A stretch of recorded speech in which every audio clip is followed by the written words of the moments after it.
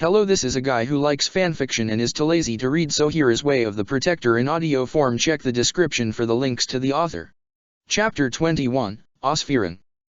In the depths of Gargantat, a path made of reishi shone bright like a diamond, illuminating the darkness of the precipice world, and also a face of a lone Shinigami, who rushed through the space like there was no tomorrow. The glow of the path beneath his feet revealed his face, twisted in trepidation and anxiety.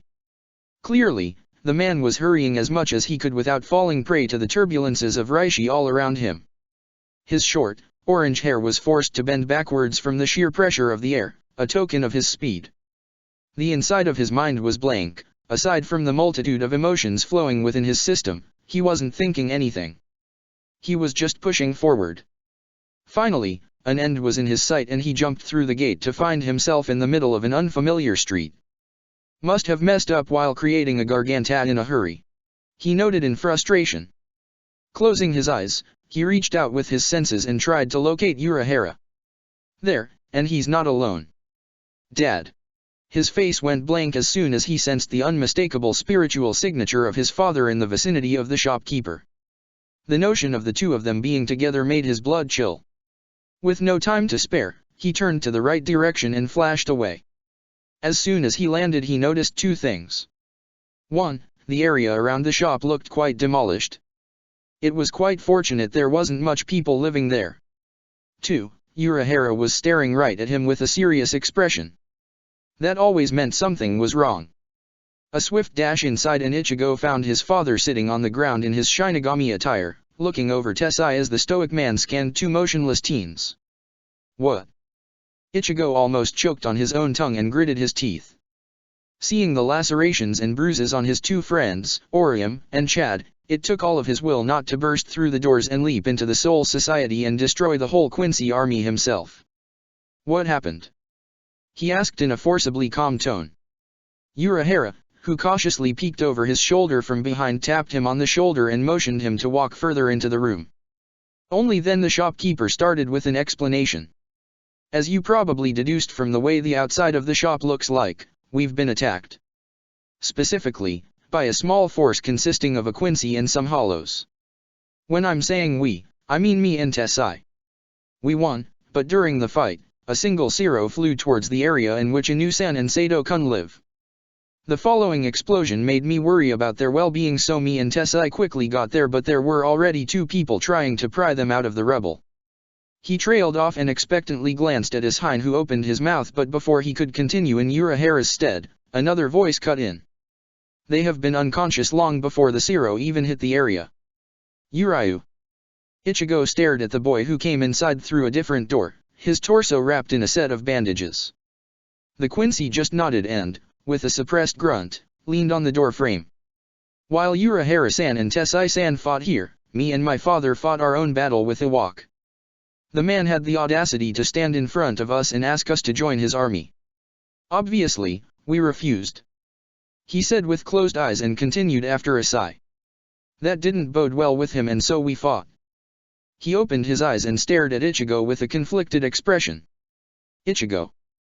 He said, and ignored the surprised look from his hind and Urahara. He's strong. Iwak. I have witnessed power of many supernatural beings so far, Hollows, Arrancar, Godei 13 captains and you. That man, he's really strong, bordering on a monster-like power levels, and something tells me I didn't see his full strength, I mean we. A flash of pain flew through Uriu's eyes and he averted his stare. It seems that Ryukin sacrificed himself and let Iwak kidnap him in exchange for his son's life. Ishind suddenly said, finishing Uriu's sentence. Damn. Ichigo quietly cursed. Uryu raised his head. I thought that was it, but the bastard didn't have enough. After my father agreed to go with him, I, of course, followed them. Iwak, he went to where Inu-san and Sato-kun lives and called them out. It goes without saying that the two fools tried to attack him, and when they did, it seemed that Uryu really went through enough shit that day as he was unable to finish another of his thoughts. Urahara took the mantle after him and cleared his throat. Apparently, Iwak somehow absorbed Inu-san's and Sato-kun's special abilities. At first, I thought he did it with Sclavere, but it seems the effects are permanent. As the realization dawned upon Ichigo, He turned his shocked face to his two unconscious friends and, with a grimace, he could not see the hairpin Orium wore all the time anywhere. You don't mean to tell me? It seems so, Kurosaka-san. They have forever lost their abilities. Urahara said in a grim tone, and the whole room went deadly silent. Only the slowly disintegrating material around Ichigo was the sign that something was happening. The substitute tried as hard as he could, but the wild emotions within his heart were too strong, and his enormous riot so began to eat away the inanimate things in his vicinity. He stood up and left the room for a moment, until he found a way how to cope with all the information. How can that be? He asked right after returning. Honestly? I'm not sure. Kurosaka-san, these two are not motionless because of the injuries they have sustained in the explosion, nor they are simply unconscious. Their abilities weren't just a simple tool for them. They were parts of their soul, and a forced removal like this is not natural. They are in a coma. More ominous words, and Ichigo really hoped he could find a way how to vent himself later. Urahara spotted the increasing scowl on the substitute face, and so he hastily continued. Don't worry though, Kurosaka-san. I'm sure they will be alright. Don't try to sugarcoat it, Urahara-san. I'm not a kid anymore. Ichigo snapped at him, very much aware of the grim possibilities. He turned to his father. I think I sensed Yuzu and Karen. Are they here too? Yeah, I thought it would be best if all of us would stick together. They are in the underground training area together with Hinta and Yururu. Ishine replied and gulped down a glass full of something colorful. Ichigo nodded. He actually wanted to suggest to move his sisters here as soon as he heard from Urahara through the transmitter. Speaking of that message. He glanced back at the quiet shopkeeper. You said something about Uriah wanting to storm the hell. Urahara perked up at hearing those words and motioned the substitute and his Quincy friend to follow him deeper into the shop, leaving Tessai and Ishine with the comatose duo. Urahara spoke up only after they entered a dark room. Yes, I did say that. Despite the fact I consider this idea to be a mistake, I promised Ishida-san to open a gate to hell for him right after you would arrive. It is his decision to make, after all. I just hoped that maybe you could convince him otherwise, but I guess that is out of the question. He pressed a few buttons on a large computer and a beeping noise came out of it. Some time ago, Uriah told me he would be on my side no matter what happens. It works both ways. If he wants to save his father, who am I to try and stop him? There is one thing though, I'm going with him. There weren't any surprised gasps coming from anybody after his statement, but Urahara couldn't hide his smirk. I suspected as much. That's also the reason I stalled Ishida-san for this long. While I hoped you could convince him not to do it, I hoped more that you'd go with him. It would be suicide for him going there alone. With you going along, there is just some chance you can pull this off. However, I have to warn you both of something. The atmosphere around the scientist fell dark and he stared at the duo in full seriousness. Be careful, you two. Hell is nothing like you've ever seen till now. It's not a pleasant dimension, just as the name suggests. If you stay within the basic hell for too long, it will consume you, turn you into the hell servant. A soul slowly dies and withers away while there. The more powerful you are, the more time you have. Kurosaka-san, while you are strong, hell is even more dangerous for you than for your friend. Due to your power's origins, the hollow part of you and within your Zanpakuto might and probably will affect you negatively. Don't lose yourself there, Kurosaka-san. For a minute, Ichigo just gazed at the man with uncertainty in his eyes, but he realized what his words meant. Even though he had long learned to control his Zanpakuto powers, he hadn't forgotten the darkness within it that could swallow him. He swallowed hard. Basic hell? Uriah asked, perplexed. Urahara shifted his eyes from Ichigo to the Quincy and nodded. Indeed. What I mean by basic hell are the 9 layers, circles, or levels if want to call them like that. Each circle tries to swallow your soul. The deeper you go, the harder it is to resist just letting go of your life and becoming the servant. Each subsequent circle will appeal on a different side of your soul. You'll probably have to travel across all of them in order to find Ryokan-san Izmuken. The pocket dimension within which the Iwaka's headquarters is located, is situated in the middle of the last layer, the 9th circle of hell. Urahara explained, showing them an intricate plan on the computer screen.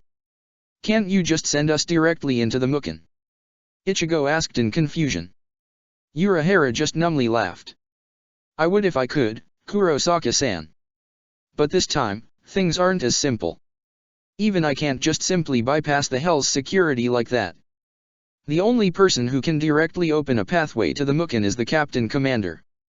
The other possible option of accessing the Mukin is through the underground prison facility in the Siratii, under the 1st Division barracks. And even that is under several conditions. Because of that, this is the only viable way. I mean, you could go to Soul Society but... no. The war has already begun and the Godi 13 probably has enough at its hands."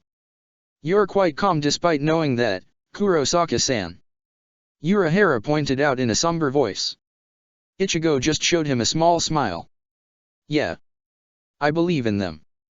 They can take care of things there by themselves. Right now, I'm needed elsewhere." Urahara nodded to him in acknowledgement. "Fine then, prepare you two. Wait a minute. Something doesn't quite add up here." Uraya stopped the scientist and the substitute before they could move in either direction.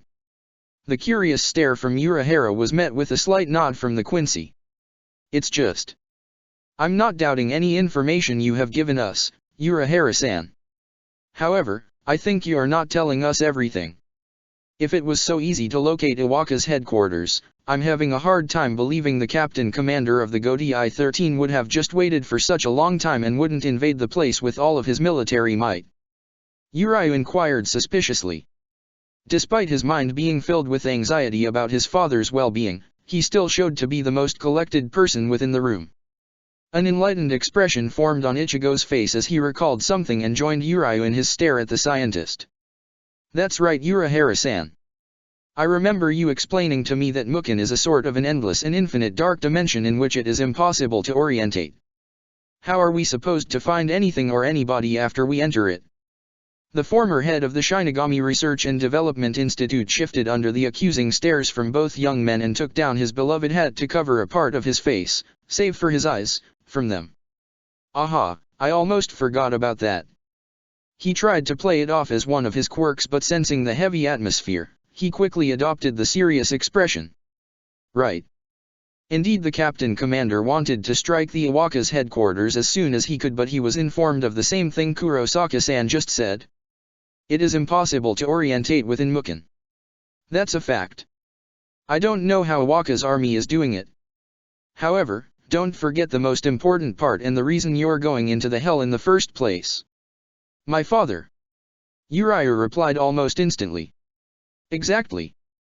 Urahara reached behind the computer and picked up a tiny device with a small screen. It was constantly making a quiet beeping noise until now covered by the beeping of the main computer.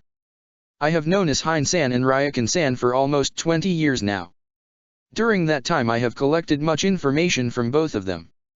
Admittedly, Ryakan-san had informed me about Iwaka's possible return only in recent years but that's not the point. It is the fact that he was quite well aware of the chance Iwaka coming after him or after you, his son. Because of that, ever since Aizen's disappearance, I gave him a small transmitter and told him to wear it all the time in case something like this ever happened." He revealed with a small but proud smile. "And my father took it." Uraya pushed his glasses up in an attempt to mask his surprise. He didn't want to at first. Called it a useless piece of junk that was created with the sole purpose of me spying on him. Urahara's sweat dropped. He couldn't have believed others trusted him so little when Ryakan had told him that. That sounds like him. He changed his mind after I pointed out it's really useless to me as it doesn't really work while he's in the world of the living. The transmitter switches on only after it leaves this dimension so it would be really impossible for me to spy on him. Apparently satisfied with the explanation, Uraya grabbed the quietly beeping device from the scientist's outstretched palm and thanked him. Following after that, he and Ichigo followed him into another area, where they waited until a small gate of hell forcibly popped into existence, looking as terrifying as the first time Ichigo had seen it. The memory of a large hand with an even larger hand shooting out of it caused him to unconsciously take a step back. "Don't worry, this is an unofficial gate. There won't be any hand sticking out for you." Urahara tried to ease the substitute and completely ignored the correction of his own words. After the gates opened and Uriah resolutely walked inside, Ichigo stopped inches before he actually entered the hell and glanced at Urahara. Shady as ever, Urahara-san. Don't think I have missed it. You created the device for tracking Ryokan-san because you knew this would happen and you knew this would allow the GODI-13 to locate the Iwaka's headquarters. The only thing I'm not sure about is whether Ryokan-san knew about being a scapegoat and decided to go with it or not. Just to let you know, I won't tell this to Uriah. And with his parting words, he jumped inside, the gates of hell immediately closing after him. The scientist watched the energy from the gates slowly vanish into thin air and with his left hand wiped the sweat from his brow that quickly formed during the substitute's speech. With an uneasy feel inside his stomach, he realized his hand was shaking. That glare, he played it off nicely but he's hungry for blood. He gulped and turned around to stare in the direction two comatose teens were motionlessly lying on the floor. He really needed to make sure they would be alright. And I need to contact the Soul Society. God knows both sides need some information.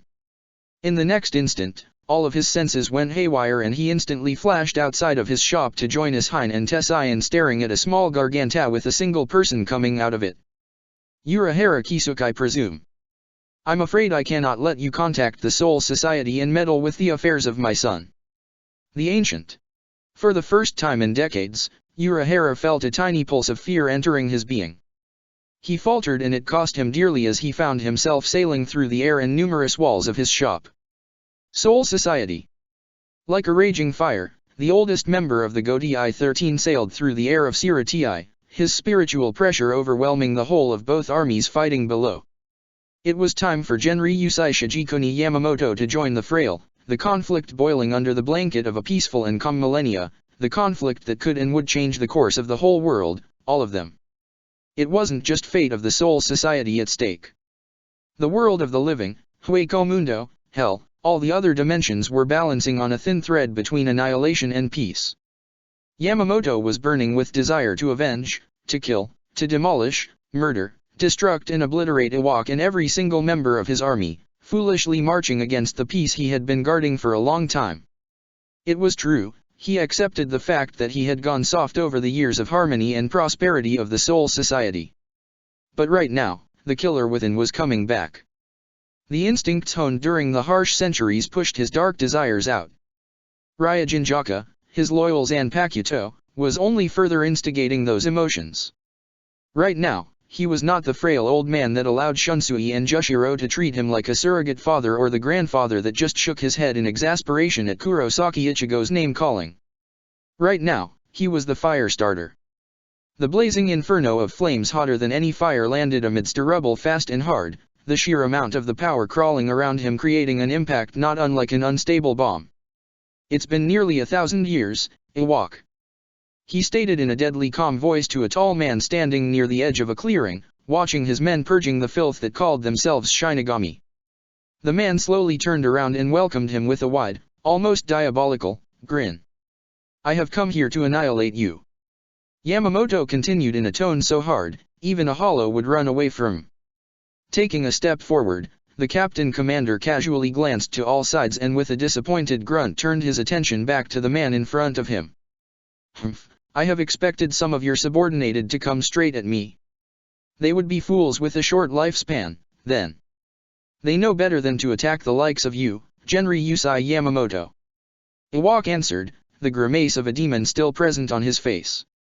A small twitch of eyebrows was all it took for the leader of GODI-13 to cross the distance between them, the blade of his sword already pushing against the raised forearm of his foe. It seems you have changed a bit, Iwak. In the past you wouldn't have thought for even a second to sacrifice your underlings just to prove a point. Yamamoto said as a few droplets of blood dripped on the ground. Don't let your eyes deceive you, Yamamoto Shigekuni.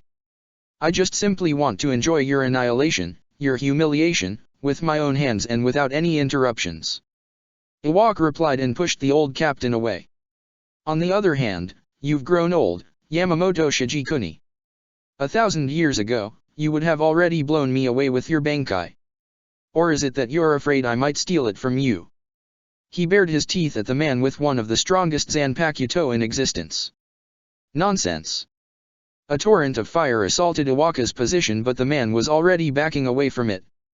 In a fluid motion, he opened his cloak and reached inside it to take out a sword of his own. It had a black blade with an ornamented hilt. So you've finally drawn it. It's almost as if you're trying to say you were waiting for me to do it. Iwaka retorted and noticed the grin that appeared on Yamamoto's face. Indeed I was.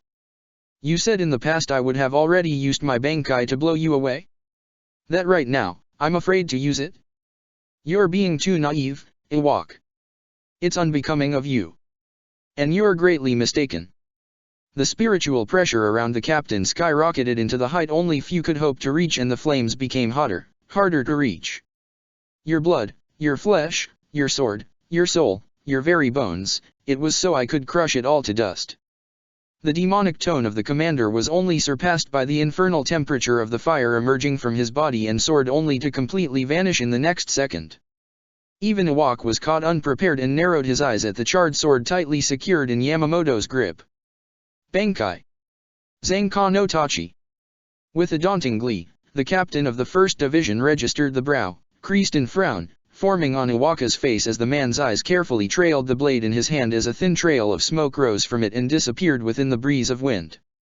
You have seen this Bankai 1,000 years ago, haven't you? I wonder, is it same as before? Feigning an innocent question, Yamamoto raised his sword so that it covered half of his face, twisted in a carefully controlled fury. Whether or not it's the same as it was 1,000 years ago, let's test it out on your body. He stated. Iwaka's expression slowly cooled down and his eyelids drooped halfway, showing an emotionless and cold gaze filled with meticulously nurtured loathing. Moving backwards, he evaded a horizontal slash aimed at his torso and glanced at the piece of his cloak that got cut, the wheels in his mind already spinning fast. He was not as naive as the commander thought he was. Iwaka was well aware just how powerful the old man could be, and just because he couldn't see the power of his Zanpakuto, his keen mind didn't allow him to slow down for even a second. The flames of the sword couldn't have just disappeared without a trace. The picture of a madman blowing a portion of an undefined area with a calculated explosion of flames floating within his mind reminded him to stay alert all the time. A sidestep later, he observed as the tip of the commander's Zanpakuto hit one of the stones on the ground, and before his unbelieving eyes, a large chunk of ground literally vanished into thin air, leaving only a thin, but concentrated, crater most likely deep dozens of meters. The edge. He stated when the revelation hit him. Correct. Yamamoto replied, and when Iwaka evaded even his following slash, he calmly raised his sword and showed it to the man again. Zankan no Tachi, East, Kyokujitsujin. All the flames that I possess are concentrated on my blade's edge. It neither burns nor erupts. Anything it touches is simply eradicated into nothingness. Without a trace. The fake calmness faded away, and in the next instant, he was already next to Iwaka, his sword on the move. Even the defense you Quincy possess, the blood, cannot hope to stop it. Iwaka's thick mustache moved upwards as his mouth formed a grin. Revealing the mechanics behind your abilities can cost you greatly, Shigekuni Yamamoto. I just need to evade your blade and strike you directly, then. Matching the impressive speed of the captain's movements, Iwaka brought his sword up and down, cutting the man in the process. However, when no blood appeared anywhere, he recoiled and took a step back in realization. Cost me greatly? How foolish.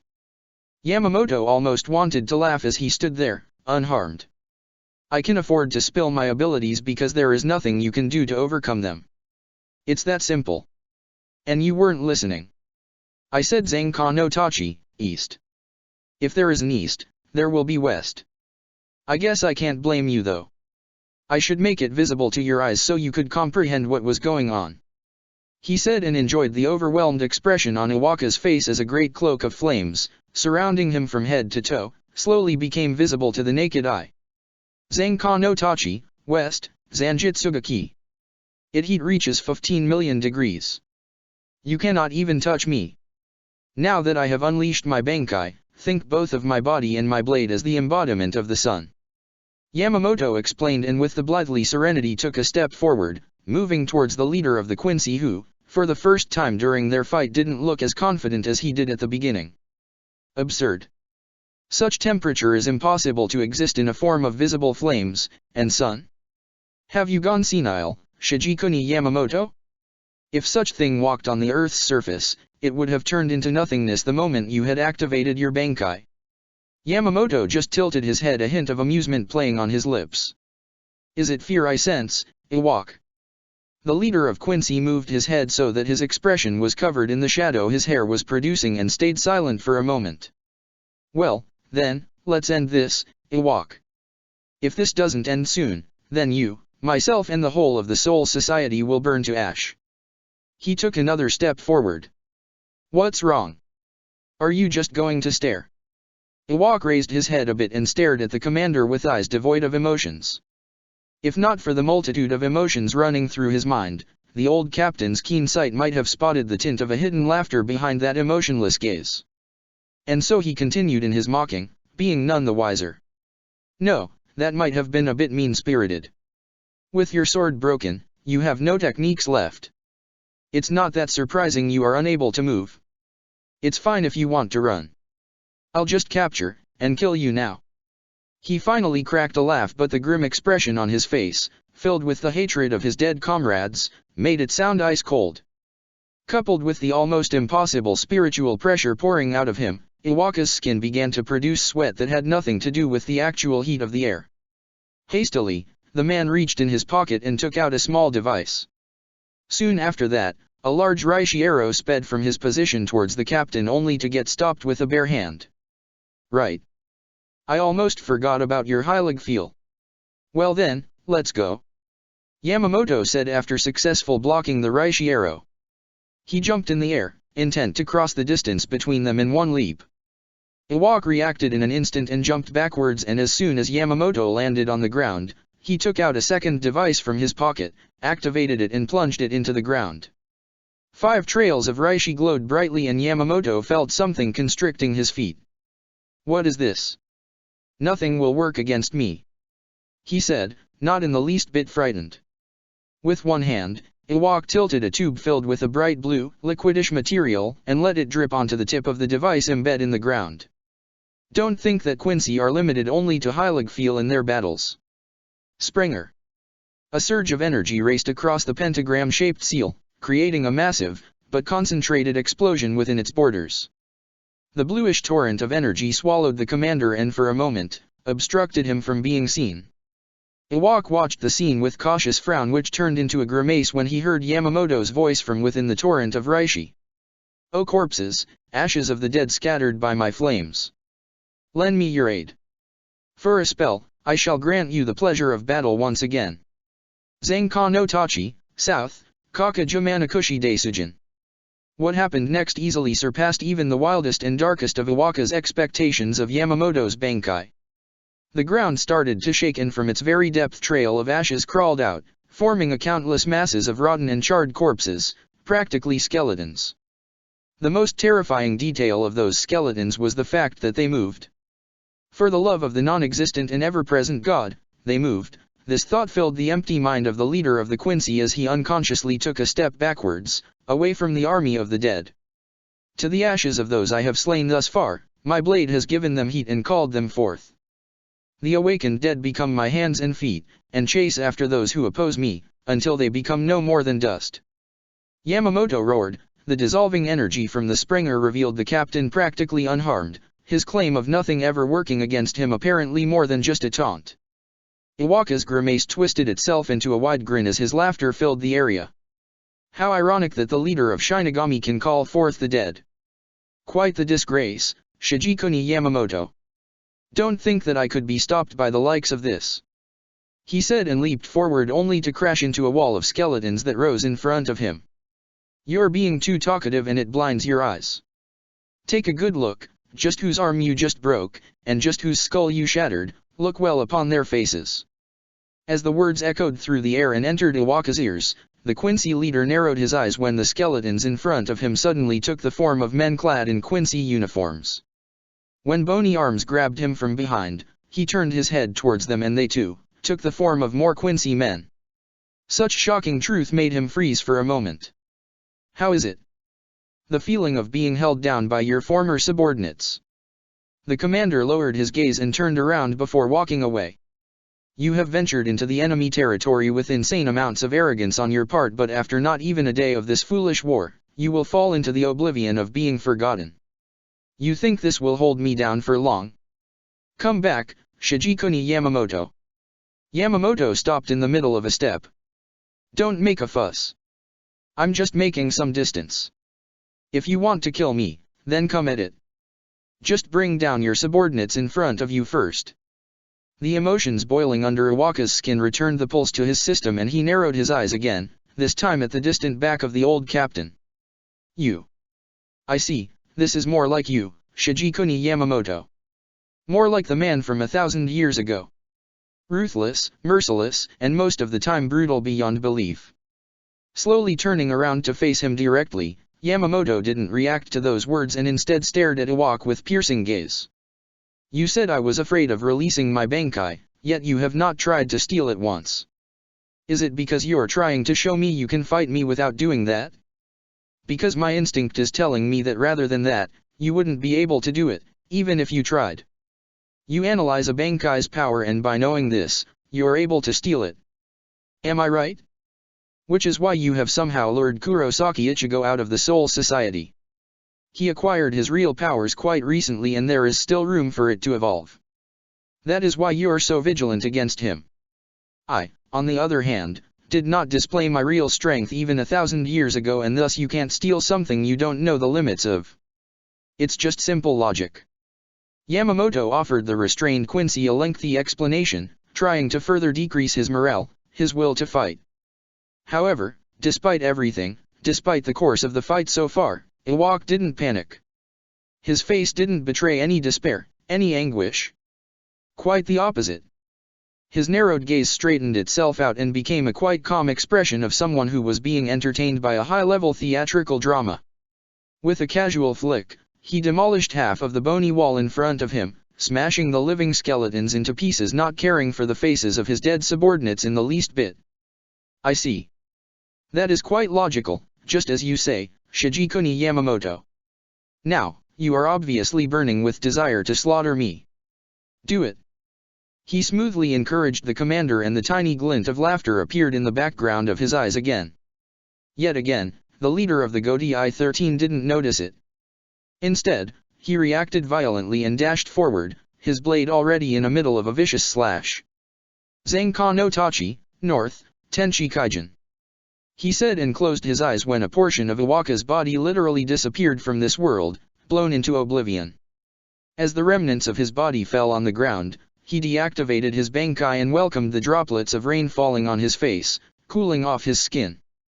It was over. He defeated Iwaka. The time of prosperity and peace can return to the Soul Society once again. Yamamoto Genri Yusai, to you I won't say I won't kill you. You are Soul Society's history itself. And you, at least I will finish with my own sword. I remember telling you those words not that long ago. An indescribable emotions clutched the heart of the commander. His pupils dilated, his heart beating faster from the adrenaline entering his veins, and his very being trembling from the rage that suddenly exploded within him. He slowly turned around as the body in front of him flickered from the existence. That voice, those words, this cannot be.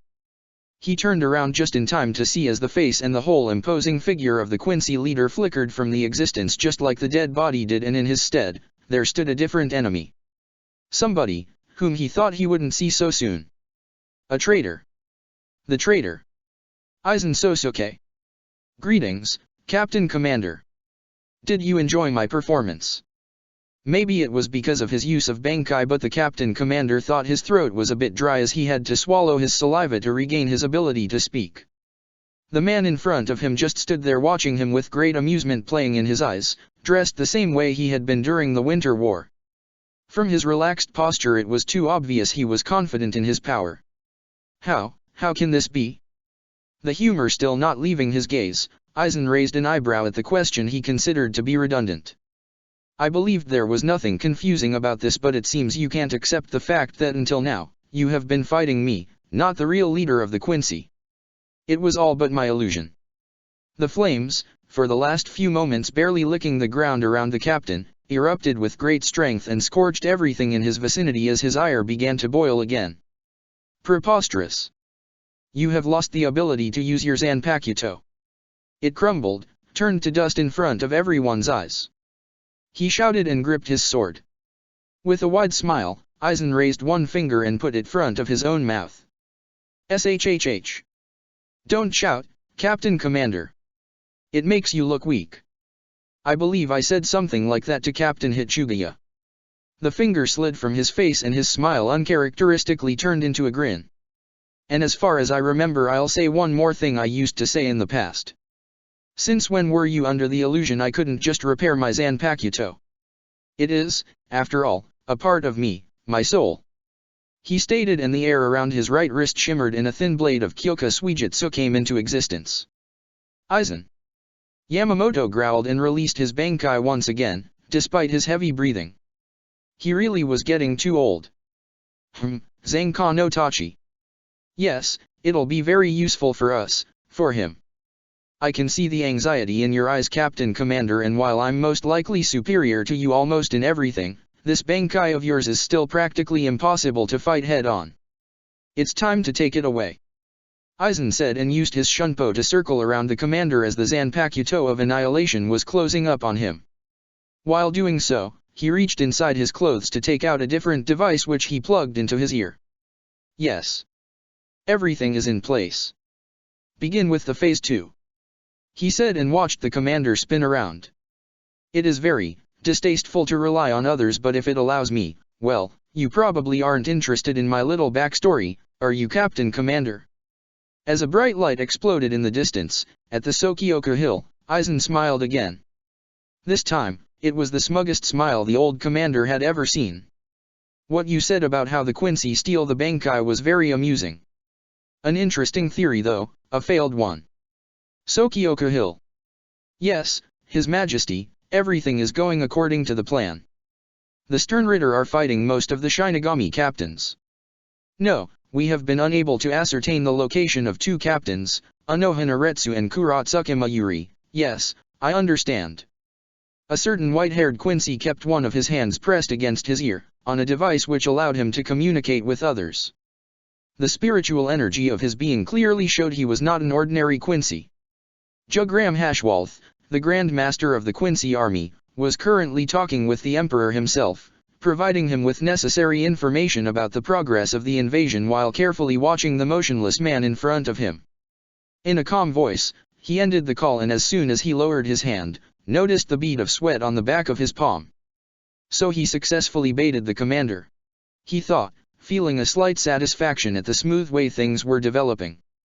Aside from that, he also felt the patterns of numerous spiritual beings all over the Siratii. It was time to prepare for the next part of the invasion.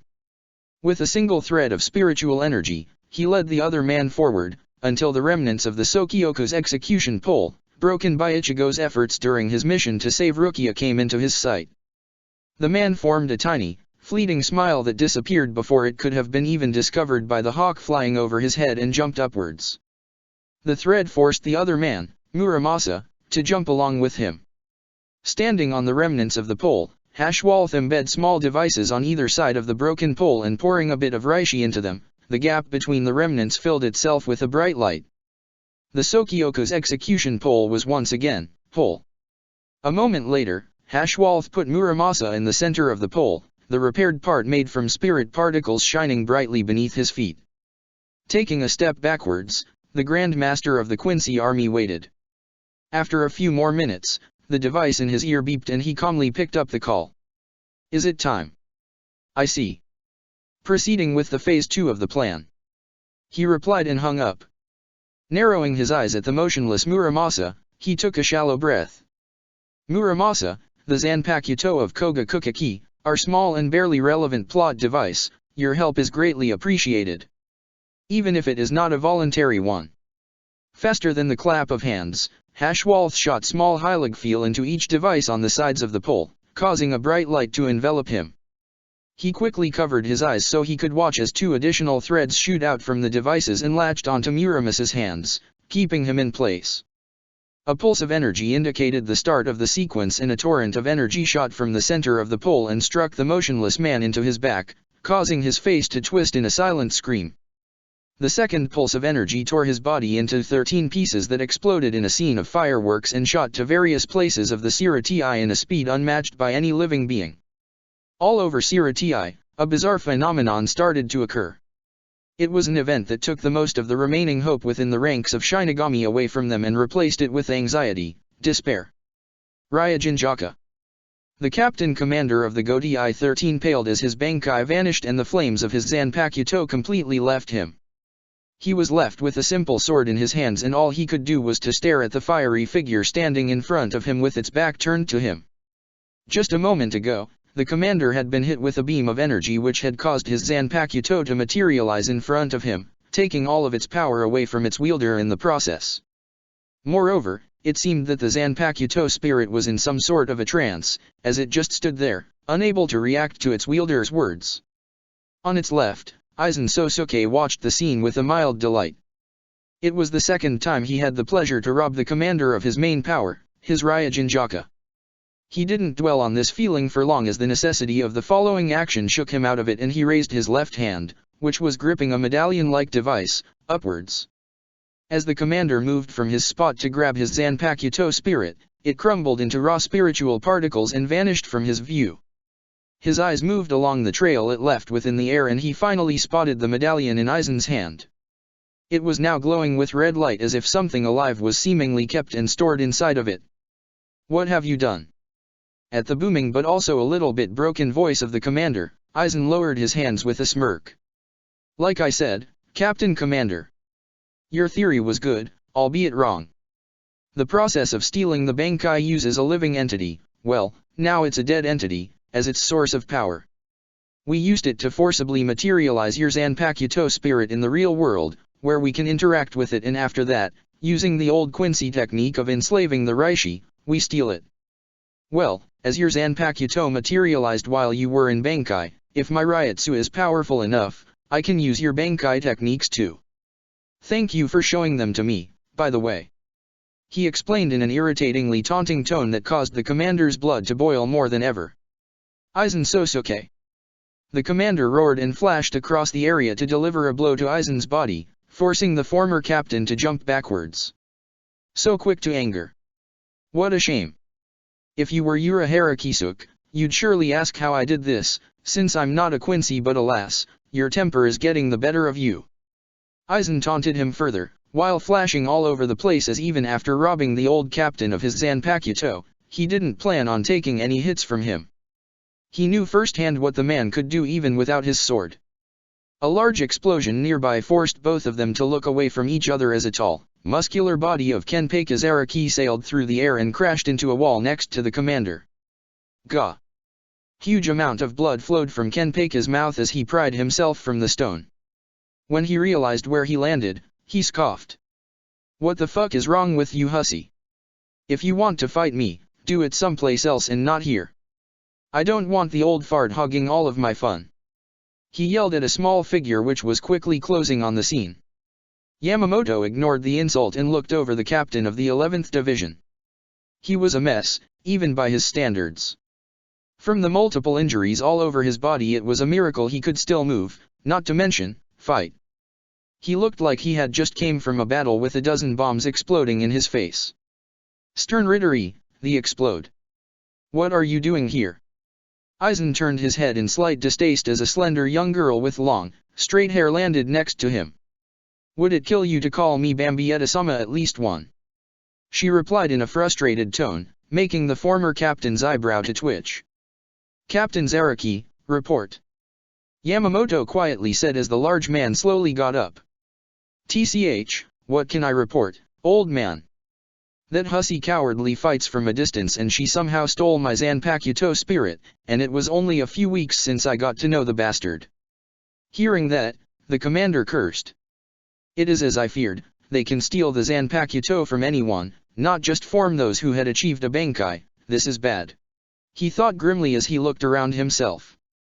He had just completely lost his Zanpakuto and along with it a portion of his reserves, he was tired from using his Bankai and he was against a traitor who was now arguably on his level and a Quincy girl who must have been quite strong too, if she trashed Kenpei's Araki like this. In the past, the commander would just scoff at this, thinking he was way out of those younglings' league, but now, he knew better. He was getting old and even he had his limits.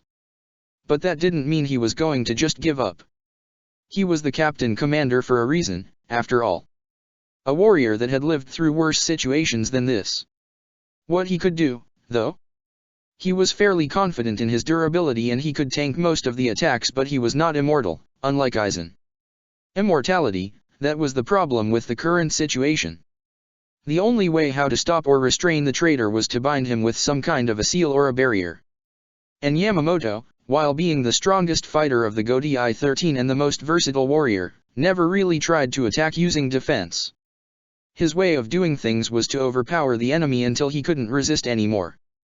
Bah, too much useless thinking. He would do what he could do.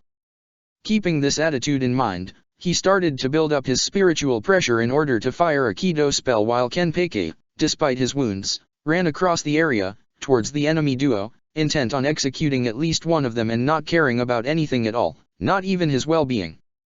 Neither of them got too far as Aizen instantly shifted his attention from the, for some reason irritated, Sternritter and onto two Shinigami captains as soon as he felt the build-up in the commander's spiritual energy. It is admirable you're still thinking you can defeat me, Captain Commander, but also, as you've always liked to say, foolish. While the Hogyaku no longer recognizes me as its master and because of that I'm no longer a transcendental being, thanks to its constant presence within my soul, I'm still stronger than I was the last time we fought during the Winter War. Not to mention, immortal. Anything you do is pointless against me. You don't possess the necessary intelligence to fight me effectively, Captain Commander. He said as the female Quincy next to him threw a rough ball of energy, which exploded shortly after it touched the ground, in the direction of the other captain, halting his movement. His eyes solely focused on the commander's face. Aizen completely ignored the explosion, Kenpei, and the Sternritter as a whole and continued to talk with a devious smirk. I did tell you the line, to you I won't say I won't kill you. You are Soul Society's history itself. And you, at least I will finish with my own sword, but unfortunately for me and fortunately for you, I find myself unable to comply with it. Nothing would bring me greater satisfaction than seeing you die by my sword, but this, gratification, is reserved for somebody who longed to do it for a much longer time than I did. A walk is coming for your head, Captain Commander, and there is nothing you or the rest of the Godiai 13 can do to stop it. His smirk grew wider when Yamamoto gritted his teeth. The distinct sound of teeth smashing against teeth was loud enough to be heard even through the sounds of a battle happening directly next to them. I won't even bother using my illusions on you, Captain Commander. Right now, you're not even worth it. You can't do nothing to stop the fights around the Siratii. Not even Kurosaki Ichigo, the boy you all hail as your savior. Aizen trailed off, a grimace of displeasure surprisingly showing on his face in the moment he uttered Ichigo's name, which he quickly replaced by his annoying smirk. Can do nothing as well, seeing as he is busy trying to force his way through the hell. What? Yamamoto was unable to stop the words from bursting through his mouth. What had the foolish boy done this time? Amazing, don't you think? How easily manipulated some people are. But do not blame him, Captain Commander. He's not a warrior with hundreds years of experience on the battlefield like you are. He smirked and turned away from the commander, his hand gripping the hilt of his sword as he prepared to strike down Kenpei. It was not meant to be as a hellgate, same as the ones that brought the Quincy into the Siratii, rose from a dark shadow suddenly appearing in the ground nearby. I see. Well then, it's been fun, Captain Commander. We will meet again. Aizen eyed the gate and turned around to glance at the commander, a gleam of superiority within his eyes. Wait. The commander roared, finally overcoming all the surprises that came crashing down on him during the last few minutes. But he was too late. The gate already swallowed both Aizen and the female Sternritter, leaving the wary and tired commander alone in the area, the only spectator of his rampaging emotions and unconscious Kenpei, lying in a puddle of his own blood. The old captain was stupefied with this development, and the only thing, eerily floating in his mind, was completely unrelated to his fight with Aizen. How did Zaraki Kenpeka lose so easily? An uncanny, creepy silence unfolded across the Sirati as soon as the last Hellgate vanished. One would argue that such a thing was impossible, that screams of pain, despair, or anger would resonate through the large city. One would be wrong. The reason was simple. There was almost nobody who could scream anymore. And the ones who could, had more on their plate than to just do something so useless, futile, and above all, pointless. The captain of the 2nd Division was on her knees, cursing her own weakness, her inability to win and her regret at seeing her lieutenant's body splattered across the whole battlefield. The captain of the 3rd Division's eyes were once again slits as he stared at his unconscious lieutenant with an unreadable expression on his face, his willpower suppressing the urge to flee towards the riot signature that vanished moments ago from the commander's position. The captain of the 4th Division raced across the Sirati, in an attempt to save the most injured warriors and cursing the order she had received from the commander after the Quincy declared a war. The captain of the 5th Division patted his lieutenant on the shoulder and grabbed her when she almost fell on the ground, her stamina completely spent. His eyes finally left the place, where the Hellgate swallowed barely alive body of a Sternritter N. The captain of the 6th Division had no thoughts as his corpse lied on the ground while his lieutenant, bleeding from multiple wounds and lacerations, forcibly closed his opened eyes, tears of anger flowing from his eyes. The captain of the 7th Division motionlessly lied on the rubble from his fight, his consciousness flickering in and out while Iba grimly crawled to him, intent on trying to help him with his injuries. The captain of the 8th Division slowly walked through the destroyed surroundings, lightly limping as he sighed at the sight of a gaping hole in his calf. Despite the deafening silence around him, a wave of relief washed over him when he felt a healthy spiritual signature of his lieutenant and his best friend. The captain of the 9th Division was breathing heavily, trying to ignore the throbbing pain in his leg as he called out to his 2 lieutenants. He didn't stop even after 5 minutes of nobody answering him. The captain of the 10th Division was trying to pry himself out of his lieutenant's hug, feeling the fatigue from the battle hitting him hard. The captain of the 11th Division was being supported by the commander, his hazy mind trying to locate his tiny lieutenant. The captain of the 12th Division was nowhere to be seen. The captain of the 13th Division opened his eyes and a worry struck his heart when the Ryotsu of his lieutenant, located somewhere near him, slowly dropped down to a critical level. The first attack of the Seoul Society had ended. Casualties on the side of the Wandenreich, too few. Casualties on the side of the Godi I-13, too many. Chapter 22 Raiders of the Lost Dimension. Godi I-13. One of the strongest military organizations in the world. The primary military branch of Seoul Society. An institution sheltering only the most skillful and talented Shinigami from all of the afterlife. A group of warriors keeping the prosperity of the whole place at its highest possible state in a group of fighters which had been keeping a peace for almost 1,000 years.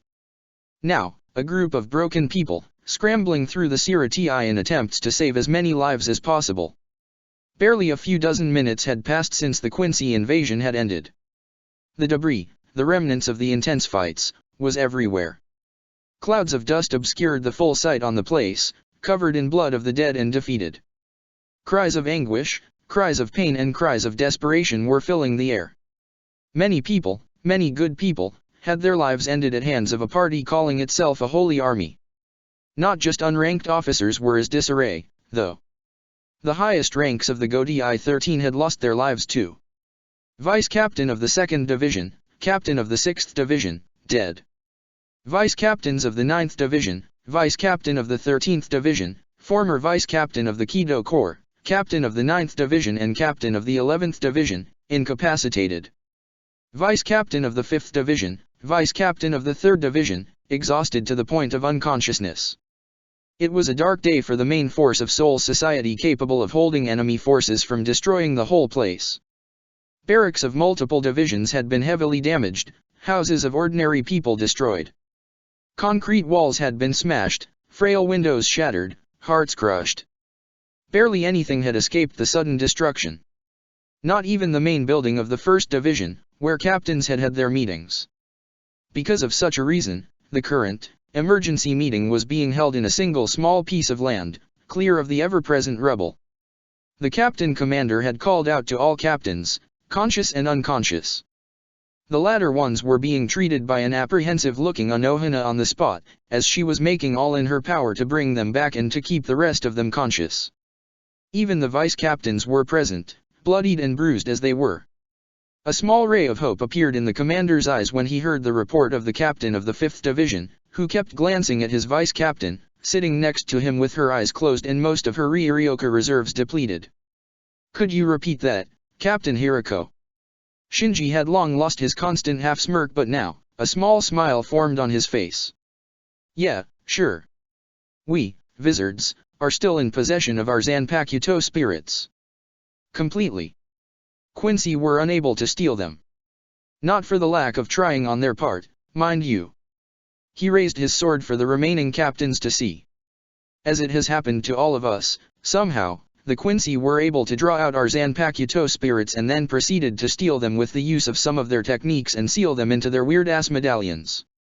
This plan backfired when used on me, Rose and Kensei.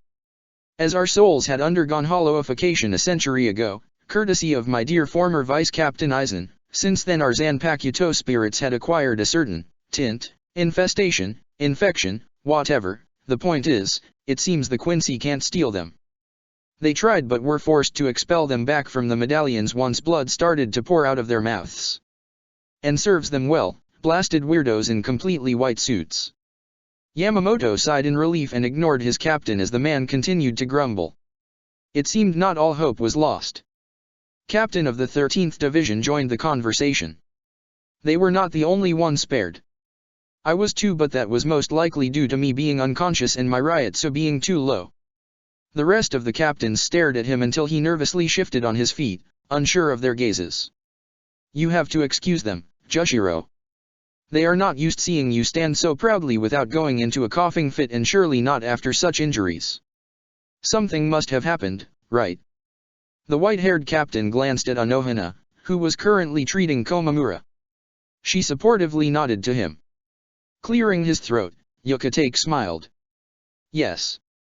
I have briefly consulted it with Captain Anohana and with Captain Mayuri, but it seems that I'm completely healthy. I mean completely. Even the illness that has been plaguing my body for many centuries is gone." After a series of sharp intakes of breath, a short silence fell upon the meeting. From behind him, and with a wide smile, Kiraku patted Yokotake on his shoulder. "That's amazing news, Jushiro. I'm happy for you," he whispered into his friend's ear. Yamamoto was too happy for his former pupil, but the situation was too dire for him to be capable of a smile. He broke in the silence with a cough. "It seems this the extent of good news, I'm afraid. The bad ones are more severe. We have lost many people. Among them was even our fellow captain of the 6th Division, Kukaki Byakuya, and the vice-captain of the 2nd Division, Mareki Yoomada. He sighed and allowed another brief silence to fall upon the place. He glanced at Renji and, seeing him covered in bandages and sitting next to an unconscious Rukia angrily trying to hold back the tears of anger, he had to shift his eyes to Sui Feng. She was apparently taking the death of her vice-captain pretty well, but on the second glance, the old captain could see the lines of anxiety within her eyes. She was dreading the conversation with her late vice-captain's family, mainly his little sister that she quite liked. Yes, a dire situation indeed. They had expected casualties. This was, after all, a war. However, the numbers have greatly exceeded those expectations. More than half of the forces of Godi I-13 had been annihilated. "Where is Mayuri-kun, actually?" Jin asked in an unpleasant voice when he tore his eyes from Anohana treating his barely conscious vice-captain. "Adding a suffix kun to my name, such an insolence. But, seeing as I'm in a good mood, I will pardon the former traitor." Mayuri's voice came from behind them. When they turned around, all of the captains stared at the man, but mainly, at the four figures behind him in shock, aside from Anohana, who just distastefully shook her head. "I have finished regrowing the limb of the hybrid fool from the 9th Division. He should be up and punching everything around him in a short while." Silbern, the headquarters of the Wandenreich, Hell/Mucken. On a floating throne within the massive structure, completely made out of reishi, the emperor of the Quincy army sat with closed eyes, occasionally suppressing an urge to cough blood. Watching him from the right side with a worried look, Hashwalth's mouth disappeared into a thin line. That was an unplanned action, Your Majesty. You shouldn't have taken such a risk, he stated in concern. Ewok swallowed the small amount of blood in his throat and waved his hand. You are letting your soft side control you again, Hashwalth. Don't forget your place during the day. The Grand Master bit his lip and forced himself to bow. Yes, Your Majesty. I apologize. The two of them were silent for a moment and listened only to the sound of their man making a set of preparations in the room below them. His eyes still closed, Ewok opened his mouth. I did not anticipate such a strong residual hollow taint within his soul. That just goes to show how much potential Sado Yasojiro had. I find myself curious that it even erased all the abilities I have absorbed from the girl, Oriaminu. Interesting duo of humans. Such a shame they would never fight for our cause. Not without the support of Kurosaki Ichigo. Closing his eyes too, Hashwalth shook his head. If I may, Your Majesty. Go on, Hashwalth. Yes, thank you Your Majesty. From the data we have acquired, I think the phenomenon of Sado Yasojiro's energy erasing the abilities you have taken from Oriaminu could be explained using Kurosaki Ichigo himself.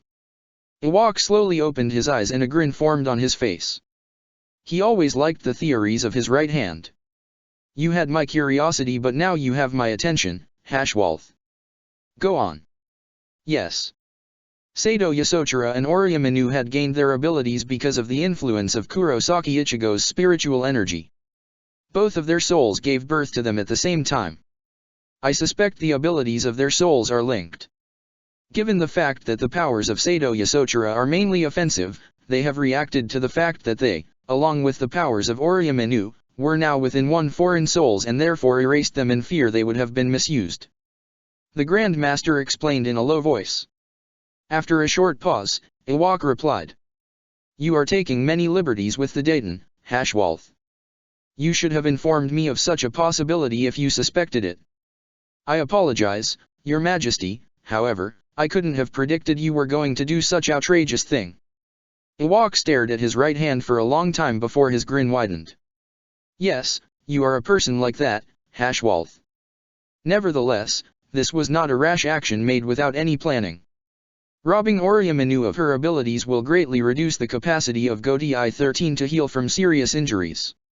Moreover, the energy I have gained from both of them are still within me. They are minute but that wasn't the point. I wanted to test myself too. Since I'm in this state, it is obvious my power is still not the same as it has been 1,000 years ago. He gave his Grand Master a long, meaningful stare, causing a pained expression to cross the man's features. I understand Your Majesty. Consider it done. He said and sharply turned around to walk down the floating staircase before leaving the Emperor alone. He continued going across the room filled with foot soldiers controlling the many machines, along an empty hall, before finally entering a tiny, dark room where two of the Sternritter were on their knees. They have been moderately healed so their consciousness would return. Now, they stared in front of them, knowing what their fate was going to be. Hashwalth briefly closed his eyes. He did not like doing this while the sun was still up. The emotions he felt during this part of the day always made it hard. With a sigh, he drew out his blade. Sternritter N, the Negate, Nadia Wenden and Sternritter P, the Parasite, Menina's Macalon. I am going to judge the ones who lost. Do you have any last words? While the girl with pink hair remained silent, the older woman opened her mouth. If that's what His Majesty orders then I have no reason to argue. Just make sure to do this properly. I see. Hashwalth stated and his sword fell on the woman's shoulder, only to be stopped by a translucent barrier. I told you to do this properly, Grand Master Hashwalth. If you cannot, I'm afraid it means my time still hasn't ran out. Nadia stated with a calm voice. Hashwalth sighed. Yes, you were lucky your powers have stopped my blade. However, this luck will be your end. Tell me, Nadia Wenden, can you see the tilted scales? He said, and as a large ornamented scales appeared behind him, his blade cut through the barrier and the woman. Soon after that, the second Sternritter fell too. Hashwalth took a deep breath. Back in the throne room, Ewok mirrored his action. Did Nadia and Meninas die? I see, thank you Hashwalth. You can come back to me, Nadia and Meninas, well done. I can already feel your power healing me. The energy was still scattering across the Emperor's body when Hashwalth returned. Your Majesty, I believe it is time for Phase 3 of the invasion. Karakara Town, Urahara's shop. Kisuk. Tessai, give me some cover. Ishain yelled and jumped backwards. A thin blade narrowly missed his chin before the person holding it received a flash of yellow electricity to his face. Haha, you say some outrageous things as ever, Ishain-san. Urahara nervously laughed and hastily created a hexagon-shaped barrier in front of him, successfully stopping a bright zero aimed at his body even though the barrier got smashed in the process. Do it, Ishain-san. Hado number 73, Soren Sokesui. Tessai ignored the sweat on his forehead and fired 2 bursts of concentrated blue energy at their opponent. The mildly high-level Kido spell barely slowed down the person they had been fighting for quite some time. The ancient emerged from the small cloud of explosion to show his barely signed face and modestly harmed body. So far nothing the trio managed to use on him did barely work. The first hollow was like an armored tank, his thick skin, arrow, allowing only the strongest attacks through. Even though he had some minor cuts and bruises, the trio had been unable to draw any of his blood. No need for cover, Kurosaki Ishain. I'll give you all the time you want if it'll result in this fight becoming more interesting. The ancient exclaimed without a smile. His face was scrunched in a carefully guarded concentration. He had a job to do, to delay any form of contact between the group of Urahara's shop and the Shinigami of the Godei 13 within Siratii. And he had been doing a great job so far, not giving the trio even a minute of rest, a moment for taking a deeper breath. It was a constant combat, constant defense, and constant offense. At the beginning of the fight, he had thought he could have defeated them right away and be done with it, but the 3 of them had proven to be a formidable opponent. The fight still wasn't as fierce as the one he had survived 1,000 years ago against the Captain Commander, but it was most likely only a matter of time before he would push them to it. Right now, he was even enjoying the confrontation and, therefore, allowed them use more of their abilities. It could become a valuable data for his son.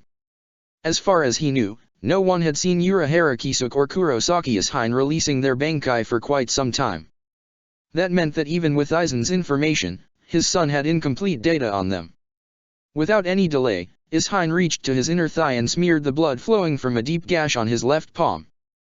Bringing it to his mouth, he suppressed a grimace and licked some of the blood from it. Within his mouth, he built up his Ryotsu, mixed it with the blood on his tongue and spit the energy on his blade, causing it to explode in power. Out of the way. He yelled again and flashed past Urahara and Tessai to deliver a devastating blow at the ancient. The first hollow with a familiar mask covering his face parried the sword and both of them were engulfed in a storm of bluish energy. Moments later, Ishain emerged from it, his clothes tattered and his skin lightly singed, but he appeared to be fine. On the opposite side, the ancient calmly walked out of the outburst of energy, cracking his neck joints while doing so. That was highly entertaining.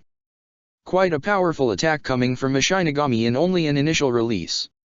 It was almost on the level of the blast I have received from your son some time ago, Kurosaki Ishain. However, it is still not enough to draw blood. He nodded to Ishain in acknowledgement. His torso was heavily burned, but the gash was not deep enough to penetrate his arrow. Ishain grimaced. Damn, it's not like I held back. He's one tough nut to crack. Ishain-san, I don't think calling the ancient a nut is very clever. We don't want to rile him up. Urahara muttered with a sardonic and just a slightly hysterical grin. While the fear he felt at the beginning of the fight died down, it did not completely vanish from his blood. Ishain's expression turned sour before becoming serious. I know Kisuk, but it helps me from getting agitated. As things are going, I think I'll need to go Bankai on this ugly creature. Ishain-san, I don't recommend it, you know how much pressure it puts your body under.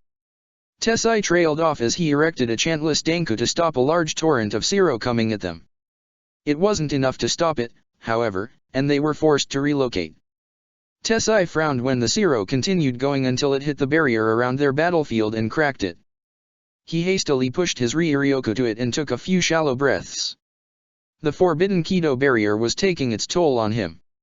Ishine worriedly glanced at the former Kido Corps commander before shaking his head. We have no other choice. Unless I make him bleed, Kisuke can't use his own Bankai and I don't see any way of harming him. Raw power doesn't seem to do enough damage. Urahara silently sent a powerful Hado towards the first hollow and clicked his tongue. Ishine-san is right. This is the ancient we're talking about. Even Captain Commander was forced to use his Bankai on him, and that was 1,000 years ago, when he was in his best form. Benihime tells me she's ready to go Bankai, she just needs that bit of blood. As they were arguing and fighting the ancient at the same time, 3 figures appeared in the air behind the ancient and 3 bright Zero shot to the hollow's back, engulfing him in a powerful explosion. The trio of masked figures landed next to Urahara, Tessai and Ishine, who sighed in relief but looked quite surprised. Hiyori-san, Lisa-san and Love-san. What a surprise, what are you doing here? What else, Baldy, we're saving your sorry ass. A short girl with spiky pigtails exclaimed and kicked the closest person, Tessai in his shin. She cursed loudly when the leg proved to be sturdier than she had anticipated and started to jump on one leg. She received a smack to the back of her head from Love, who let his hollow mask crumble. Sorry we're late, but I had to drag those 2 back from their baths. Love said hastily, spun around to slap an oncoming Zero with his released Zanpakuto away. Her hair still a bit wet, Lisa looked at him in distaste. Yeah, I barely had the time to finish myself. God thanks for those great bleach doujinshi. She fumed, causing the others to stare at her in shock and almost letting another Zero hit them dead on. Hiyori, red in face from embarrassment, tried to slap the woman on her back but stumbled and hit her ass. Have you really no shame, Lisa? Nice slap, Hiyori. You'd be a good dominatrix. The emotionless response forced even Ishine to stare at the girl with a long ponytail with gaping mouth. She could have been perfect for my stupid son. When no attack came at the group for a minute, they turned around to see the ancient sitting on the ground with an indescribable expression. Oh, don't mind me, I'm just picking my nails. Rose glanced at Urahara. Is he sulking? At that moment, a small gate of hell rose from the ground next to the hollow and a single Quincy soldier came out of it and whispered something to him. In a single motion, the ancient reached into his pocket and gave him a small device before the man in white robe disappeared along with the gate. The ancient stood back up. Well, it seems the plan is moving along. Now I definitely can't let you contact the Soul Society. His words caused a shiver to run through spines of all 6 Shinigami opposing him. Yeah, that sounds bad. Love muttered and all 3 wizards got into offensive stances. Ishine glanced at Urahara and nodded to him. We have to try and finish this. He closed his eyes and his Ryotsu began to burn his surroundings as he gradually increased the output. Bankai. Tenma Injetsu. Asterisk. Back in Soul Society. Captain Commander's eyes were half closed as he stared at the captain of the 12th Division. I assume this is what kept you for so long in your lab, Captain Mayuri? He asked, nodding towards the 4 silent people behind the scientist. Mayuri grinned widely. Well, among other things, yes, these are my pet projects. It physically pains me to say, but thanks to Captain Anohana's expertise I've been able to finish patching them up sooner than expected. He tilted his head and, with raised eyebrows, studied the surroundings. And as I'm looking around, it seems I still wasn't in time. I heard that you bunch of idiots got yourself your Zanpakuto spirits taken away. This is a sad day for the Godei 13. He trailed off in a sigh. You mean you still possess your Zanpakuto spirit, Captain Mayuri? Kiraku asked, completely ignoring the insults, which continued to pour out of the scientist's mouth like a waterfall. Mayuri glared at him with outrage evident in his facial expression. Of course I do. Mayuri-sama and I were at the Lab 2X, which is completely inaccessible for anybody else than Mayuri-sama. Not even spiritual particles can penetrate its walls. The vice captain of the 12th Division, wearing a sunny, yet fluffy-looking outfit, stated from behind her captain in an emotionless voice. So you've just been lucky. Toshiro deadpanned. TCH, Nimue, you stupid girl. Mayuri grimaced. That makes 5 Captain-class fighters who are still in possession of their Zanpakuto spirits. I hope you can control your projects, Captain Mayuri, because with them able to fight at full power, we can actually fight back. Yamamoto said, the spark of hope within his eyes growing bigger. Mayuri wanted to instantly retort, but he was interrupted when the whole Siratii violently shook, causing the captains to stumble. What the heck was that? Renji growled as he massaged his scalp. He had fallen on his back and hit his head on a boulder behind him. Not sooner than he finished his question, a thick snake of black smoke rose from the ground around the walls surrounding the Siratii. In the next instant, countless hollows emerged from it, blocking the view to any part of the wall, meaning, they were already inside the Shakinmaku. What caused the captain to pale was not that amount of the hollows. It was their type. There was not one ordinary hollow staring at the Siratii. A large fraction of them were Minos Grande, slow Gillians, who soon after that began firing a myriad of red Zero. The rest of them were Aegis-class hollows. Oh shit. Shinji quietly cursed and hastily summoned his mask.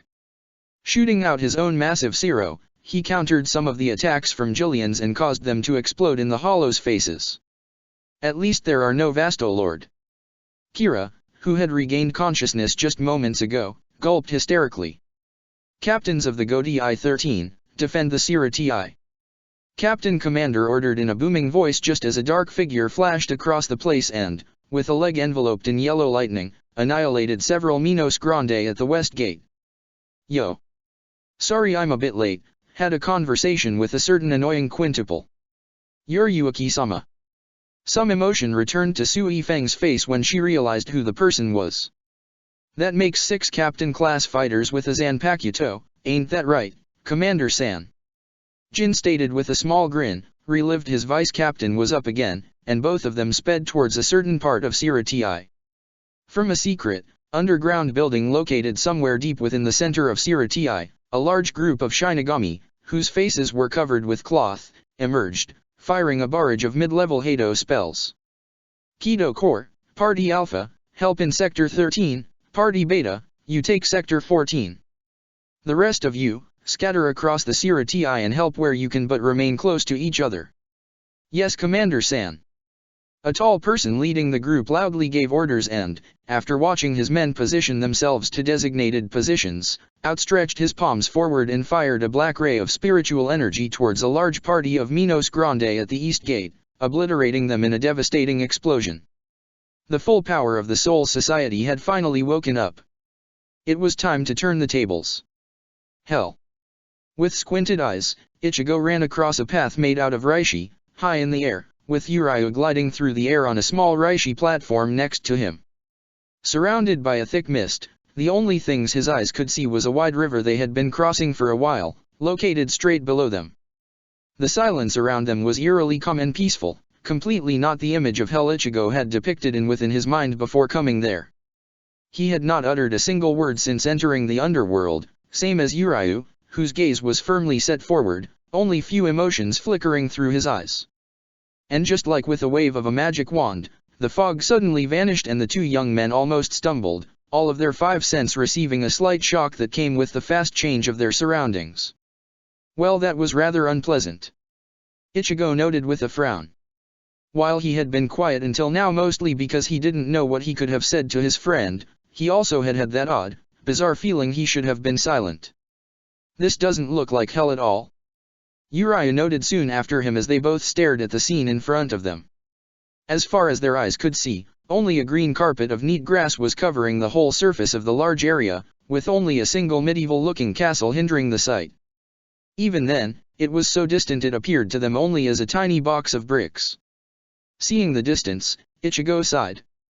This is going to take more than 1 minute. Urayu did not respond and, using his platform, began to slide forward. With another sigh, Ichigo followed him. What made the place all creepier was the fact that they still hadn't encountered a single soul, a single living entity. It was also empty, Ichigo mused with a slowly deepening frown. When he had first seen hell, it was when a hollow named Shrieker got pierced with a humongous sword held by an even larger hand.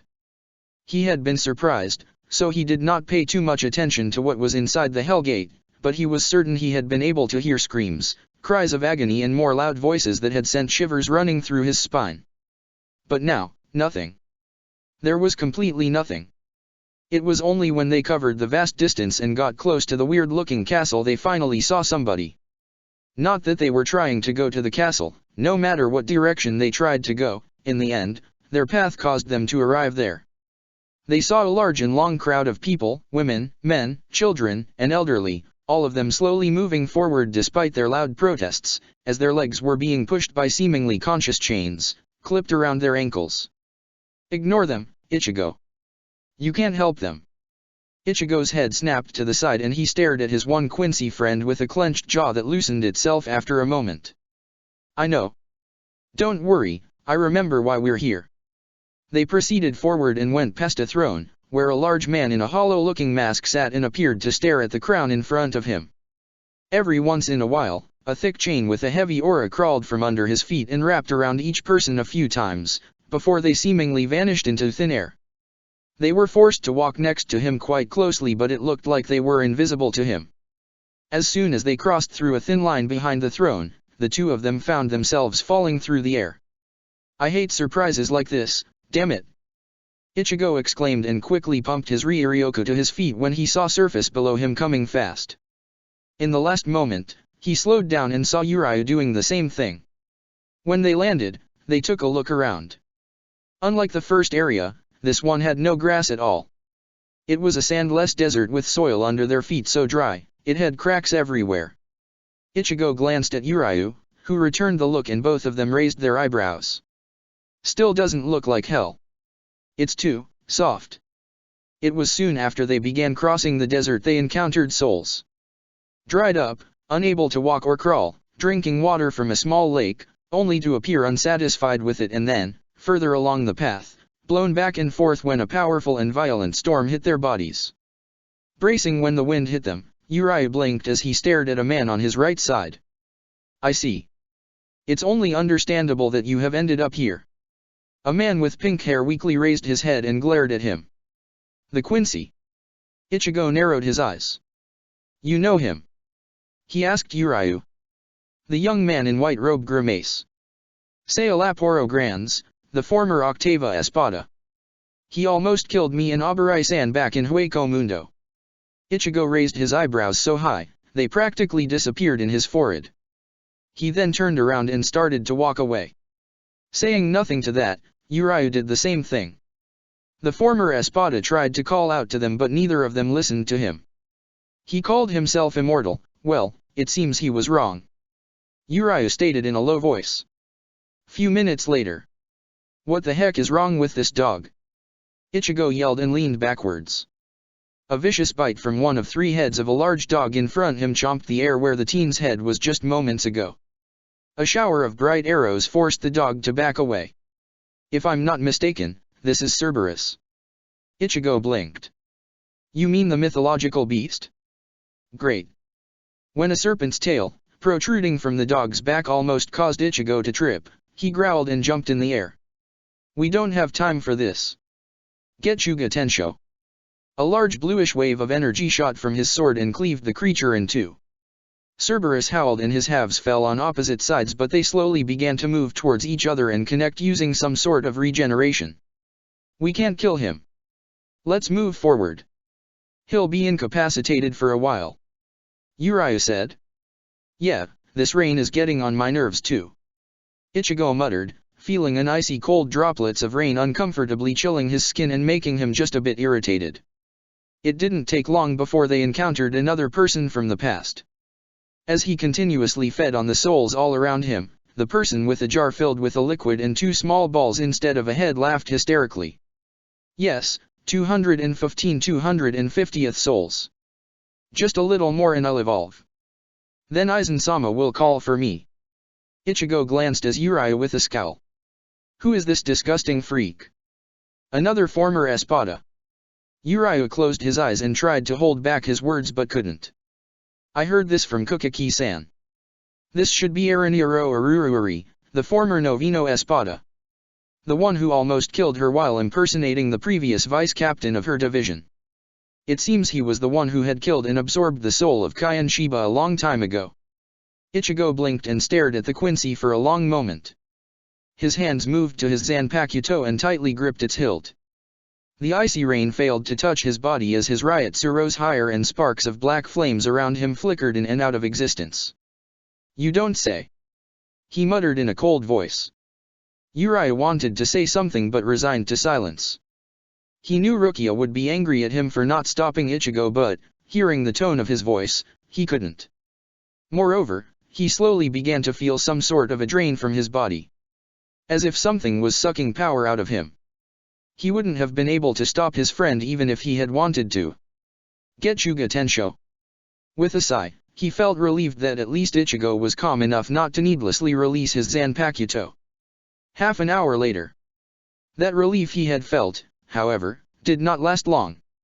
Uriah decided to heed Urahara's warning and watched Ichigo closely as they struggled to cross the following areas of hell. The next part of hell, where the punished souls were being eternally damned by getting mangled and crushed by large boulders, had been without any setbacks, but when they had arrived to the one after that, Uriah knew his friend's mind had slowly become affected by the hell's air. They were forced to cross a never-ending muddy river, a swamp, where the damned souls raged against each other and tried to kill each other for all eternity, only to be reborn a moment later, repeating the process in an infinite loop. All the yelling, screams, agonized crying, shrieking, screeching and angry howling was uncomfortable to hear. Uriah had to admit that. But even then, going as far as annihilating the souls in front of them with rapid series of Getsuga Tensho, had to be over the line. Ichigo was more than just obviously agitated, irritated by almost everything that was happening around him, and the black flames, source of his Zanpakuto powers, had started to flicker in and out of existence more often and stronger with each passing minute. Uriah prayed the substitute Shinigami would not snap before they got to their goal destination. The next part of hell, where the muffled cries barely rose from within flaming tombs below their feet, had its temperature increased, only adding fuel to Ichigo's flames. They rose even higher when they entered the next layer and had to fight another mythical creature with the head of a bull on the body of a man, the Minotaur. But still, Ichigo was able to suppress his flames. But nothing could remain forever, and the black darkness erupted from him when the two of them encountered another figure, this time known only to Ichigo. "Shrieker," he said in a low voice. Wordlessly releasing his Zanpakuto, Ichigo shot forward to the hollow that had once tormented a soul of a pure boy before Uriah could even blink. "Damn it! If we continue like this, I'll lose all of my strength and Ichigo all of his sanity before we even arrive to Mukin. Kurosaki Ichigo, haha. We meet again, you bastard. This time it won't be the same. As a Togabito, my power has been increased," and that was all the former hollow was able to say before he was completely obliterated by a wave of black fire. "Shut up." With that, they continued going deeper and deeper, until they finally reached the lowest level of hell, the ninth circle, where the temperature dropped to freezing degrees and where the whole area was covered with a thick layer of ice. Using the small device they had received from Urahara earlier, Uriah quickly assessed the situation and spotted a small portal leading to Mukin. There was only one problem, though. It was situated behind a large throne. The throne, along with the person in it, had a half of its whole body under a hard layer of ice.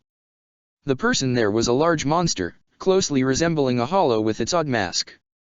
The problem lied in what the monster was gnawing on. Uriah and Ichigo froze in their tracks when their brains realized who those two bloodied bodies in its mouth were.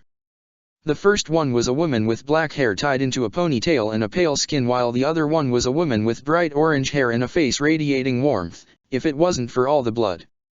Kurosaki Masaki and Ishida Katagiri. Mother of Kurosaki Ichigo and mother of Ishida Uriah. Blood bubbled within Uriah's veins, and only to his unbreakable logical mind he was able to grasp his sanity before he would snap. Only one piece of information made him realize what they were seeing wasn't real, couldn't be real. His mother had been a Quincy, whose soul, after her death, had gone to Mukin to awak. Her whole, pure soul, and the one with hell's chains around her ankles currently in the monster's mouth. What he was seeing was just a mere illusion. Hearing a hysterical, but mildly quiet, laughter on his side, he gulped. It seemed Ichigo's mind wasn't able to take the sight, and he wasn't able to realize this was but an illusion. Or maybe he did but just didn't care. He snapped. The black fire erupted from around him with such intensity, Uriah had to hastily pull back or risk getting blasted by Ichigo's power. I'm going to murder you and then the whole damned Quincy army along with Iwak. Ichigo darkly muttered and, crushing the ground beneath his feet, jumped towards the monster. His blade, covered in a thick layer of blackness, began to fall on the monster's head when a dense wall of ice got into the way and blocked the strike. It crumbled under the sheer pressure of the swing, but it successfully prevented the teen from touching the monster. Ichigo. Calm down. It's not real, it's just an illusion. That is not your mother. Uriah yelled. With wide eyes, he rolled to the side when a wave of flames shot towards him. He almost snapped himself and shouted at Ichigo but stiffened when the teen turned his head towards him. Ichigo said nothing, just sent a chilling glare at the Quincy, who gulped when he noticed his friend's eyes. They were completely black, filled with the darkness that blocked any light from getting inside. Oh crap! Uriah thought grimly. He felt weak from the whole journey through the hell and was in no condition to stop his friend. And surely not in this berserk state. So he just shut up. To his tiny bit of relief, Ichigo turned back to Monster. At least he's not attacking me. Since it was in his best interest to make sure the situation, Ichigo not attacking him, would remain the same, once in a while, Uriah formed his Reishi bow and shot a few arrows at the monster's blind spot. It didn't do much damage, much to the Quincy's displeasure. Not only he felt weak but, apparently, his ability to draw Reishi from his surroundings was damped too. Or maybe the hell just didn't contain regular spiritual particles. Either way, despite that, his projectiles still managed to irritate the monster, which in turn, made Ichigo's attempts at its life easier. But the battle dragged on. Even if the monster received a serious injury or lost a limb, it regenerated in a matter of instants. The speed of the regeneration far surpassed any kind of high-speed regeneration Uriah had seen so far. It had occurred to the young Quincy that maybe they didn't have to really fight the monster, and so, while Ichigo kept relentlessly striking it from each side, Uriah tried to blitz around it and enter the portal. No success there. He was blasted backwards as soon as his skin touched the portal. When he shook off the impact, his brow creased in a frown. He was almost afraid the portal itself did it, which would pose a problem. If it didn't allow a passage to them, how were they supposed to enter the Mukin? But his anxiety died down when he noticed the long tail protruding from the monster's backside and was currently flailing in front of the portal. So he took me out with the tail. Uriah then attempted to evade the tail and enter the portal again. Not once, not twice but several times, but every single time, the monster used its tail to literally slap him away from it. After so many failed attempts, Uriah had to admit this plan wasn't going to work. They really needed to get rid of the monster, somehow. Taking a mild risk, he called out to the substitute. Ichigo. We can't enter the portal unless we incapacitate him. He omitted the part that what they were seeing in the monster's mouth was an illusion. Telling the orange-haired teen the same thing twice had never worked in the past, so why would he waste his breath now? He just hoped the small, functioning part of Ichigo's brain would understand what he was saying. Cautiously watching, Uriah prepared himself to jump away when Ichigo landed next to him. Fortunately, he just nodded and with a quick movement of his sword, drew blood on one of his fingers. Uriah didn't understand what his friend was doing. At least for a short instant. Ichigo smeared the bit of blood on his palm, raised it and aimed it at the howling monster and opened his mouth. The voice that came out of it was weirdly distorted, in a similar fashion as when he had used his hollow mask in the past. Gran Rey Zero. The bright, crimson-red torrent of energy rippled through the air and smashed the ice barrier that had erected in front of the monster like a bullet hitting a single paper. It continued further and enveloped the monster in a violent explosion. When it died down, Uriah shook his head. He wanted to be impressed by the show of power, but it seemed he got used to anything his transcendent friend could do. The whole upper part of the monster's body was missing and its legs, the only thing remaining, fell down. It appeared the regeneration had already begun, but it was considerably slower than before. Using that to their advantage, Uriah carefully pointed to the portal and, along with Ichigo, hurried towards it. In the last attempt to slow them down, the monster's tail shot towards them and Uriah almost cursed, but Ichigo swatted it away like an annoying fly. As they jumped through the portal, Uriah grimaced. I hope he can turn back. I don't like this Kurosaki Ichigo. Mukin. This is Hashwalth-sama. One of the Quincy soldiers in front of a computer gulped and called out to the Grandmaster, when he noticed two small dots coming close to the area where the Wandenreich had its headquarters. What is it? Hashwalth asked after walking to the man. The soldier silently pointed at two dots. I see. I'll alert His Majesty. You know what to do. Mukin, elsewhere. They had been running across the thick blackness for a while, keeping tracks on each other only thanks to Urahara's devices, but Uriah's face, covered in the deep shadows, was more relaxed than before. Since leaving the real hell, his strength had begun to slowly return, erasing most of the fatigue he had felt during the journey. Moreover, thanks to the beeping on the small device in his pocket, he knew they were getting close to their destination. As the time passed, he quickly ran over many different scenarios that could happen once they set their feet into the enemy territory. None of them were very pleasant or optimistic, but he wasn't about to back away when he was getting so close. And just like that, they appeared in a large area, a city of some sorts, made completely out of spiritual particles that took form of an ice. The beeping of the device reached its peak. We're here, he announced to Ichigo, who showed a disturbing grin. His next action completely shattered most of Uriah's intentions of silent approach to this mission. Getsuga Tensho. A huge crescent wave of energy tore into the city, and they could hear cries of pain as a large explosion cleared out the area. Uriah blinked, his brain momentarily unable to comprehend the stupidity of the action when Ichigo opened his mouth. We should announce our presence accordingly. With that, he jumped in the air, ready to meet the enemy. Uriah finally shook of the surprise and was already voicing his objections when he hastily slapped a hand across his mouth. A realization dawned upon him. What Ichigo did wasn't as stupid as it had appeared to be at first sight. With this act of aggression, the substitute got most of the attention of the enemy, leaving Uriah to move alone while he dealt with anybody. It still wasn't as good as some of Uriah's plans, it was still good enough for a berserker. When another explosion scattered the cloud of smoke up in the air, Uriah took out his device and moved. With Ichigo standing on a high tower made of ice, Ichigo didn't have to wait long for the enemy to drop around his location. From the looks of it, it seemed that the Quincy army wasn't even slightly surprised at the arrival of the substitute. Not one foot soldier headed towards him, on the contrary, all of them hurried to get away from him.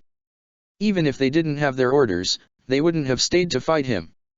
They all knew they couldn't have even slow him down. Instead, only Quincy in prestigious robes appeared and surrounded Ichigo, with one exception, each one standing in a reasonable distance. The one who arrogantly tried to get too close was a large man with a beard. Driscoll Bursey. Stern Ritter. Oh, the overkill. I finally meet the most important special power, Kurosaki Ichigo, in fight. I'm delighted. He landed in front of Ichigo and introduced himself in a booming voice, before cocking his right fist back and throwing it at the substitute. To the great shock of the man, with a tiny smirk, Ichigo deftly caught the punch with his left hand, causing his sleeve to pull back and show the web pattern on the skin of his arm. One downward slash skin later, and the man dropped at the ground, burnt to crisp with the black fire erupting from Ichigo. Yeah, pleasure to meet you, he stated in his bizarre voice, the darkness still within his eyes. The action stirred a bit of a ruckus in the rest of the Sternritters, Sternritter J, the jail, Quill Jopi, Sternritter L, the lag, Shiz Domino, and Sternritter S, the superstar, masked a masculine, who immediately assumed their stances. It seems introducing ourselves would be less than productive, Quilj noted and, along with Shiz, fired a salvo of arrows at Ichigo, while Mask kicked the ground and jumped behind the barrage to deliver a crushing dropkick.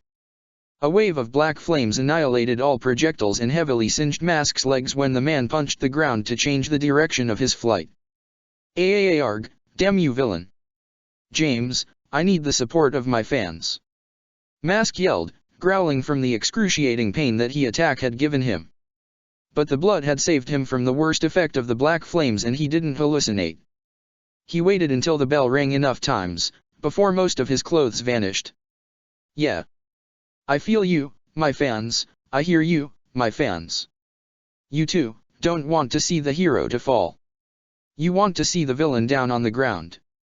he exclaimed, and a halo appeared above his head. The three of them had received orders to use all of their powers to slow down Ichigo. Star Lariat. He swung down his arm and sent a powerful shockwave through the air, straight at Ichigo. Lagged knives. From a side, Shiz threw a considerable amount of his Reishi knives, while on the other side of the battlefield, Quilge, with a halo on his head, began to suck out Reishi particles from a nearby building to power up a large arrow, which he shot at the substitute's back. The building all around the teen collapsed from the joint attack.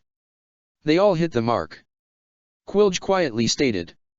In the next moment, he found himself impaled through the stomach and coughed blood. To the Sternritter's surprise, Ichigo was still unharmed.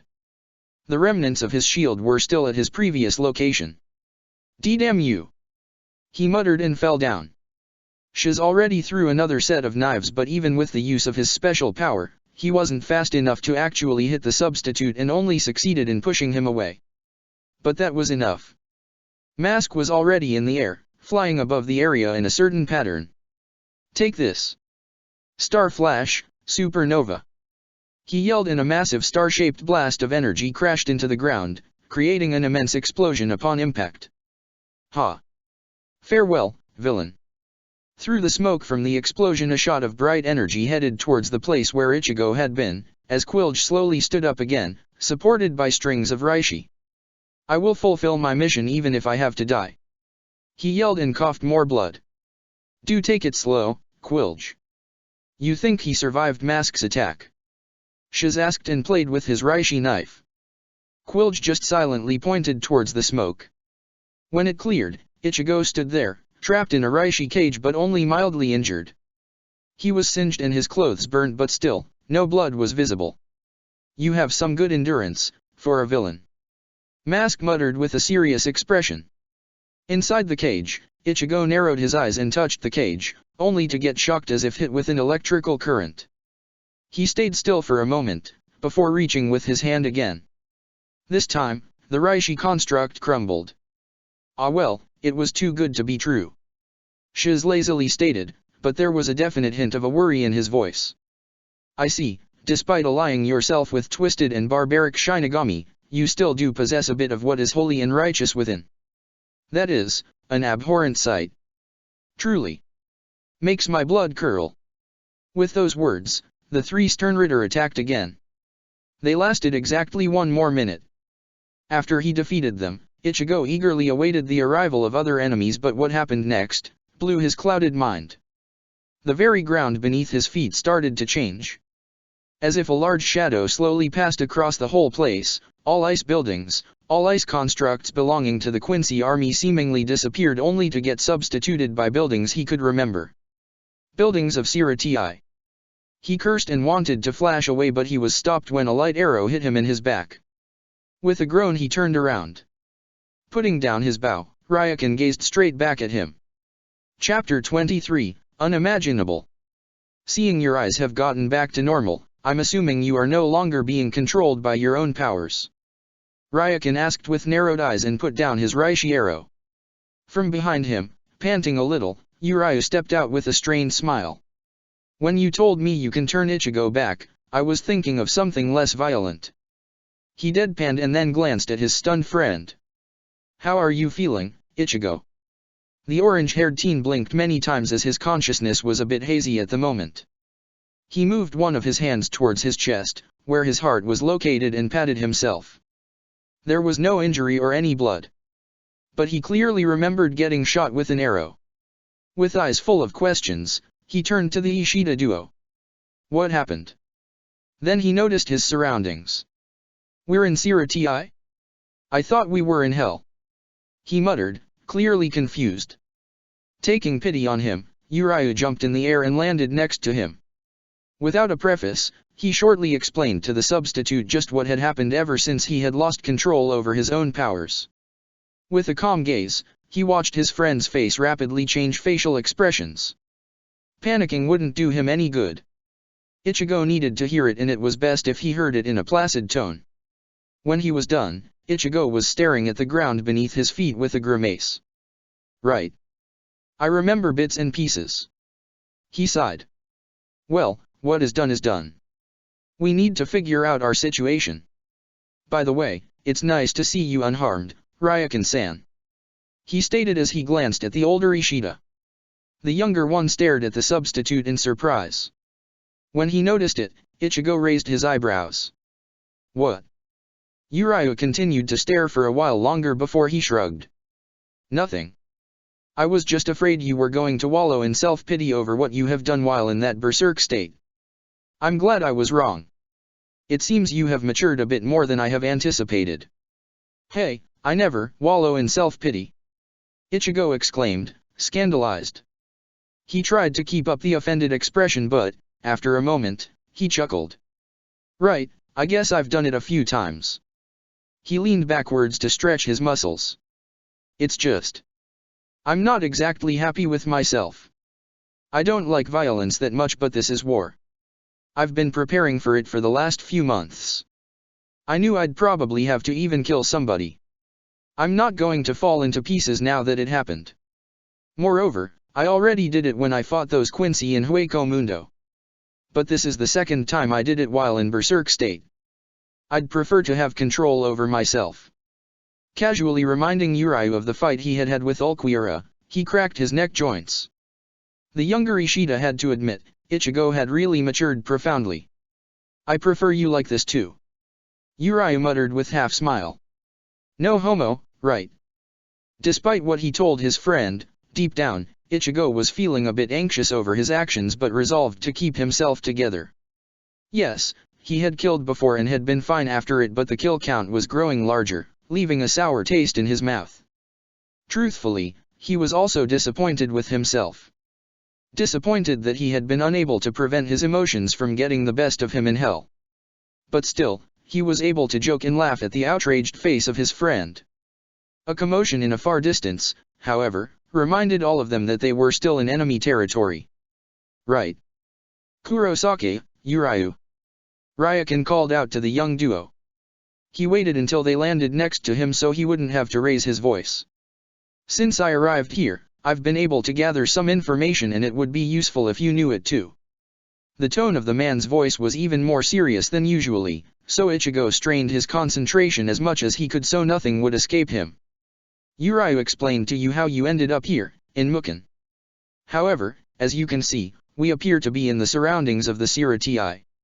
I'm sure you want to know why is that, seeing that Urayu himself doesn't know the reason to. Yeah, that would be great. Ichigo nodded thoughtfully. And you know the reason?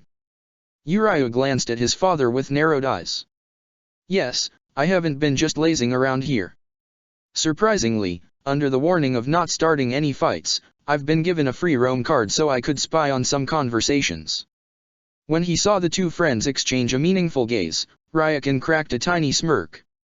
I see you came to the similar conclusion as I did. Iwak let me roam free because he knew I'd be able to gather some information. Which means he doesn't care that I know it. And he knew you two were on your way here. Which also means he is confident that his plans can't be stopped even with us three knowing this. He paused for a moment.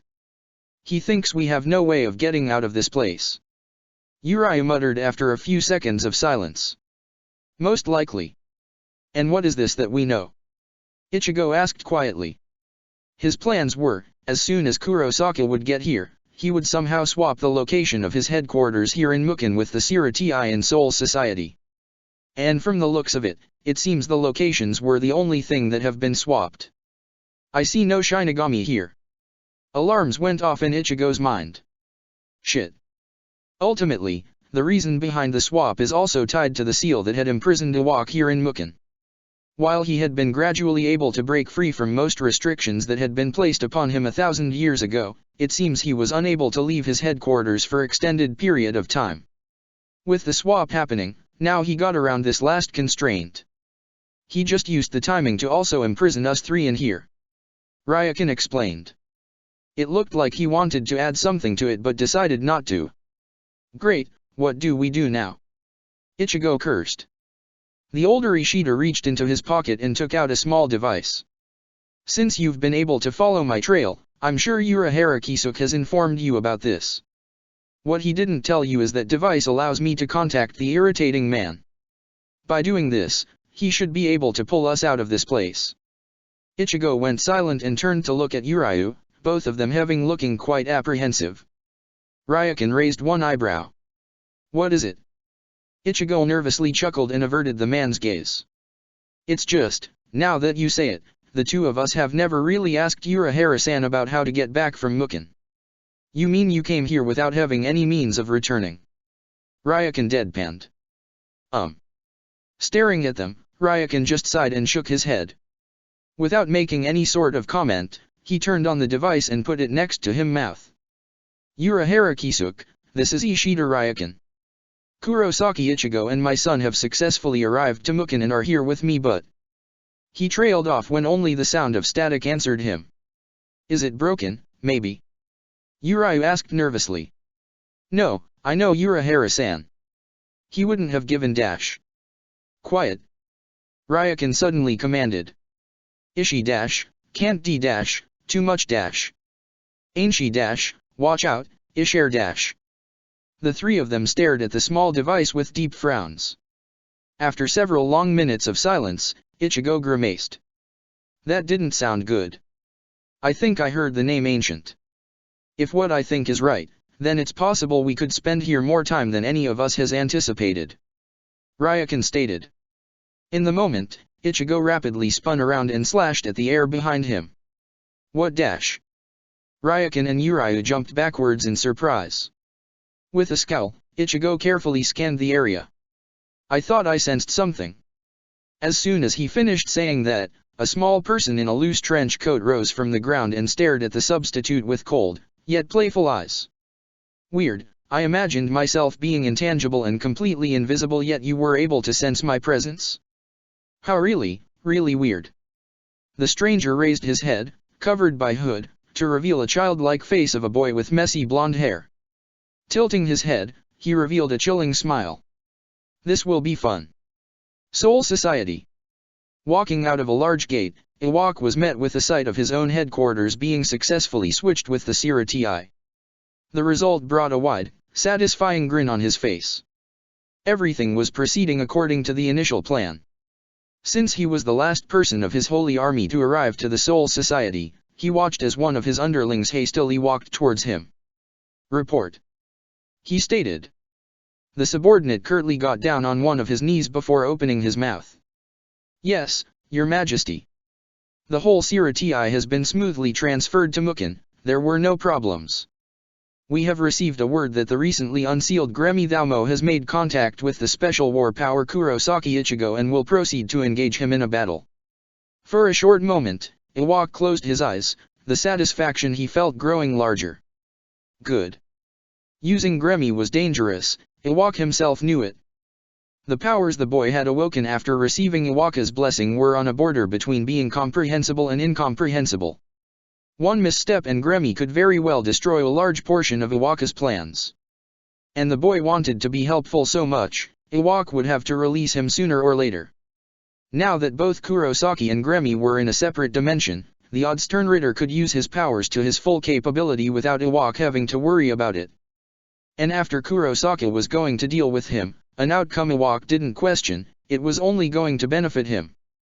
It should also leave Kurosaki at least a bit tired. It was basically killing two birds with one stone. There is one more thing, Your Majesty. Iwak opened his eyes and glanced at the man who gulped. Go on. Yes, Your Majesty. It looks like the whole Godi 13 have retreated to the various parts of Rukanga as soon as they noticed the members of our holy army coming here in waves. They had dispatched the initial army of Hollows, however, it appears they are far too exhausted to continue fighting us. I see. Dismissed. Yes, Your Majesty. The man, keeping his eyes on his feet, stood up and returned back to his comrades. Watching him leave, Iwaka's brow creased in a slight frown. Maybe he was overthinking things, but Godi 13 completely leaving their posts seemed too far-fetched. While it was true that, from the reports during the first two phases of the invasion, the Shinigami forces have received heavy losses, Iwak remembered the Godi 13 to be fiercer than this. Or maybe that demon, Shigekuni Yamamoto, really got too old to continue being as dangerous as he had been 1,000 years ago. It didn't really matter to Iwak, though. Now that he did not possess his Zanpakuto spirit, even Yamamoto was powerless to stop him.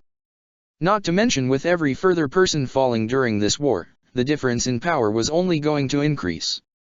Nothing matters anymore. Iwaka's expression settled on a grin again.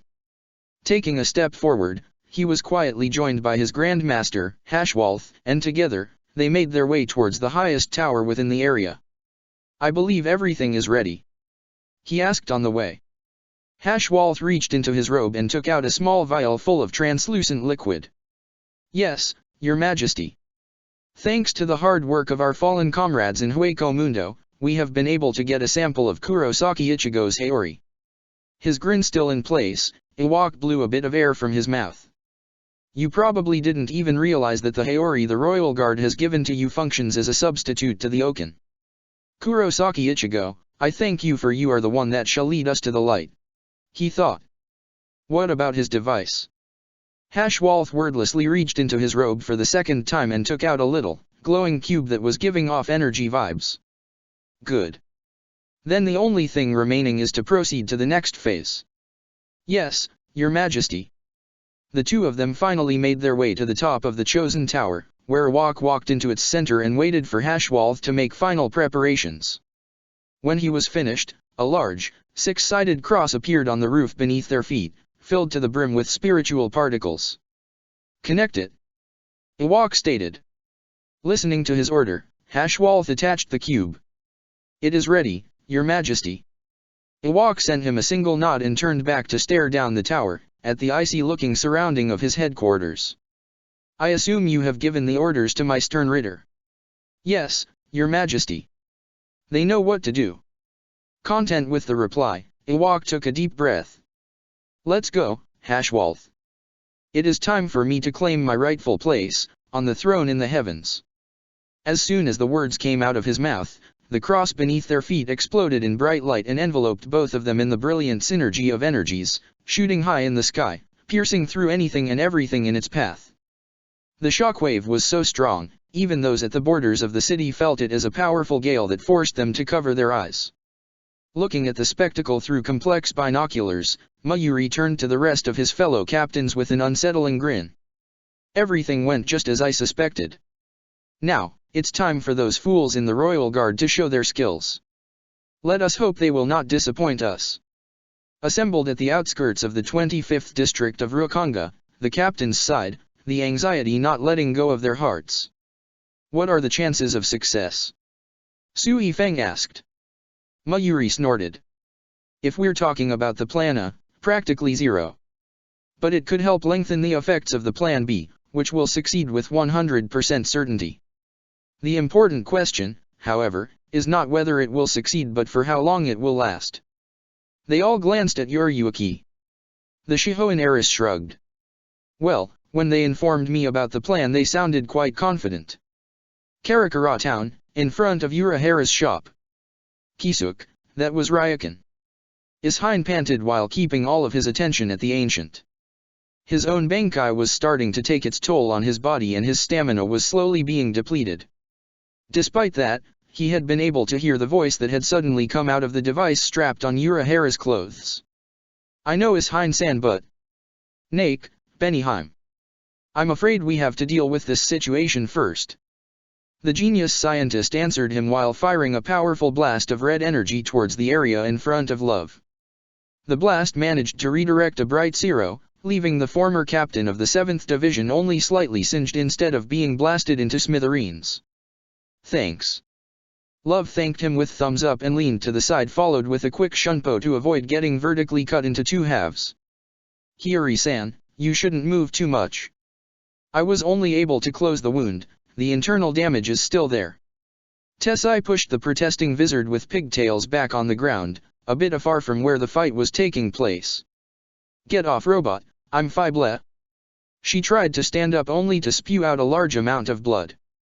Feeling hazy, her legs gave out and she fell on her butt and clutched her stomach. With a worried expression, Tessai's hands glowed green as he moved them above the harmed area. "Listen to him, right now you're useless," Lisa said when she roughly landed next to them, after attempting to block a direct punch from the strongest hollow. Safe to say, it almost broke her sword along with the bones in her arms. Only thanks to the increased endurance from her hollow mask was she able to remain mostly unharmed. Screw you. Hiyori grunted through pursed lips. Lisa just dusted herself off and returned to the main battlefield with a long jump. Supporting Ishain with a variety of Kido spells and his Zanpakuto abilities, Urahara watched his friend relentlessly attack the seemingly unbeatable enemy with everything he got. So far, nothing they tried had managed to penetrate the hollow's thick hide, called Iero, and he was starting to get worried. He was confident that once he could activate his Bankai, the tides of the battle would tilt to their side.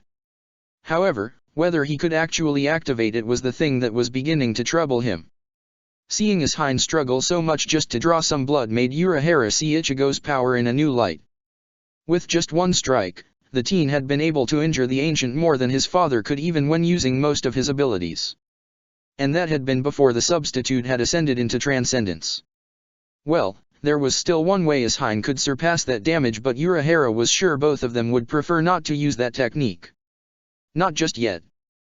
Then all of a sudden, a bright glow enveloped the ancient and, with his keen sight, Urahara noticed one of the enemy's knees buckle. I don't know what's going on, but... Ishain-san. Now.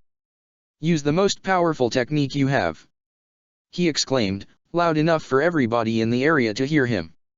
Without missing a beat, or a speck of doubt, Ishain raised his energy output to the maximum. Getsuga Tenbana.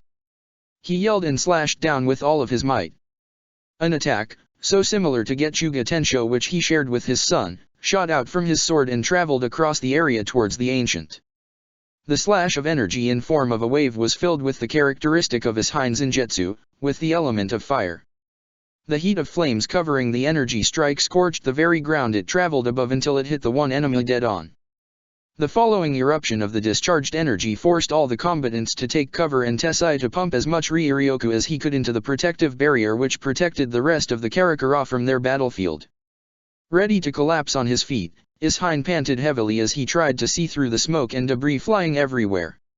While the wizards stared at him with surprised expressions, not expecting an attack of such magnitude, Urahara squinted his eyes. If that didn't work, I think we are done for. With a slight turn of his head, Ishain directed his gaze at him. Why, did you, think it could work, all of a sudden? He gasped for the air, the sudden Ryuryoku draining almost all of his reserves. Because it looked like something. Urahara suddenly went silent, startling the others, but, before long, he twisted his mouth into a wide smile. It worked. How do you know? Love, along with everybody else, didn't understand the sudden shift in the man's confidence. The scientist just pointed through the slowly vanishing smoke. Because Benihime just told me she's ready to go into Bankai. Everybody, even the injured Hiyori, jumped on their feet to stare at the ancient, who walked out of the remnants of the explosion with a large and deep gash across his whole torso. Blood flowed out of it in great amounts, but it looked like he was already beginning to regenerate. That caught me off guard. I didn't think the drain would be so heavy. It looks like the path to the royal realm was indeed greatly protected. He stated, his face showing signs of pain. Barely hearing his words, Urahara and company froze. Oi, don't tell me. Love muttered nervously. With narrowed eyes, Urahara was the second person to recover. He raised his Zanpakuto, pointed its tip towards the ancient and released his spiritual energy. Bankai. Benihime Chise. When a burst of energy around him died down, the ancient watched in fascination as his own blood, flowing out of the gash, started to levitate in the air and sail towards Urahara. In a few seconds' time, a good portion of it surrounded the scientist and created a mist of blood of some sorts, covering the man's expression along with his body. Bankai of Urahara Kisuk. One of the few releases almost nobody knows anything about. This should provide incredibly valuable data for my son. Speaking in low voice, Urahara, hidden behind the mist, negatively shook his head. I'm afraid it will not. You won't get a chance to pass anything you'll learn here to anybody. From within the mist, a powerful Siro shot at the ancient. Even though he made an attempt to dodge it, it still managed to hit him directly into his body and hurled him across the area until he painfully collided with the barrier and slightly cracked it. He fell on his knees, his eyes behind the mask, not believing the situation. That was my own powerful Zero. He raised his head to glance at Urahara. Urahara Kisuke, what are you? He did not receive any answer. Instead, he saw another Zero coming at him while the others advanced towards him. With agility unlike any other hollow, the ancient forced his injured body to roll to the side. He wasn't that much worried about any attack other than the Zero that barely missed his right shoulder. Even with the sudden drop in his powers, the ancient knew he could only be harmed by his Hine, maybe by Tessai if the man used his most powerful Kido. However, now that Urahara released his own Bankai, the ancient was beginning to doubt such thoughts. What the man sent at him was undeniably his own Zero. And no matter how strong an individual is, how invulnerable he is, when forced to withstand his own attack, that invulnerability is useless. It's working, Kisuke. His Hine stated loudly. His sword swooshed through the air and narrowly missed the ancient's left side. Jumping over him, Love brought down his Zanpakuto to try and hammer the strongest hollow down like a nail. Heido number 88. Hiryogekazoku Shinten Reiho. A gigantic beam of electrical and spiritual energy shot from Tessai's outstretched palm. The ancient grimaced and moved in a haste. Leaning to the right, he raised his leg and kicked his Hine in his midsection, sending the former captain flying across the area. With his left arm, he redirected Love's Zanpakuto so it slid by him and hit the ground next to him, causing the Heido spell to hit Love's released sword, instead of him. Gah! Blood spurted from his mouth when a massive Zero hit him in his back. He gritted his teeth.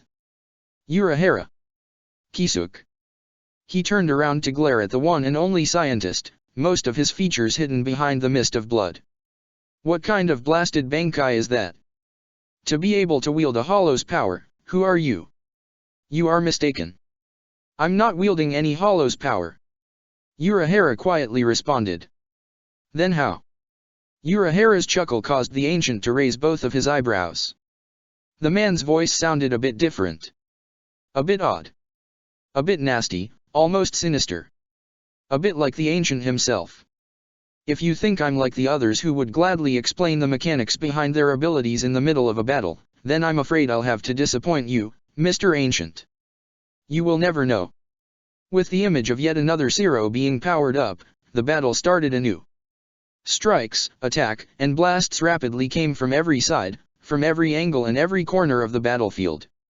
It didn't matter who sent them. Eventually, all of them began to blend together, making it impossible to differentiate between them. Spiritual energy was filling the area within the barrier like a water filling a bottle. And when the bottle is weak, the amount of water is too great and the resulting pressure too incredible, the bottle explodes. So, after countless dashes and attempts to break the ancient, the barrier shattered like a thin blanket of glass, no longer being able to contain all of the spiritual energy within. Now released, the energy washed over a great part of Karakura town, like a shockwave at the beginning then as a gentle breeze when reaching its end. Near the Urahara's shop, the group of Shinigami stared at the broken figure of the ancient, his body filled with horrendous injuries, torn to the point of no return. His mask shattered, it revealed a face of an incredibly old man with a long and thin beard and wrinkled skin. Despite his defeat, the man had a smile on his face, his eyes glazed as his final thought was about a certain woman, with whom he had spent the best part of his life. I'm coming home. Elsie. He muttered inaudibly and went limp. Dead. After giving him one last stare to convince himself he was truly gone, Ishine turned to Urahara. I think we should contact Ichigo-en, now. He trailed off when his legs gave out and he fell on the ground, his consciousness giving out before he hit the ground. Urahara wanted to catch him but his reserves were too depleted and he fell down, unconscious, in the same way. Others followed soon after that. They won but the battle had been too much. Now, their bodies needed to lie down and relax, to gather their strength again. All of them realized how impossibly lucky they were. Lucky that all of them survived the encounter with the ancient, the greatest hollow ever to exist. Muken, transported Sira Ti. Urayu. Ryakan-san. Answer me. Ichigo desperately yelled at the duo of father and son, lying still on the cold ground in a short distance away from him. His head snapped around to glare at the childish Stern Ritter, who was quietly chuckling. "What did you do to them?" The teen was heavily confused and shocked. One moment he was facing the Stern Ritter who called himself Gremmy while everything was mostly fine, but in the next seconds, Uryu and Ryukin just suddenly dropped down like ragdolls, without any signs of life within their eyes. I just imagined them to be dead. They would be only hindrances to our fight. Gremmy coldly smiled, causing Ichigo's blood to boil.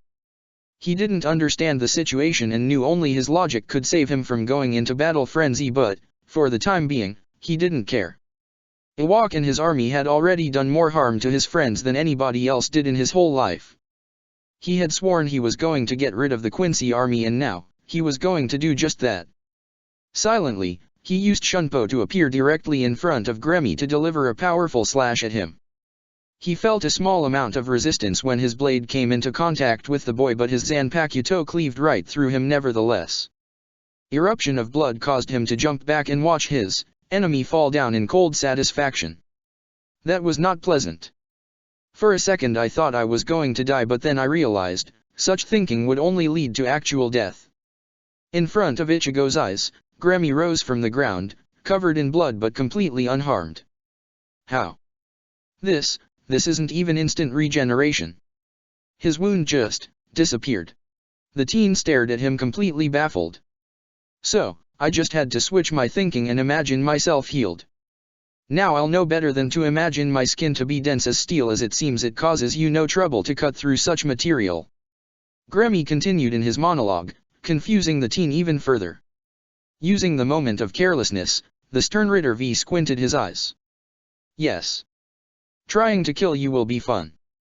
The pupils in Ichigo's eyes widened when all of a sudden, he found himself enveloped in a large sphere of water, rendering him unable to breathe. With a mighty slash, he cut through it and caused the sphere to lose its integrity.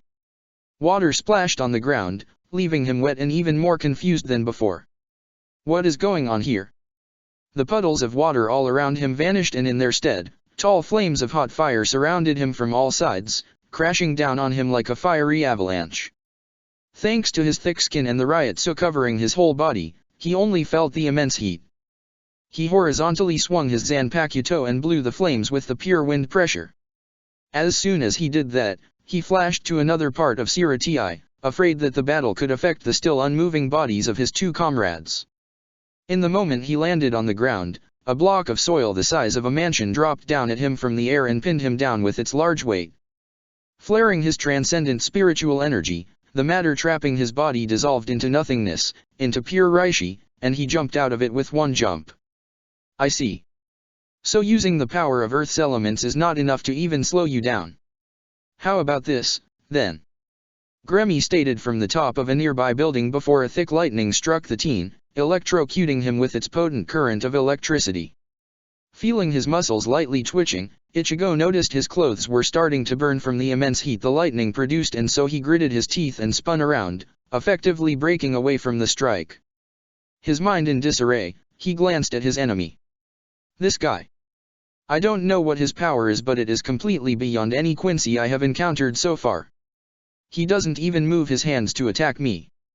He only stands there and stares at me with all his might, blabbering some nonsense. His thought trailed off when he realized a small detail, but had no time to ponder about it as Gremmy opened his mouth again. Not even lightning, huh? You are indeed very resilient. The pleasant breeze playing with his hair getting stronger, Ichigo raised one of his eyebrows. What now? As soon as he thought that, a sense of dread appeared in his gut and, acting on instinct, he turned around to see a gigantic tornado, a vortex of wind currents, coming straight at him. You have got to be kidding me. He muttered before getting swallowed by the catastrophe he used to call the nature's rage. When he did, Gremmy's cold smile widened and he cracked a chilling grin. Within the twister, Ichigo's body was being violently smashed from side to side, hitting anything that stood in its way. Like a ragdoll in a crash test, he had no control over his limbs and was feeling sick. Crashing through a building that was in the cyclone's path, he quietly groaned. Ow, I'm so going to feel this tomorrow. Damn it, what to do? He was still not panicking, but wasn't also that far from it. His body was extremely durable and even getting bashed all around wasn't going to seriously harm him, but he also wasn't a masochist who enjoyed feeling pain. Gathering his Ryuryoku, he strained his muscles and, despite the strong wind, punched the air in front of him. Bala. An attack, overloaded with too much Ryuryoku, which he originally learned from his hollow part, exploded from his fist and Ichigo felt, for a short instant, his body slowing down. It'll work. He started to continuously punch the air and send Bala to counter the flow of the air, spinning him within the tornado. In a few seconds' time, he found himself still and used the chance to explosively release his Ryutsu on the surroundings, forcing the tornado to dissipate.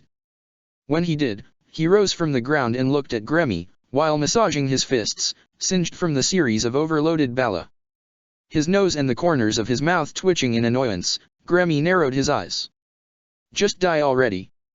Dozens of machine guns appeared behind him, all of them aiming at Ichigo and all of them releasing the onslaught a moment later. Ichigo instantly raised his shield, one of the abilities of his Zanpakuto, and waited until the attack was over. The annoyance on his face growing more obvious, Gremmy's grin broke into a dangerous sneer as he summoned warhead missiles which immediately shot at Ichigo. The teen raised his Zanpakuto. Getsuga Tensho. The crescent blast collided with the missiles, causing them to explode in midair and forcing Gremmy to take cover. Stop struggling, Kurosaki Ichigo. I'm the strongest Quincy. After the defiant scream, a grid of lasers surrounded Ichigo, trying to cut him into pieces with their unpredictable movements.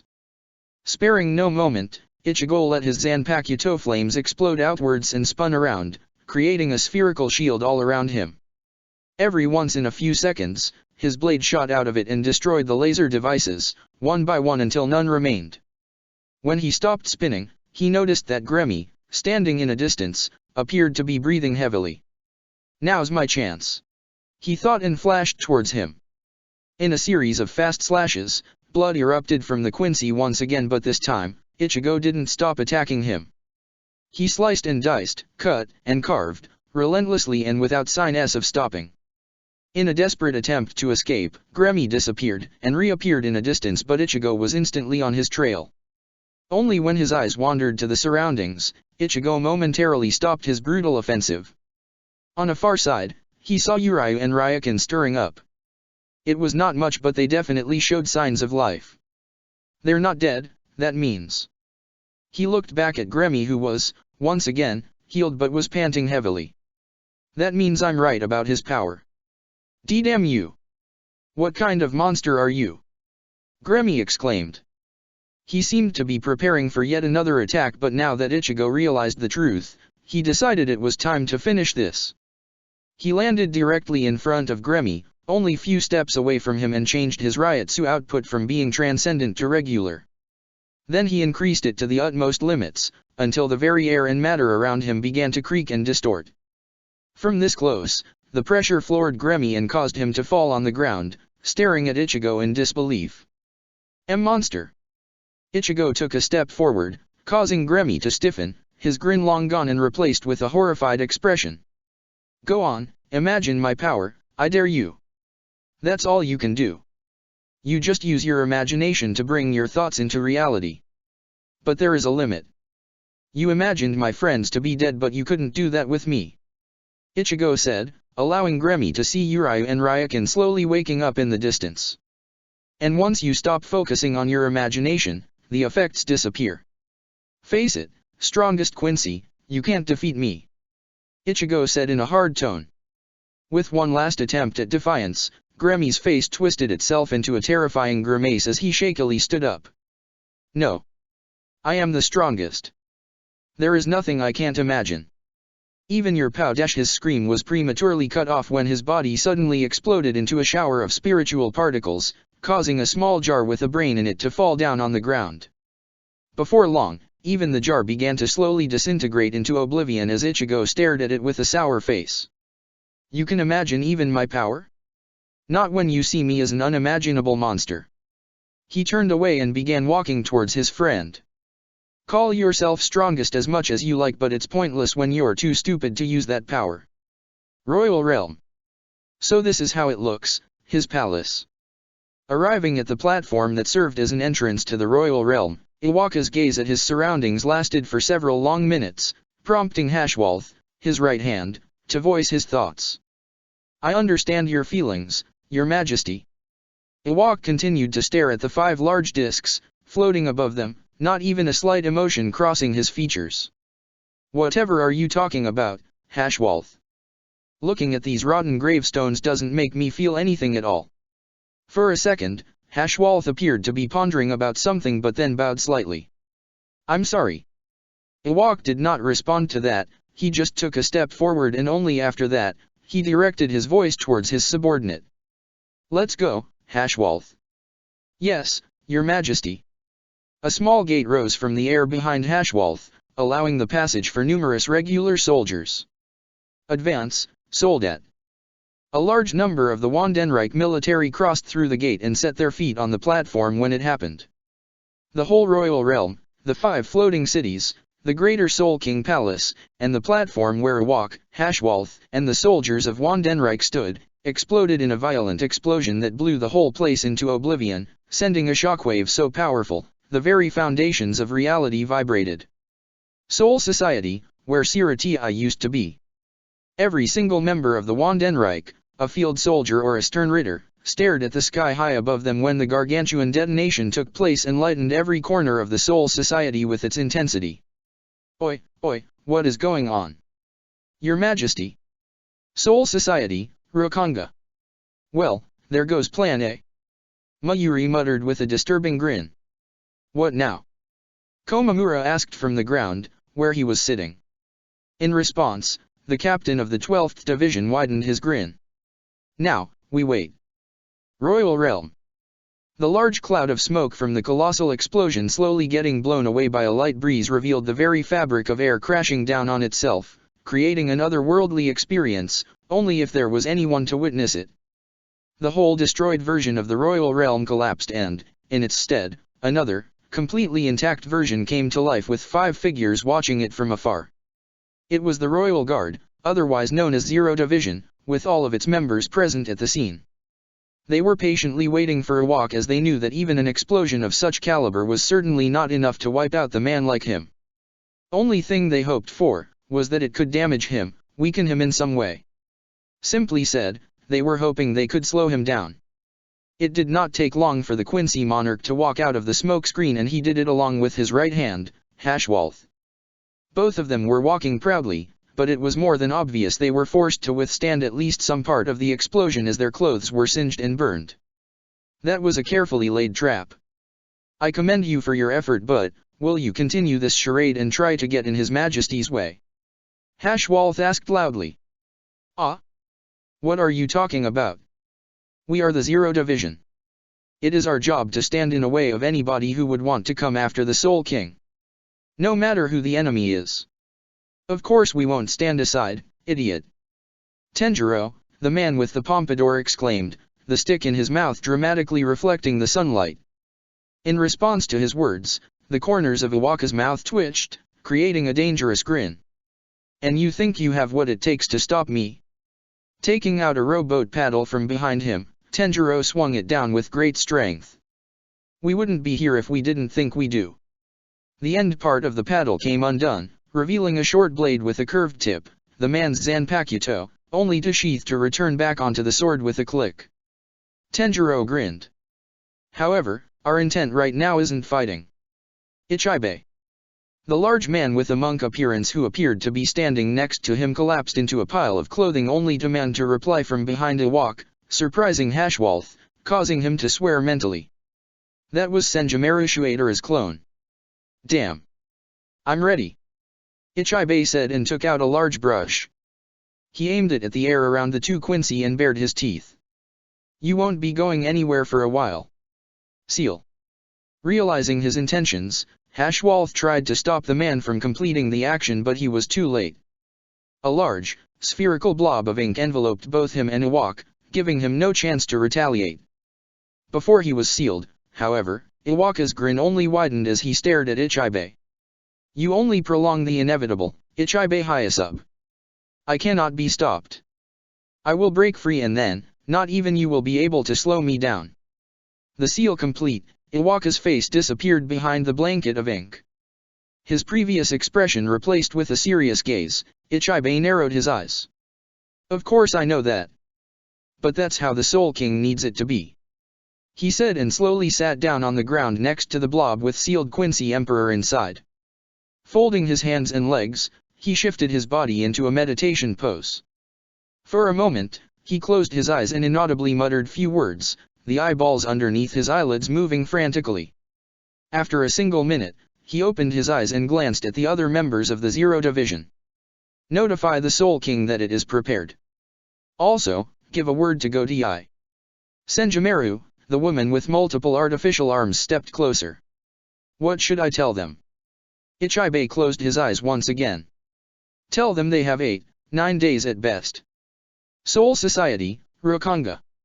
The captains, at least those conscious, glanced at each other after the message from the royal realm had been relayed.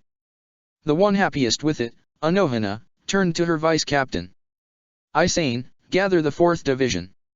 We have many patients to attend. She then looked at Yamamoto. With this, I am confident I can patch up most of our fighters in time. She said and hurried elsewhere. Watching her go, Shunsui leaned to the side, to get closer to the commander. What now, Yamaji?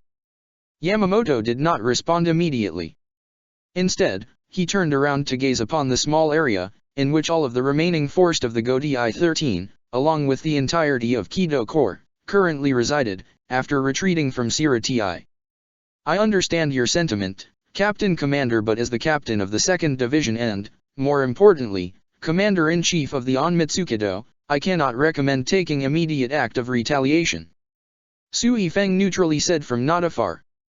Yamamoto glanced at Mayuri, who shrugged. I think my data are encouraging. I could be finished in no time, I just need to visit the source, unseal him, and take the necessary action, and then, the Zanpakuto spirits should return back to where they belong. Even if that fails, I still have a backup plan, and, although I myself would actually prefer that over the primary one, you ungrateful lot are too uncomfortable with the prospect, so that means I have to try him first. I estimate the time will be 3 days. He explained and put the map of Karakura town, with a certain area highlighted, back into his pocket. Yamamoto went deep into thoughts, but, eventually, he nodded to himself. I completely agree, Captain Sui Feng. Therefore, I order all you to heal from your wounds in 3 days' time. After that, while the enemy's forces are still confused and in disarray, we take back the Sirati with our full power. Chapter 24, The Last 9 Days. A bright flash of light, followed by an appearance of a large door, illuminated the small park within Karakura town and revealed 2 Shinigami walking out of it. The Haori of the first one briefly fluttered in the cold night breeze that passed him by, while the short skirt of the second one didn't even budge. I don't see it. Nimue, you foolish girl, don't tell me the coordinates you put in were wrong. The one in Haori, a man with painted face, said in an irritated tone. Barely with any emotion, the other one, a young woman, simply pointed at a small island within a lake located ahead of them. Based on the data from Captain Commander, it is there, Mayuri-sama. Humph. The man, captain of the 12th Division, grimaced and, without a reasonable reply, walked towards the lake and crossed it with a single leap of Shunpo. He landed in front of a humongous tree and looked it over. When Nimue followed after him and landed next to him, Mayuri was already finishing his analysis. I see. He put out his hand and lightly tapped the surface of the tree trunk. As if made of a glass, the tree shattered into nothingness and revealed a dark coffin, bound from 4 directions into the ground beneath it. Interesting choice of seals and barriers. Mayuri muttered to himself and then closely examined the coffin. Without turning around, he called out to his vice-captain. Nimue, make the preparations. Yes, Mayuri-sama. Should I unload everything? She asked emotionlessly. Her captain grinned widely. Yes, this is a rare chance for me to test many things. I want to have everything in place before I undo the seal on this pathetic fool. Nimue nodded and hurriedly began to unpack her belongings, a large suitcase full of otherworldly tools only the 2 of them could use. Meanwhile, Mayuri walked around the coffin suspended in the air, all the while muttering to himself. It is ready, Mayuri-sama. Good.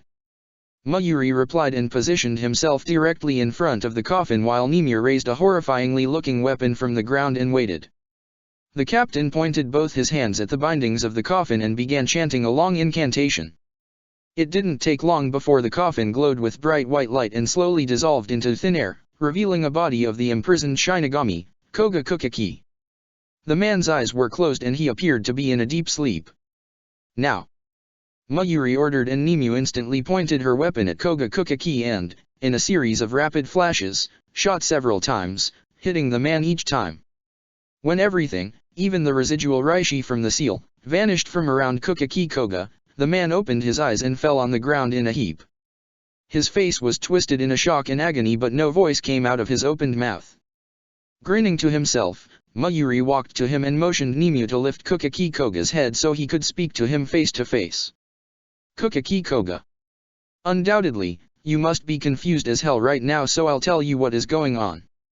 You've been injected with some of my drugs and, therefore, you can only listen to my voice. What I want from you is for you to call out your Zanpakuto and materialize it. Do you understand?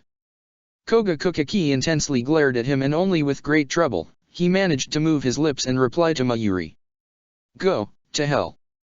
Mayuri blankly blinked several times as if he didn't hear anything, but when it looked like the man wasn't going to continue talking, he sighed and shook his head. Every single time. Why don't they ever realize there's no point in showing a bravado when facing me? Nimue, you know what to do. His vice captain silently reached into her pocket and took out a thick syringe. With a flick of her wrist, she plunged its needle into Koga's throat and pushed a vile-looking liquid into his bloodstream. It took only a few seconds before a loud and painful scream crawled out from Koga's mouth and filled the whole area with it. Mayuri, while looking at him, sighed again. Bunch of fools, all of them. Then his grin returned in full force and he sadistically looked at the screaming man. Then again, I don't completely hate fools who can offer me such a nice scream. Yes, Koga Kukaki, we are going to have a good time and in the end, you will materialize your Zanpakuto, whether you like it or not. Several hours later, Seoul Society. And since he wasn't willing to cooperate, I had to use a more violent approach. Soon after that, I discovered that the fool wasn't even able to communicate with his Zanpakuto. But, in the end, it didn't really matter. Despite not being able to communicate, the spirit was within his soul and, using some of my methods, I managed to forcibly bring it out. Once I did, I found out even the spirit was as unwilling to cooperate as its wielder, so speed it up, Captain Kuratsuki, I implore you. Yamamoto begged tiredly as he listened to Captain Kuratsuki, who had just returned from his trip to the world of the living. Dismayed, Mayuri grimaced and reached into his pocket. He brought out a small, translucent device, filled with something bright. I have it. Since it seems you don't want to hear the most important details. Looking offended, Mayuri trailed off for a moment. Captain Kuratsuki, please. Yamamoto sighed while rubbing his head. Just go stand there, I'll prepare it. Mayuri finally said and pointed at the small area where Nimue was standing.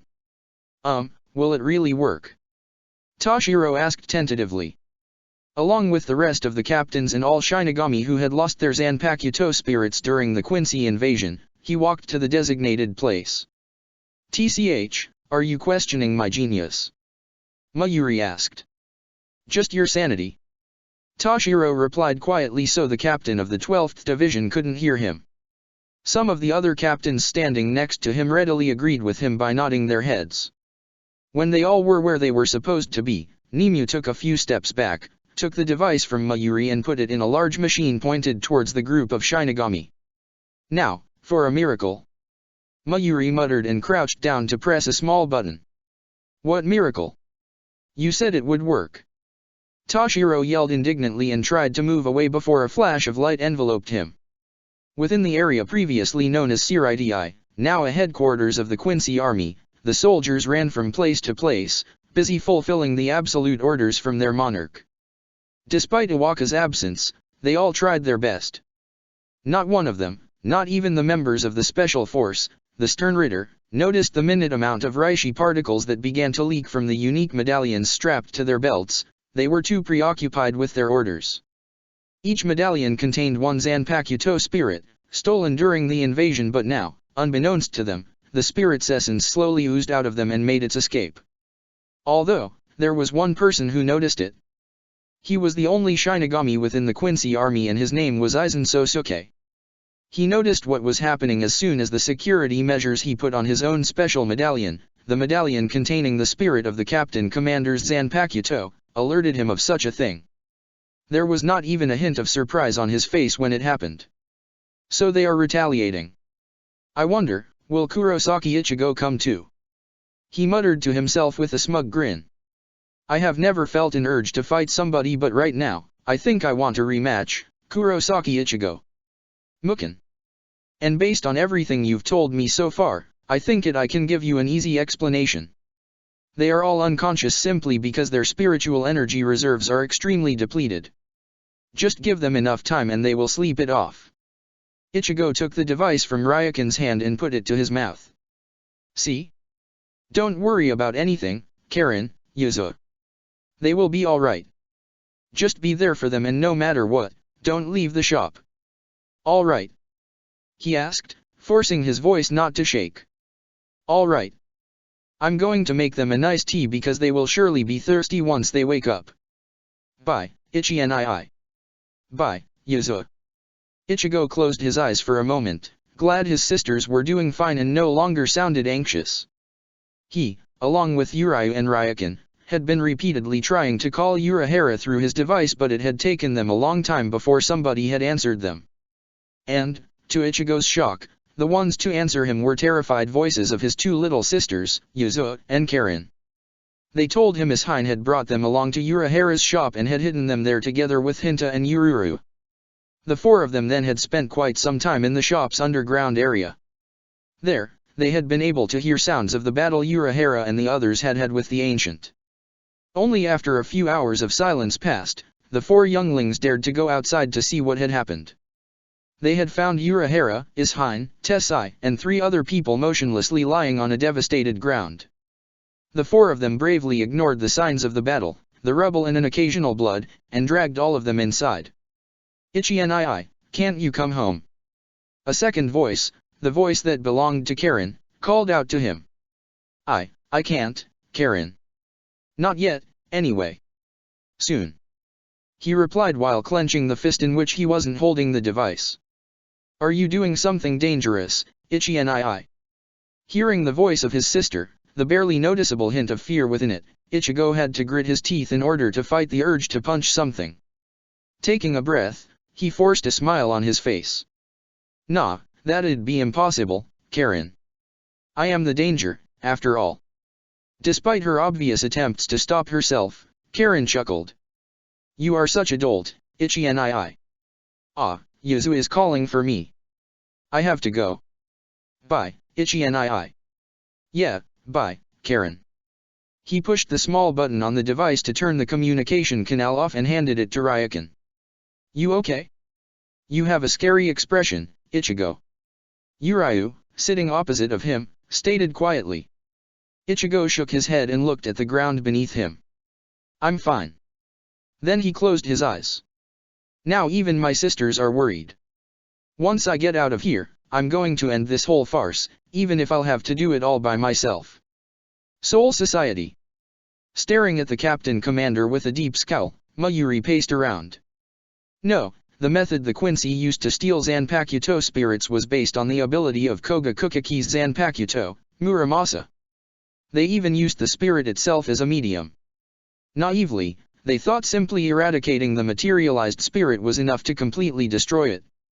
They underestimated us, Shinigami.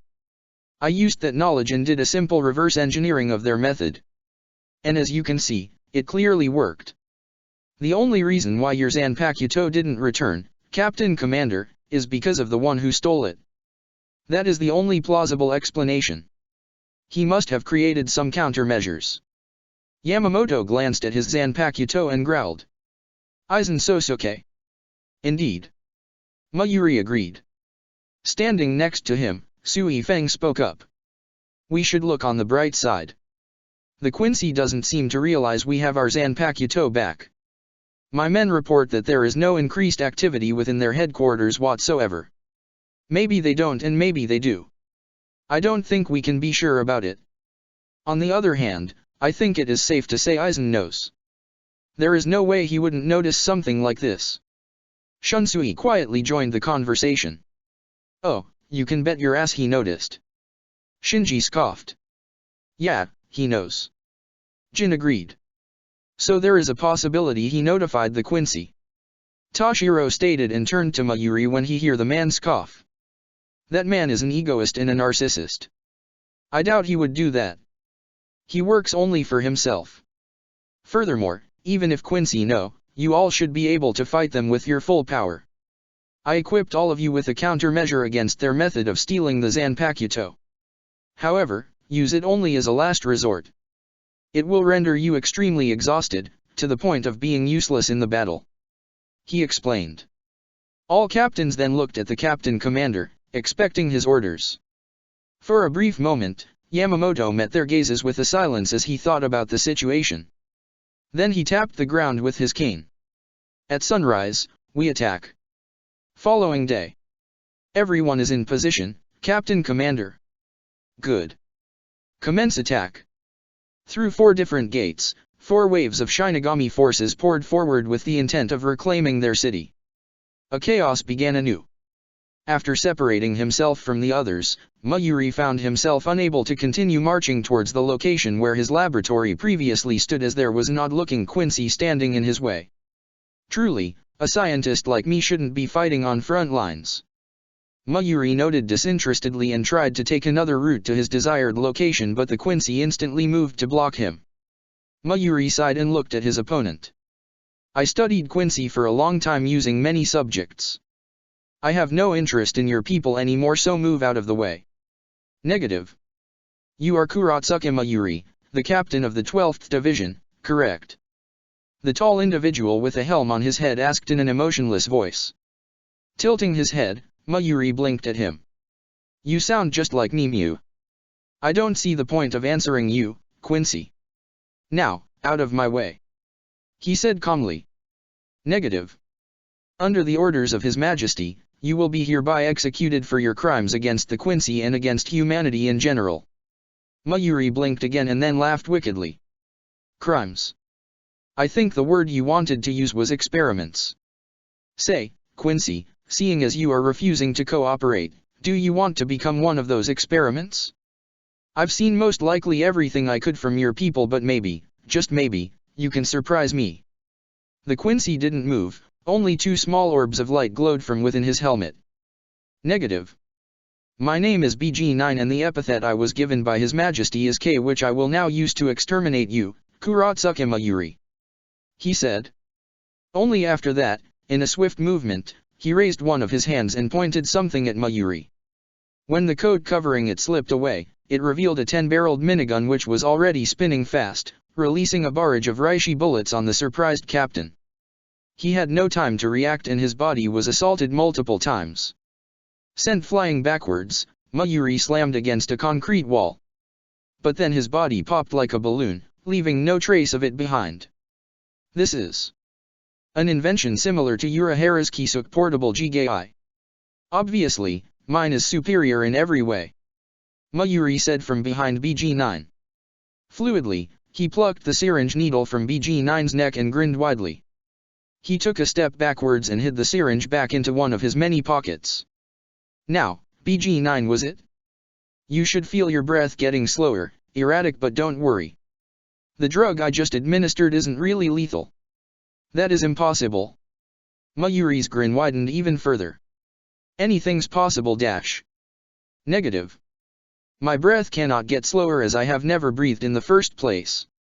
BG9 stated and slowly turned around, to face the surprised captain. Oh. However, this drug you have put in me will become a useful data for us. BG9 said and threw away his cloak to show what was hidden underneath it. He wore armor plating on his shoulders, upper back and torso, forearms, and hips, and a second later all of them opened to reveal several stud-like devices. Without any delay, the Quincy fired all these devices like missiles. It took them only a moment to cross the distance between BG-9 and Mayuri, but before they could hit the scientist and blow him into bits and pieces, 4 figures landed in front of him. They took the missiles head-on, which resulted in a massive explosion. Still standing at his original position, Mayuri sighed in disappointment. "Bunch of fools, you are late." The smoke from the explosion took some time to dissipate, but when it did, it revealed 4 faces covered with sticks. 4 faces that were grimacing in disgust. "Hey, I didn't come here to be a shield. I just wanted to see that 4-eyed Quincy. This is not him." "That is right. Where is Nino? I was told I could see the orange-haired Nino again. All of you are so ugly. Especially that guy who just shot us. You're all so annoying.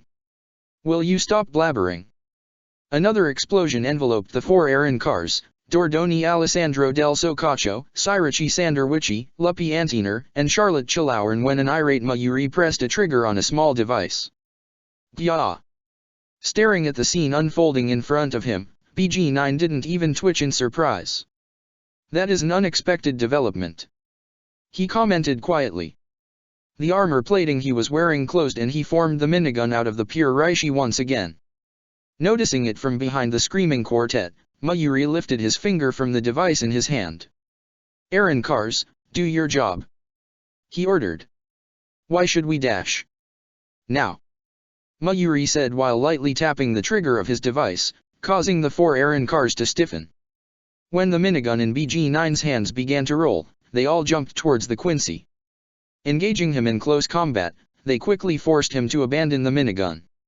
"Show us what you got, Nino," Dordoni exclaimed and spun around in midair to deliver a devastating kick. BG-9 reacted swiftly and easily evaded it. Trying to counter-attack the Aaron car, numerous tendrils emerged from the center of his chest and launched themselves at Dordoni. "Oh, now that is simply disgusting, even more than that, Infinite Slick, ugh, I did not want to remember that." Sirachi yelled in disgust and used her whip like Zanpakuto to slice a portion of the tendrils, preventing them from touching Dordoni in the process. Beautiful Charlotte Chilauren's miracle sweet ultra funky fantastic dramatic romantic sadistic erotic exotic athletic guillotine attack. Charlotte rolled towards BG-9 from above him and sent a downward slash at him, which promptly sent him spiraling to the ground. "Yes, those things were so ugly I couldn't contain myself," Charlotte said in disgust. After crashing down into the ground, BG-9 was covered in a cloud of dust, but it quickly vanished when he began to shoot a shower of Reishi projectiles.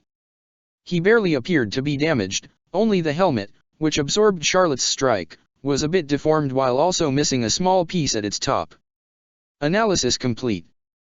Primary priority changed to exterminate Dordoni Alessandro Del Socaccio, Sirachi Sanderwichi, Luppy Antiner, and Charlotte Chilauren. BG-9 said mechanically and continued to shoot from his minigun, continuously destroying his surroundings.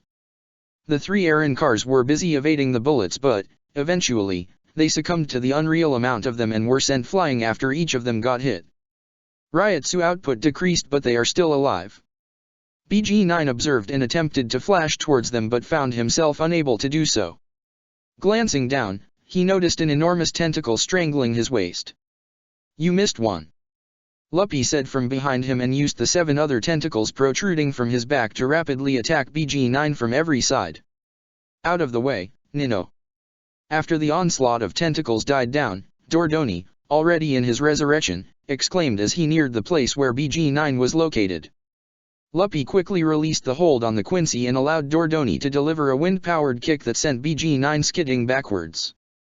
Beautiful Charlotte Chilauren's final holy wonderful pretty super magnum sexy glamorous zero. An extremely wide, violet zero hit and, subsequently, blew up the building into which BG-9 crashed. "Such an overkill for such an ugly opponent," he said and faked a sad expression. External damage increased to 25%. Preparing countermeasures. An emotionless voice came out of the destroyed building. "He's still alive?" Sirachi asked in disbelief after she landed next to the other Aaron cars. "Affirmative," BG-9 stated once he walked out of the smoke screen created by the previous explosion. He was visibly damaged all over his body and parts of his armor plating were cracked along with his helmet, which was now missing an even bigger piece. Not for long, though, Mayuri said, suddenly appearing behind him. Before the Quincy could react, the scientist plunged another syringe into his neck. I told you once already, Kuratsuke Mayuri. Drugs do not work on BG9 was interrupted when half of his body suddenly went still and the other half began to shake uncontrollably. Oh, but I caught that, Mayuri said in a bored voice. He threw the syringe away and when a bit of smoke began to rise from the Quincy's head, he grinned evilly. I did not inject you with any drug. I am quite a smart person, if I say so myself, and so I noticed all those little things about you, Quincy. If I had to guess, I'd say that epithet of yours, K, stand for kyborg, which means you are some kind of artificial, mechanic humanoid. Basically, a robot. So I did quite a simple thing and injected you with a compressed Hado number 63, Reikoho, what is literally an energy transformed into electricity. The liquid form of this Hado spell is now flowing within your system and will continue damaging all your circuits until it fries them all.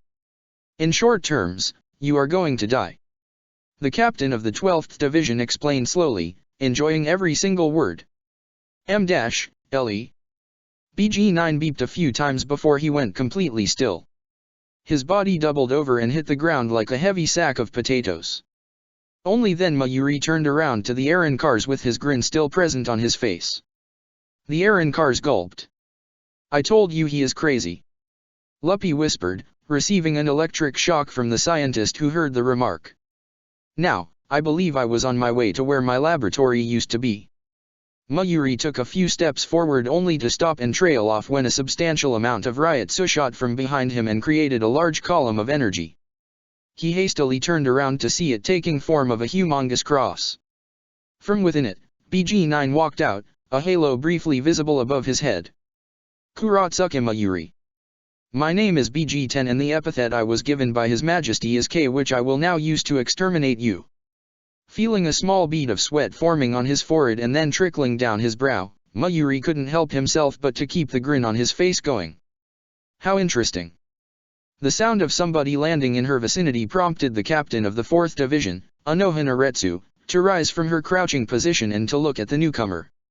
It was a muscular man with light, shoulder-length hair, wearing a winged helmet and a white cape fastened at the front with 3-button and with a black, 6-pronged cross on the side. Just one glance was enough for Anohana to know that the man was an enemy that wouldn't let her or the rest of her division go, even though they were just simple medics and it was an unwritten rule not to attack such people during the war. With the expression calmer than a god could have, she took a step towards the man. It is regrettable that the Quincy army would attack even the medical division, Quincy-san, she said. In response, the man grabbed the hem of his cape and aggressively took it off. The only thing regrettable is you not fighting on the front lines, Anohana Yachiro. I came here because the Dayton on you showed me you are the one who could give me the best fight. My name is Gerard Valkyrie, a stern ritter in the service of His Majesty. Gerard exclaimed and let a large, circular shield that had been hidden under his cloak fall down on the ground. At the same time, he pulled out a black, double-edged sword from the sheath within it.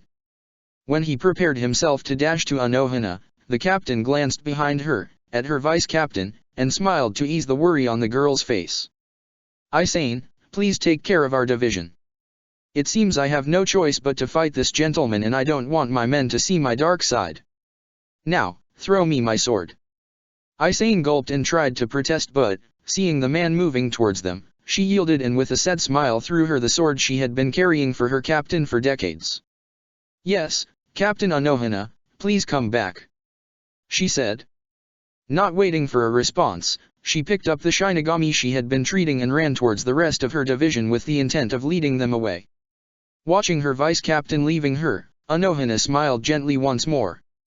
But this smile lasted only for a split second until she caught her sword. Spinning around to intercept the slash from her Quincy opponent, her expression changed drastically and she let her bloodthirsty nature take over. Oh, that is a very nice expression, Gerard exclaimed when Anohana easily blocked his sword and effortlessly pushed him backwards. You should concentrate, Quincy-san, else you won't get the chance to enjoy the fight you've been looking for so much. she replied and instantly followed her opponent.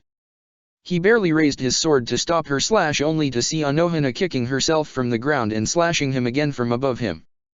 Blood spurted from a deep gash between his neck and his shoulder and sent him stumbling forward. "Don't disappoint me now, Quincy-san," Anohana said. After landing, she spun around and a lone dagger appeared in her free hand that she proceeded to plunge into the skull of her opponent from behind. With a sickening squelch, the dagger penetrated both the helmet and the bone and embedded itself into the man's brain, causing him to topple over. He was dead before his body hit the ground. Staring at the corpse in dissatisfaction, Anohana sighed, licked her bloody hand and turned around to leave when her instinct stopped her. She glanced once again at the Quincy to see him leaping to the air as if nothing happened. Narrowing her eyes, she tried to understand what was going on. If it wasn't for the ability I had been given I would be really dead. The Dayton truly was right, you are a beast, Anohana Yachirua. Gerard said and tilted his head to crack the joints in his neck. Keeping his eyes at Anohana, he cautiously walked to the shield he had dropped before and picked it up. The epithet His Majesty has given me is the miracle. Now, let's do this again, Anohana Yachirua. Anohana stared at him for a moment. Yes, it truly is a miracle you are alive, Quincy-san. She muttered and flashed towards him.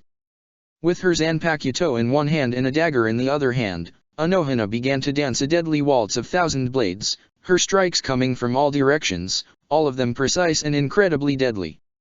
Even with his shield, the Quincy had immense troubles blocking innumerable attacks that seemed completely omnidirectional. It took only a few seconds for his shield to become dented and scratched, the onslaught from the strongest healer in Godai 13 proving too much for him to handle. Yet, despite all that, Gerard Valkyrie still remained alive. While she was feeling elation she hadn't felt for a long time, and while her smile was getting wider and more sinister, Anohana couldn't help but to try and think rationally. Fight was all she ever yearned for, crossing blades was her infatuation, but she was aware this was a war and she couldn't allow herself to get drowned in the pleasure of the combat. She had to finish this as soon as possible. Because of that, while exchanging blows with the Quincy, she began to observe her opponent, analyze his fighting patterns and notice every small detail she could. Every single time I strike him with a mortal wound, this man just bounces back to life. What is his trick? He said his special ability is hidden behind the epithet the miracle, but how? I tried his brain, his heart, his jugular, his liver and his spine, his femoral artery, but nothing. All of those injuries should have killed him, yet he continues to live. She thought during the whole fight. I must thank the heavens for allowing me to battle such an amazing opponent. Their blessing, their miracles are granting me more and more enjoyment. It is incredible. Gerard laughed in a satisfied tone. For a brief moment, he was enveloped in a column of energy which forced Anohana to take a break from her aggression. When the energy dispersed, the man emerged from it with a halo floating above his head and a pair of white, feathery reishi wings protruding from his back. Quincy, Volstandig. This should prolong the thrill. He boasted and brought down with sword at Anohana, who narrowed her eyes and swiftly moved out of the way.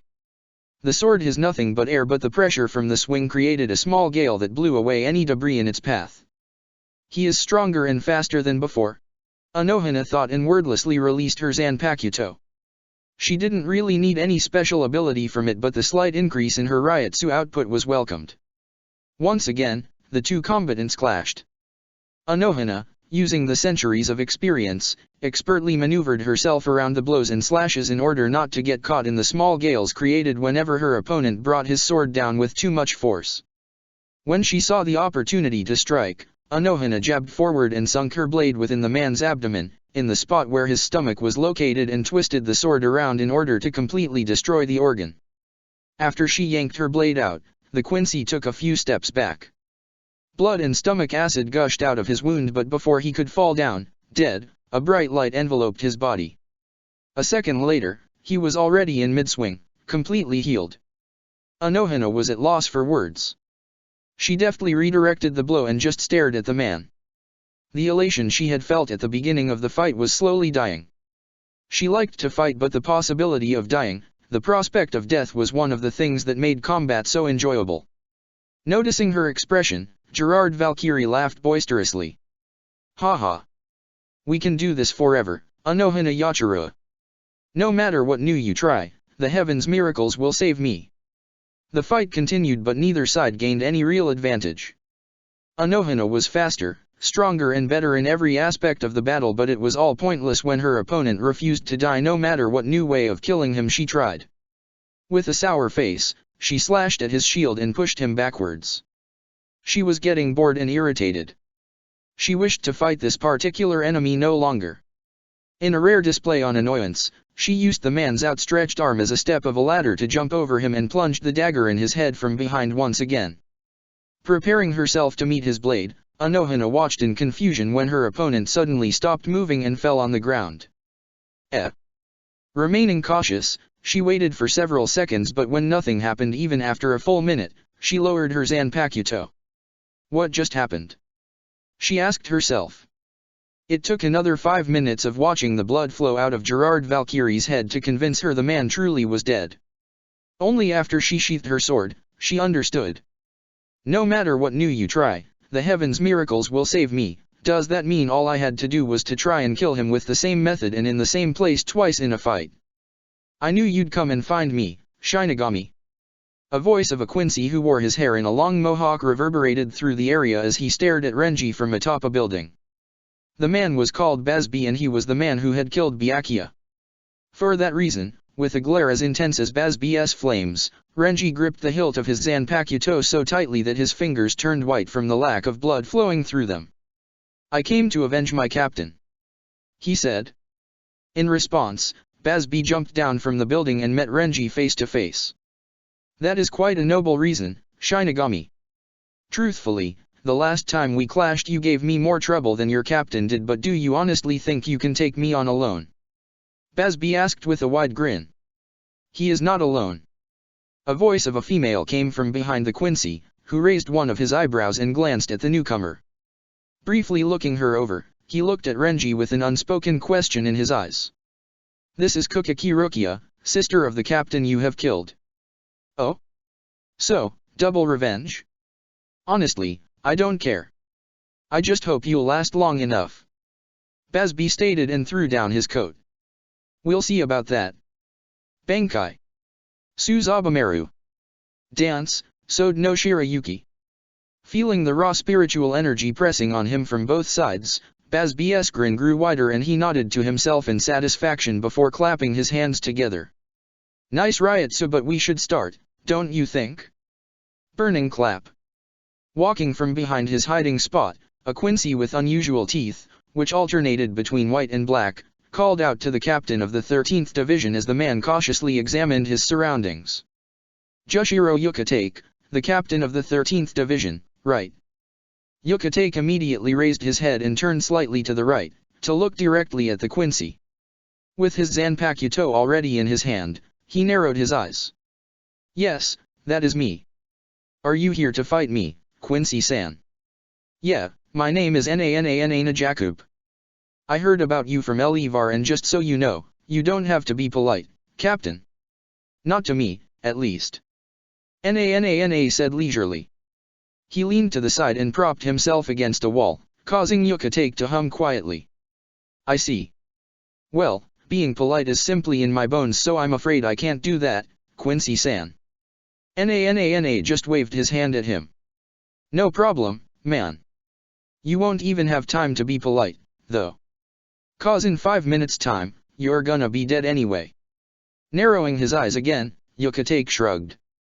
Maybe, maybe not. We won't know until we fight, Quincy-san. True that. Nana agreed and pushed himself from the wall. In a surprisingly nimble movement, he disappeared from the view only to reappear above the captain with a Hylig field forming above his arm. In that case, you should release your Zanpakuto, Captain. He exclaimed and released the Reishi arrow straight at Yukatake's head with an intent to kill him in one strike. To his surprise, Yukatake easily leaned to the side, causing the projectile to harmlessly fly past him and hit the ground. Maybe I will, Quincy-san. For now, I don't see the reason, he said. Still in air, Nana grinned. Polite yet subtly insulting. I already understand at least one thing about you, Captain. You are going to be a pain in the ass. Yeah, I hear you. Shinigami somehow claimed their Zanpakuto back and are now somehow immune to our medallions. Well, aren't they just a bunch of freaking convenient geniuses? Over. Yuriuki watched the female Quincy, a young woman with long green hair in a double-breasted jacket kept tied up above her belly button, angrily shout into the communicator hanging from her ear and then throwing it on the ground. So they know. Somebody must have already used his Zanpakuto. Yuriuki thought and quietly made her way around the Quincy. Keeping her Ryutsu as low as she could, she positioned herself behind a short wall and prepared to launch herself at the woman. When the Quincy lowered herself to pick up the communicator she just threw on the ground, Yuriuki acted. In a fast shunpo, she closed the distance between them and aimed to decapitate her opponent in a single attack, but she was unable to completely cut through the skin on the woman's neck and only succeeded in blasting her forward, face first into a building in front of her.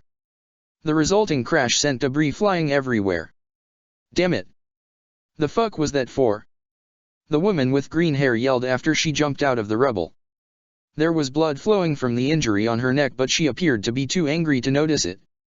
When she saw Yuriuki, she growled angrily. Look at this.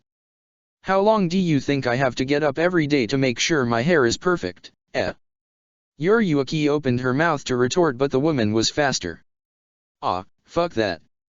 I know who you are, Shinigami. My name is Candace Catnip and I will fry you alive. The Quincy exclaimed and cocked back her fist only to release a powerful lightning bolt straight at Yuriuki. Jumping backwards, the former captain of the 2nd Division spun in the air and wordlessly activated her Zanpakuto. A fellow lightning user, huh? Looks like I have to take this seriously. Flash, Raijin. Just as Yuriuki, just as Anohana and just as Mayuri, the whole of Godii 13 inadvertently but inevitably clashed with the Quincy army within the area once known as Siridii, the Court of Pure Souls. They had no other choice. To reclaim their most important land, an all-out attack was needed. It didn't matter whether it was just a grunt, an unseated officer or the uppermost echelon of the Shinigami military, because all of them were afraid equally. Afraid of dying, be it pointlessly or painfully. Afraid of never returning to their loved ones. Afraid of getting their pride trampled. Afraid of seeing their comrade dying in front of their eyes. Afraid of their own fear. Afraid of their own cowardice, innocently whispering to their ears to run away and never turn back. Afraid that the sweat running down their arms will cause them to drop their Zanpakuto in the worst possible moment. Afraid the frantic beating of their hearts will give their positions away before they could even avenge their friends. Afraid their legs and knees will buckle under the mental or physical strain they had to endure. This was not like the regular day in their job. Slaying hollows, protecting innocent souls and sending them to the afterworld with a simple tap of their Zanpakuto had been something completely different. This was a war and the Quincy were their opponents. The kind of opponents who could erase every trace of a soul, taking any chance of reincarnation away from it. But despite that, none of them tried to run away and instead advanced deeper and deeper into the enemy territory. The stinger of a hornet stabbed continuously while dodging the bullets of the god's walk.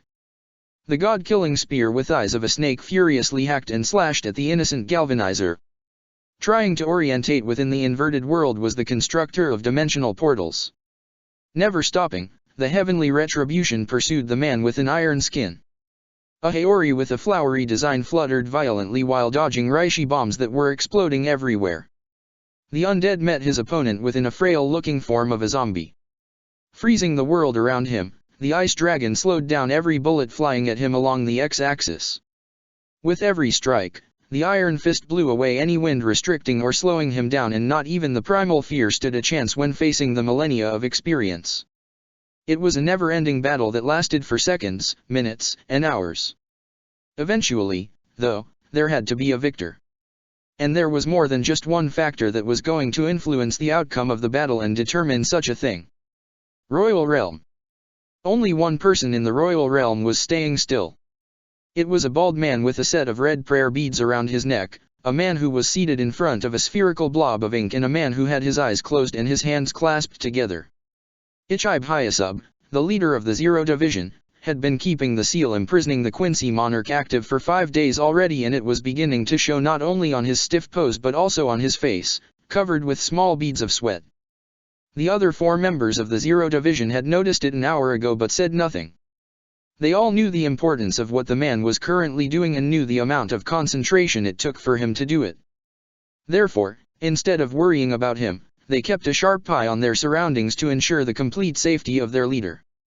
Further along the path, within the floating cylindrical structure known as the Greater Soul King Palace, its only resident was trying to breathe deeply. Enveloped in bright light, trapped within a large crystal, the Soul King had his hands raised and outstretched to the sides. There was an invisible, flexible thread of energy protruding from his chest. It floated within the room, stretched across the whole building and reaching even further. Every once in a while, the Soul King, the most important being in the universe, moved his facial muscles to form an expression of a certain emotion. It was an emotion which, more than 1,000 years ago, had been so foreign to him, but also an emotion which, now after all this time, was so familiar to him. Pain. Every once in a while, his face twisted itself into a grimace of pain. An expression of a suffering, but also, an expression of an elevation. The Soul King didn't shy away from this emotion. He welcomed it with opened arms and accepted it without anger. He needed this pain as it was a different kind of pain he had felt for the last 1,000 years. This was the final pain of a man seeking the end but willing to do anything and sacrifice everything so a new beginning could form from the oblivion. A man that would drag even his own brother down with him so that a new world could be born. A world without him, a world without his brother, and a world without pain. Karakura Town, Urahara's shop. With a quiet groan, the owner of the small shop located at the edge of the town slowly opened his eyes only to come face to face with the worried face of a young girl.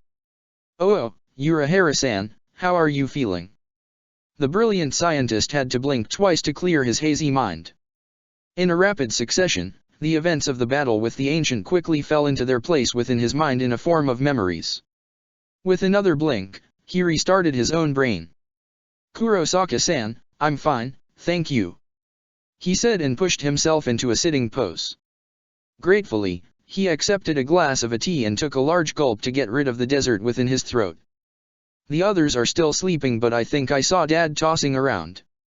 She, Yasuo, said with a smile and took the glass from Urahara when he was finished drinking.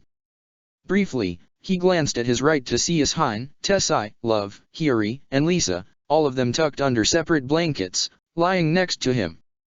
When Yasuo returned, Urahara looked at her again. She wasn't alone, as her sister, Karin, along with Hinta and Yururu, came with her. Urahara quickly raised his hand. "Whatever you want to say or ask, it has to wait. I'm extremely thankful to you for taking care of us, but I need to find something," he said and tried to stand up only for Karin to crouch next to him. "If you want to talk with Ichinii, then here, take this," she said and handed the scientist the small device. He took it with a smile. "Smart girl." Then he froze. He glanced between the kids and the device. "How long was I out?" 5 days. Without any warning, the scientist shot out of the futon and ran across the whole shop, causing the kids to jump in surprise. Rummaging through the things on his desk, Urahara hastily turned on all of his computers as well as the device in his hand. Waiting for a few seconds, he took a good look at the blinking screen of his computer. "This is bad. This is definitely bad. Kurosaka-san. Kurosaka-san, do you hear me?" he exclaimed into the device in his hand. "Urahara-san. Damn, am I glad to hear you." Urahara sighed in relief, but the feeling was fleeting and lasted only for a split second. "Kurosaka-san, is Ishida-san and Ishida-san with you?" "Yeah, both of them are here. We're all fine." He stole another glance at the computer screen to read the rest of the message that was there. "Kurosaka-san, I want you to listen to me. I'm going to tell you, step by step, how you can get out of there as fast as possible. You are needed elsewhere." Ichigo must have heard the hint of urge in the scientist's voice, because he replied instantly and in a serious tone. "I'm listening." Chapter 25, Clash of Titans. With a furrowed brow, Ichigo intently listened to the voice of a certain scientist. The words flowed out of the device in a constant stream, the man was trying to explain him how to get out of the place the teen was currently trapped in. But the more he listened, the bigger his frown got. Just a second, Urahara-san. I think Urayu and Ryukin-san should be the ones listening to you. I hate to admit it, but I'm not calm enough to simply sit here and follow all of your technical mumbo-jumbo to the letter. He stated all of a sudden, causing the voice on the other side of the communication device to abruptly die down. However, the silence that followed was only brief. I see. Yes, I'm not really surprised. Okay then, Kurosaka-san, give the device to Ishida-san. If the situation wasn't so serious, Ichigo would have snorted at that. But the time was precious, and so he simply turned to Urayu and his father and stuck out his hand in which he was holding the device. Take it. Without missing a beat, Ryukin snatched it and put it next to his ear. Once he heard Urahara's voice, the man's expression turned sour. Despite that, he quickly began to nod to himself. What's going on? Urayu asked. The teen glanced at him and showed him his frown. Urahara-san is going to get us out of here. I see. The lack of reaction in his friend's voice caused Ichigo to raise one of his eyebrows, but, looking at Urayu closer, he noticed a few things that stood out. Urayu's jaw muscles seemed to be pulsing as if he was constantly clenching his jaw, and the fingers of his hands were nervously tapping the ground. For a second, Ichigo went silent. Then he formed a teasing smile. Since Ryukin-san is the one talking to him now, I'm sure we'll be out in no time. He said. Urayu briefly looked at him and released an annoyed snort. Bite me, Ichigo. Though the words were harsh, Ichigo felt no ill intent in them. It even looked like the Quincy formed a tiny smile of his own. Ichigo snorted too. Sorry, you're not my type. The two of them exchanged a glance and then they both chuckled. After that, the only sound in the area was Ryukin's voice. Every time he nodded to himself, the man uttered a few words into the device's microphone and then waited for a response. This wait time moved at a snail's pace, constricting everybody with its heavy pressure that felt just like a riot suit, alive and suffocating. Ichigo tried to use it to calm himself down. Ever since he had heard Urahara's voice coming from the communicator, his heart had been beating too quickly. He knew it was just the adrenaline. Finally, after several long days, something seemed to be happening and his body reacted to it instantly. He was aware of it. That was, after all, the reason he gave the communicator to Ryukin. However, he was also aware he had to somehow calm his nerves, his raging emotions, down. Going into a fierce battle hot-headed wasn't always the brightest idea. And the battle he was planning to plunge into was not something he could underestimate. Forget battle.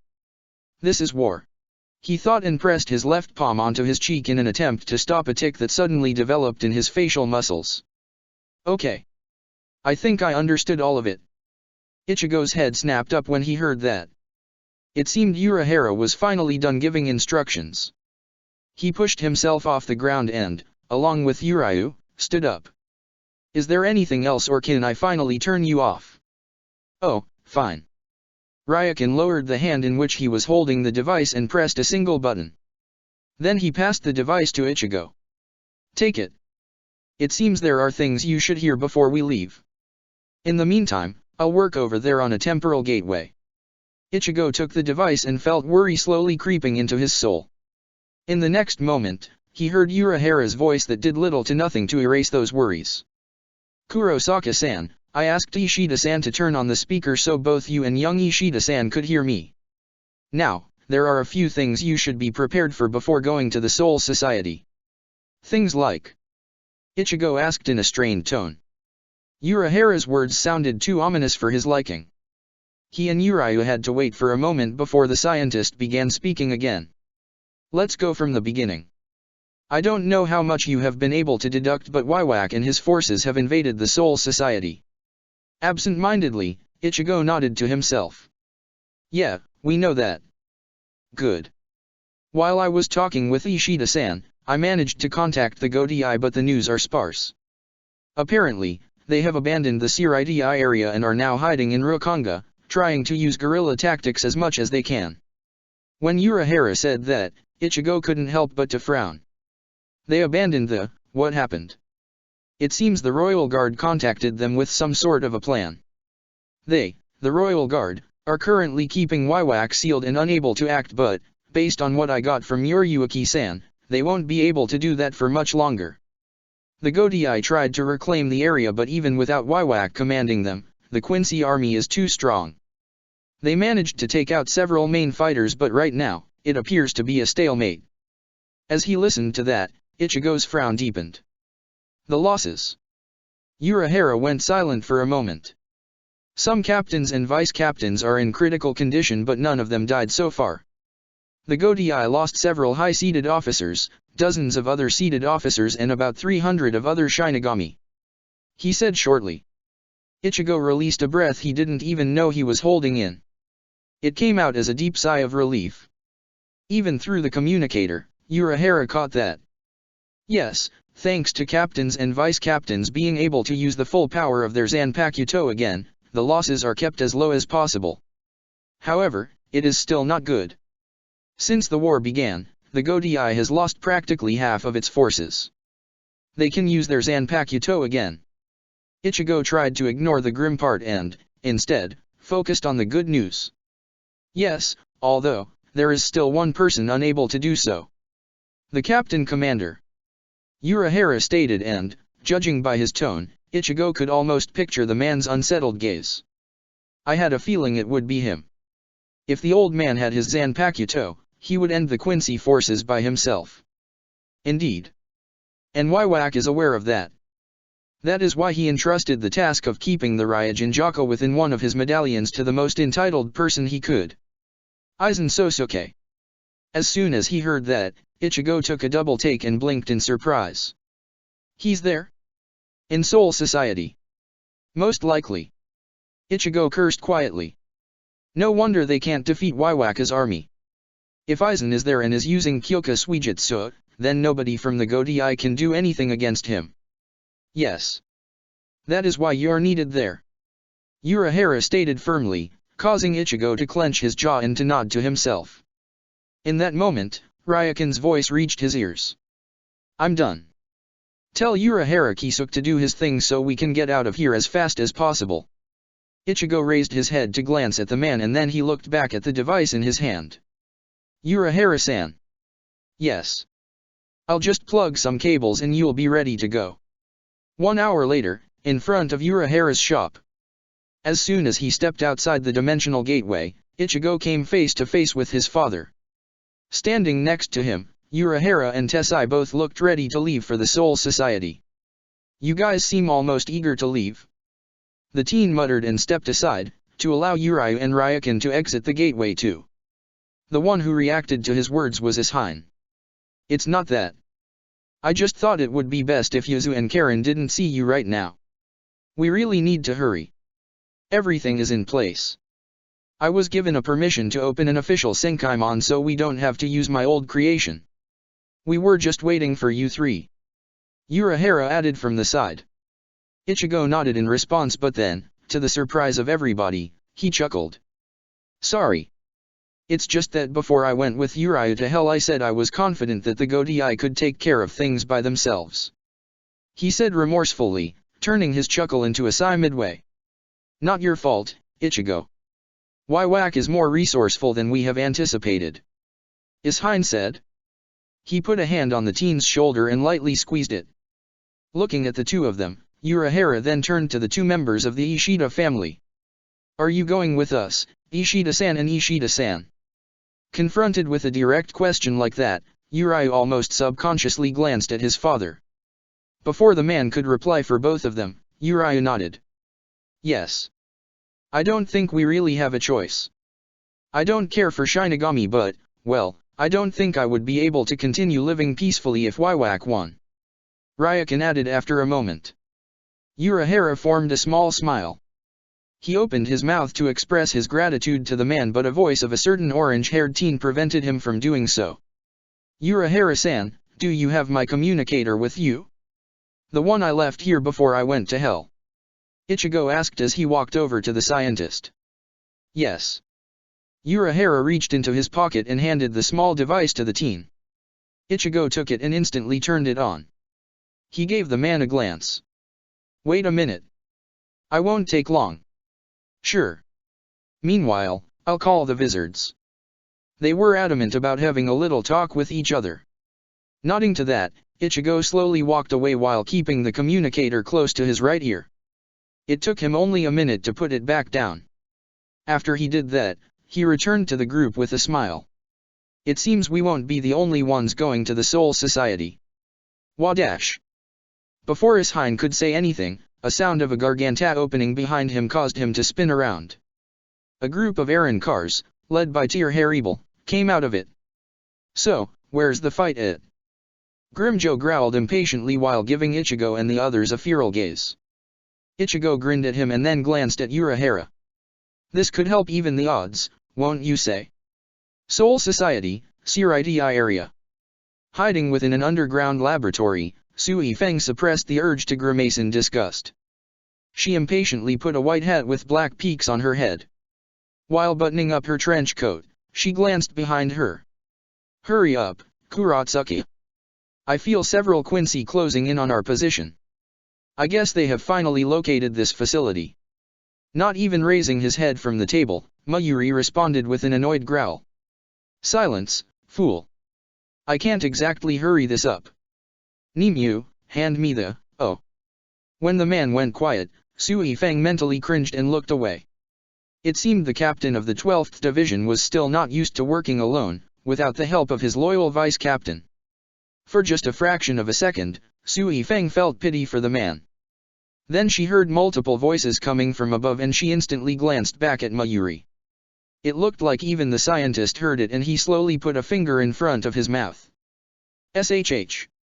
I need only one more minute. He whispered and carefully picked up a scalpel. Her sight inadvertently drawn to the object lying on the table, Sui Feng felt the contents of her stomach rising up to her throat. Shuddering, she swallowed her saliva and stopped herself from puking. We have no other choice. She mentally reminded herself for what seemed to be 1,000th time.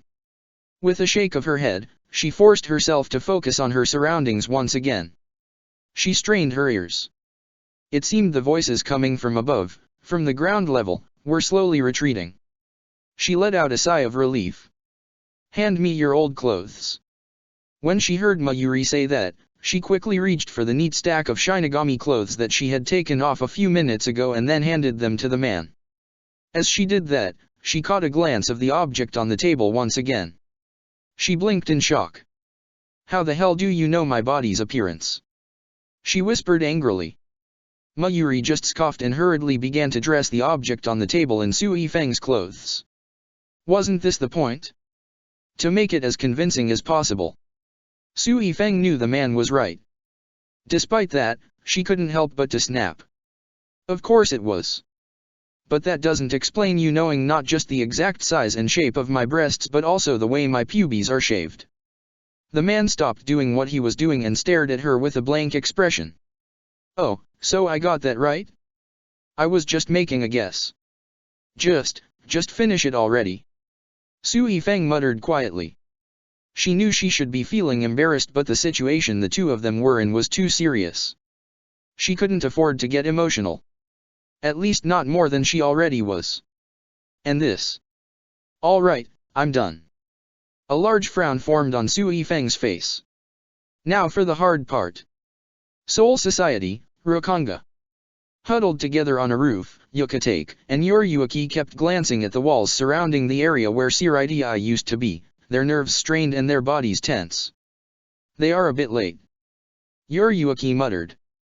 As she shifted her body, Yukatake placed a binoculars to his eyes once again. Still nothing. He stated and briefly looked down, at the small squad of officers ready to follow the two of them to the battle. The sight still bothered him. He knew most of those men weren't going to survive their plan and, if it had been his decision, he wouldn't have taken them with him at all. He was confident he himself was all their plan needed. However, the state of the Godi forces was getting worse with every passing day and the captain commander's orders had been absolute. Ensure the survival of the captains at all costs. And a group of low-seated officers were a sacrifice they could spare. In that moment, a tremendous explosion shook the ground, its tremors reaching as far as Yuka-take and Yoriyuki's position. The brown-skinned woman glanced at him. "There's the signal." Yuka-take nodded. "Men. Prepare yourself. Seoul Society, Outer Rokanga." Just when the few electronic devices the GODI-13 currently possessed beeped in response to the explosion that happened within the CRIDI area, and when the captain commander, along with the few other captains that were actively on duty, turned towards that sound, a Senkaimon gate opened near their position. "Finally!" Yamamoto muttered in a gruff voice. Realizing what was happening, the other captains turned to the Senkaimon as well. "Oh, it's Ichigo-chan, and he brought his friends," Jin stated with a disturbing grin. "And we should thank him for that." Kiraku, looking a bit weird without his straw hat, said quietly. Anohana, standing next to him, simply nodded in greetings. Ichigo stepped outside the gate and acknowledged the greetings with a smile, but when he noticed his surroundings, that smile froze. "Damn it!" Following after him, Ishine reacted in the same way. "Damn it!" When the others got out of the Senkaimon as well, they all sported a similar expression. "What the hell happened here?" Love asked. The current GODI-13 headquarters, modest as it was, looked more than just a bit grim. It wasn't just the screams or even the amount of injured men, but it was the general atmosphere that hovered in the air. Not even Grimjo, though eager to fight, dared to speak in his usual manner. "Looks like I won't get that fight very soon," he muttered quietly. Urahara walked over to the captain commander with a worried expression. "This is a lot worse than you told me it was. You four are the only ones still able to fight." Yamamoto shook his head. "No. Captain Sui Feng, along with Captain Kuratsuke, Captain Yuka-take, and Yoriyuki Shihoin are currently on a mission within the CRIDI area." When the man mentioned Yoriyuki, Ichigo perked up. However, when he saw all those men twisting in agony all around him, that feeling vanished soon enough. "How's the 10th Division, sir?" Ishine asked the commander. When Yamamoto spotted the former Shiba, he narrowed his eyes but answered truthfully and calmly. "Captain Hitsugaya is incapacitated and resting." Something in the man's voice caused not only Ishine but also the others to look at him with a frown. "And Rainjiku?" Yamamoto briefly closed his eyes. Kiraku replied in his stead. "She's suffered massive injuries and is currently in coma, just as the vice-captain of the 12th Division is." Ishine stared at Kiraku for a full minute before averting his gaze with a clenched fist. "Damn it!"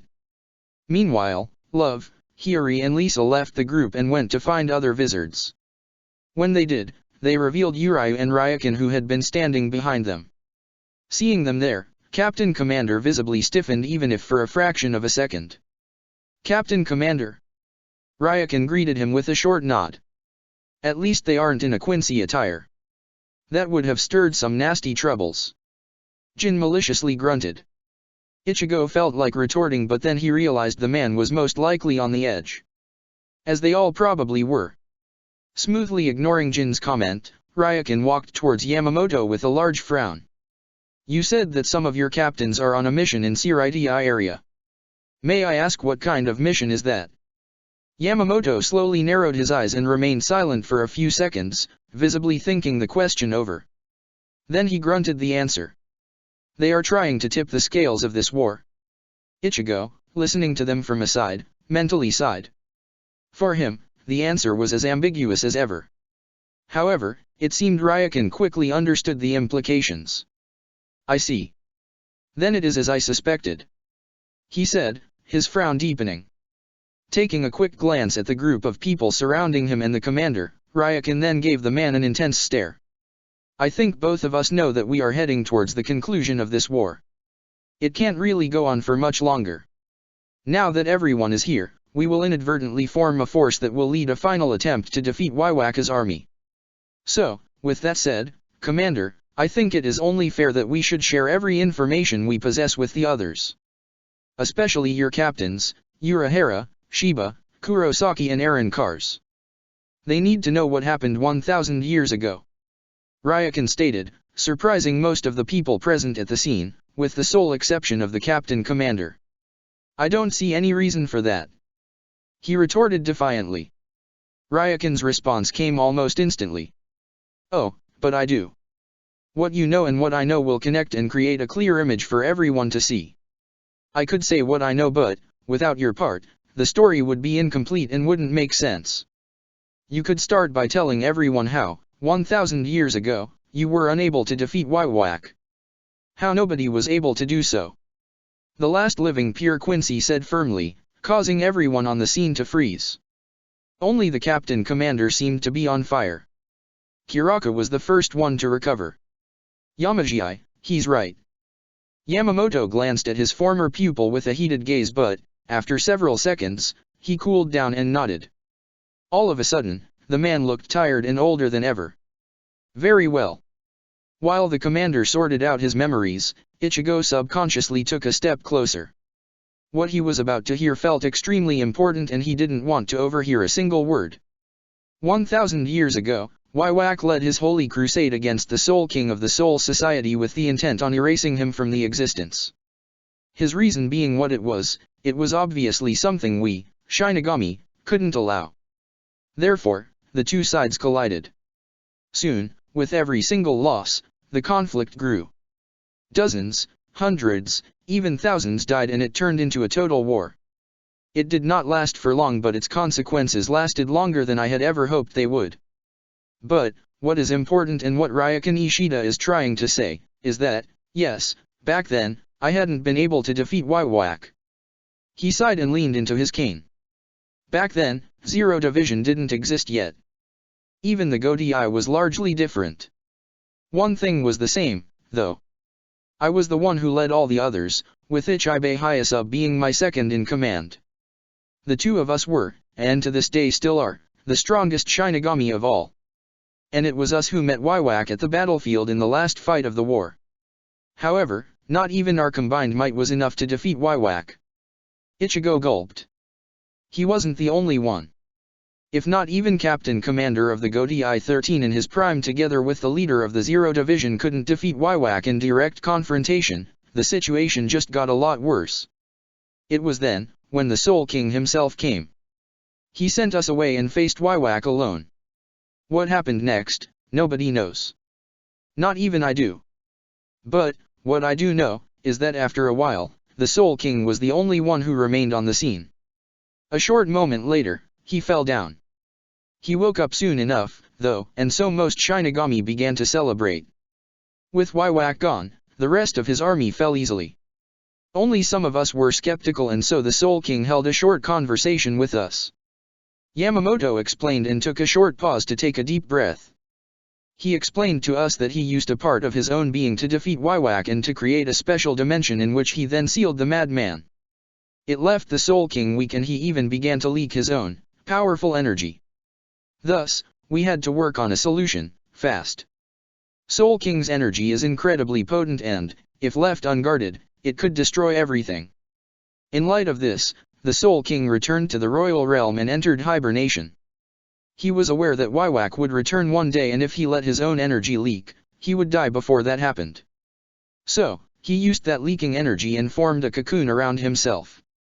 Before that, however, he formed a Zero Division and put a part of himself into its members. We call that process the Oken. As soon as he said that, Ichigo reacted. But weren't there requirements for the creation of the Oken? Yamamoto briefly looked at him. Yes. That is the forceful creation of Oken. Natural Oken is created by using a bit of the Soul King and Juriki with a radius of half a spirit mile.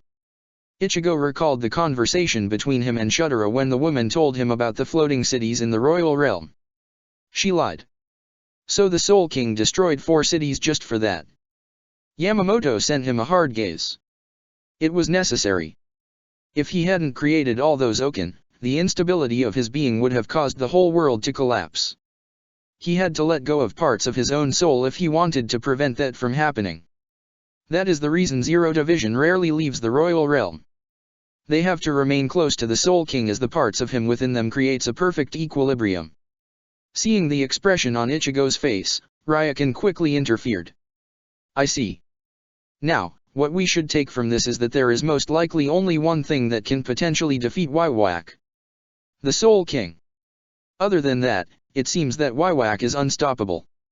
I fought him too, and I can tell this is not far from the truth. If even Commander couldn't defeat him with brute force, it means there is something special needed to accomplish that. His words caused everyone to stiffen. Still, Ryukin wasn't finished. There is more. You should stop trying to win this war by killing Waiwaka's forces. Or, at least, the upper echelon of his forces, the so-called Sternritters. What are you saying, Ryukin Ishida? Yamamoto raised his voice a little, just enough to let Ryukin know he was annoyed. In response, Ryukin pushed his glasses up his nose and faced the commander with a steady gaze. It seems this is something you don't know. There is a reason why Waiwaka's knights, the Sternritters, aren't fighting as ordinary Quincy, with a bow and arrows. I understand they all possess seemingly unusual abilities. That is right. Su Yifeng admitted from aside. It is because Waiwaka himself empowered them with his blood. By drinking a bit of it, a Quincy can awaken a special ability that lies deep within his soul potential. Also, by accepting Waiwaka's blood, they become a sort of his proxy, and part of the energy of anyone they kill goes to Waiwaka himself, empowering him further. Ryukin barely finished talking when a furious discussion erupted all around him. In the midst of it, Yamamoto hastily raised his cane and tapped the ground. The resulting small shockwave quickly extinguished all conversations. If that is true, then we only have more reasons to slay the enemy. The captain commander objected. Ryukin closed his eyes. Yes, it would seem so. However, after Waiwaka took me with him to his headquarters, he made me drink a bit of his blood too, and that's when he told me one last thing. Every special ability his blood awakens in a Quincy goes to him once that Quincy dies. Aside from Urayu, who instantly turned to his father with a worried look, the rest of the party ignored the part about Ryukin drinking Waiwaka's blood and, instead, focused on the other thing. The realization hit them fast. This is bad. Sunlight of the new day barely managed to light up the streets of Rukonga when a group of brave, resolved warriors slowly finished their last preparations. Shinigami, Quincy, and even Aaron Cars stood side by side, ready to march on and ready to enter the final fight. There was no animosity between any of them. No camaraderie. No friendship. No unnecessary emotions. Only pure resolve. In such heavy atmosphere, only one man was able to continue talking. Yesterday, we managed to weaken the enemy, but the price we paid was harsh. We lost many. We lost too many ever since this war began. Yet we will not give up. We will not falter. We will not back down because we can't. We are the last men standing. If we fall, the whole of Seoul society falls with us. That's why, we will win. The captain commander of the Godi I-13 growled loudly and looked around himself. Nobody answered him, but it did not bother him. He didn't need to hear anything. Raising his cane in the air, he brought it back down with great force. Men! Abandon your fears. Face forward. Advance. Don't give an inch. Retreat and you will age. Be afraid and you will die. This is our last stand. We will win or we die trying. He exclaimed, and, together with every person standing behind him, they all released a burst of riot so that scorched not just the earth but the heavens too. Advance. Giving out his last order, Yamamoto briefly closed his eyes and just listened to the sound of swishing sounds as his forces lounged forward in a series of Shunpo, Sonido, and Hirenkyaku. I never thought the day when every race will fight together would come. He thought distantly. Then he opened his eyes. The world truly must be coming to an end. As the scene continuously flashed in front of his eyes, Ichigo took several deep breaths. He felt an eerie peace of mind. The gears of fate were slowing down, finally coming to an end. An end of ends. All the killing, all the pain and suffering was about to stop. Even if he had to do everything by himself, and even if he had to sacrifice his humanity to accomplish it. His flash steps carried him towards the Siriti area at a fast rate. He wanted to conserve his strength, but the urge to finish the war compelled him to press on, to push his body further. Both his hands twitched, eager to grasp and clutch the hilt of his Zanpakuto, but the sword remained strapped to his back. Not yet. Ichigo wasn't really a fan of overly dramatic entrances like those in action movies, when a hero came at a nick of the time to save the day, but this time, such a thing could do more help than harm. Catching the attention of the enemy could allow the others to move with more freedom, and if him acting like an idiot could save some lives, who he was to reject such a notion? He felt a movement beside him. It brought a small smile to his face. He didn't even need to shift his sight to know who just caught up with him, as there was only one person capable of doing that. Still, the silence surrounding him remained intact. No exchange of words. They both knew they were facing the biggest challenge yet. Nevertheless, when he was finally about to leave the Rukonga and enter the Siridi area, the enemy territory, he briefly turned his head and sent a warm gaze at the brown-skinned woman next to him. "I love you." With that, he sped up and left her behind. There was nothing more he could say to her in that moment. If he did, his emotions would explode and destroy his precious peace of mind, necessary in the upcoming battle. In the moment his feet passed through the border of the Siridi, he pumped his body full of Ryuryoku and leaped in the air. The force behind the jump carried him for several seconds before he finally began to descend. When he did, he braced himself for the impact. Crash! As soon as he landed, the ground beneath his feet cracked and then caved in, unable to withstand the incredible pressure. An instant later, several dozen meters away from him, the ground exploded in a shower of debris. Adding to the effect, Ichigo lowered himself and released his potent energy in form of a black riot so that began to slowly scorch his surroundings. "Come at me, you bastards!" He shouted as loud as he could and reached back for his Zanpakuto. Wordlessly, he released it, causing another burst of riot so to wash over the area. It took only a few moments before his actions met the desired effects and a horde of Quincy soldiers hurried towards his location. "Get him! For his majesty!" "Wait, who is it?" That's Kurosaki Ichigo." "Retreat." But before they reached Ichigo, the Quincy soldiers quickly realized just who they were planning to go against and hastily turned around to flee. Ichigo didn't let them. With a grunt, he spun around and released a large wave of pure energy, a wave in a form of a crescent moon, straight at their backs. The attack hit the soldiers before they even managed to glance back. It cut right through them and left only small parts of their bodies flying through the air.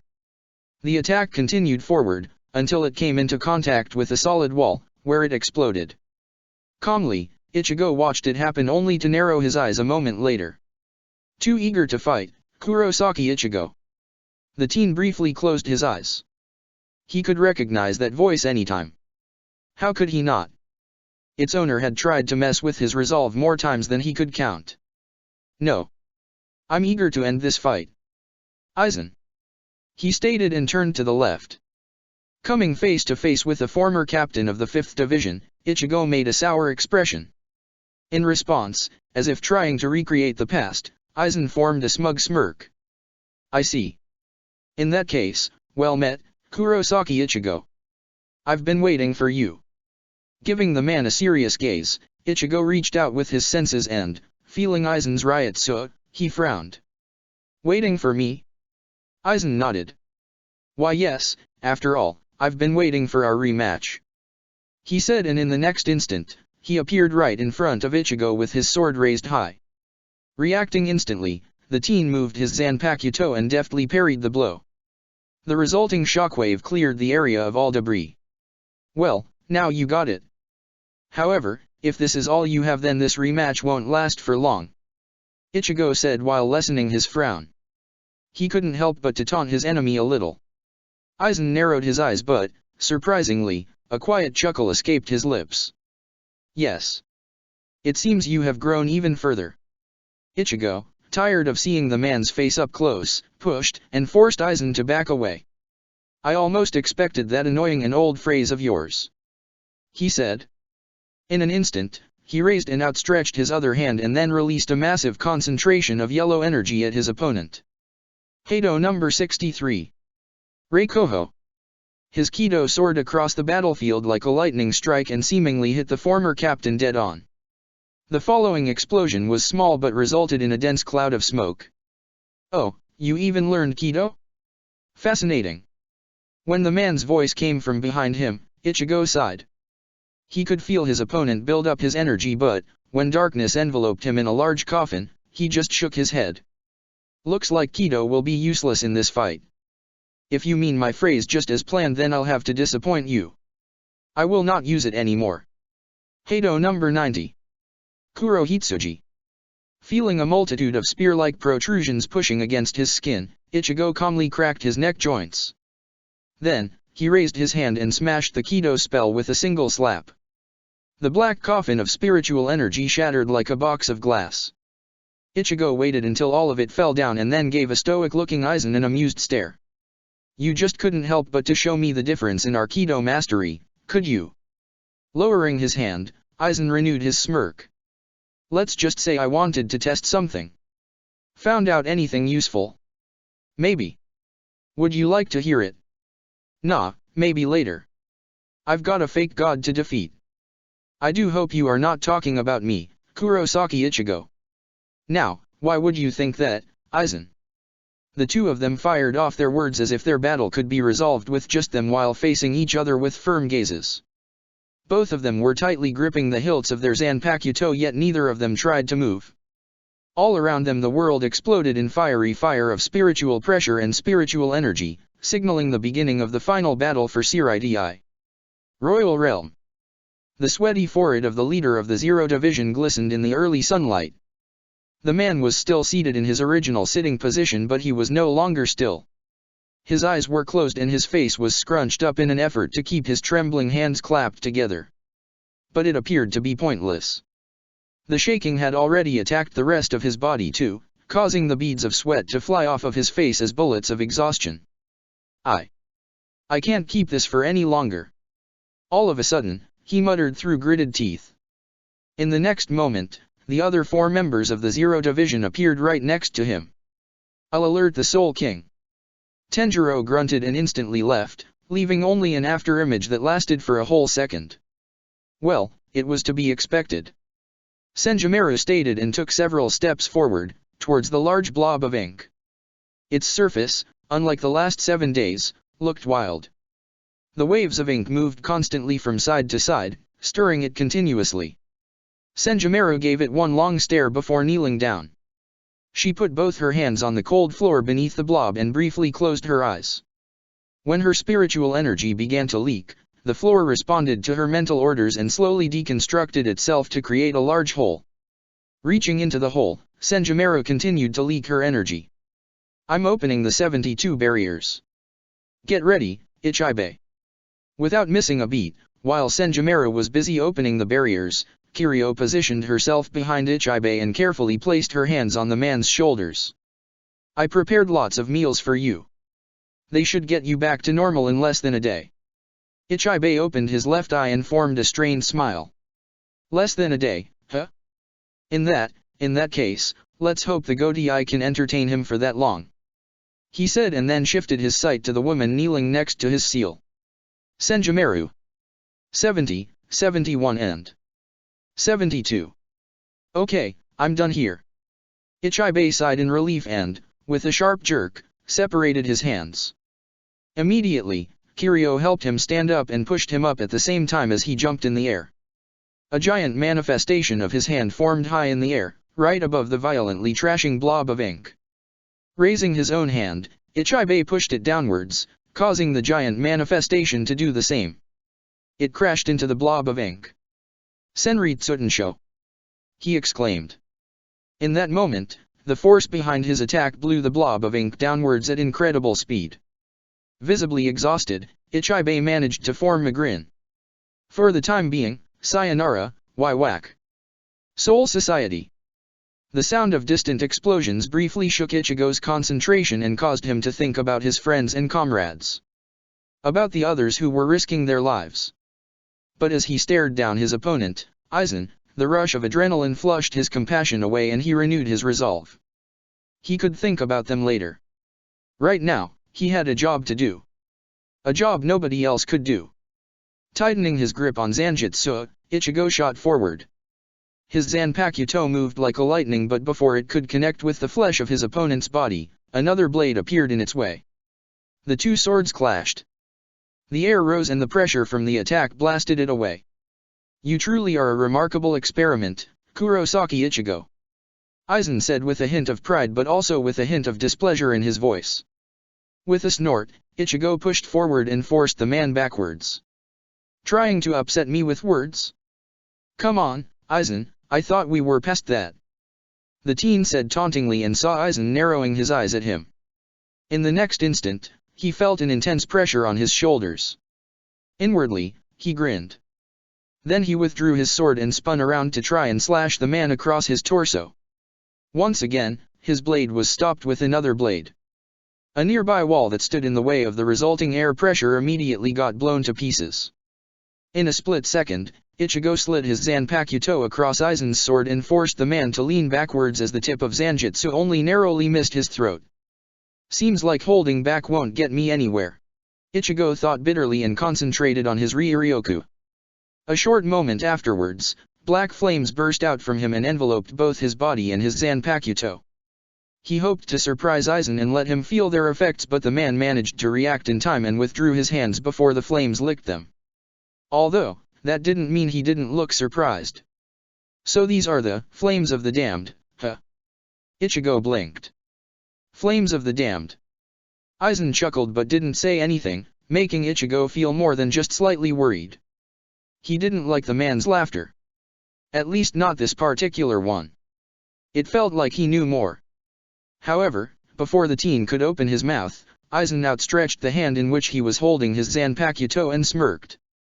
Well, since you appear to be finally using your Zanpakuto abilities, I think it's time for me to do the same. Shatter, Kyoka Suijutsu.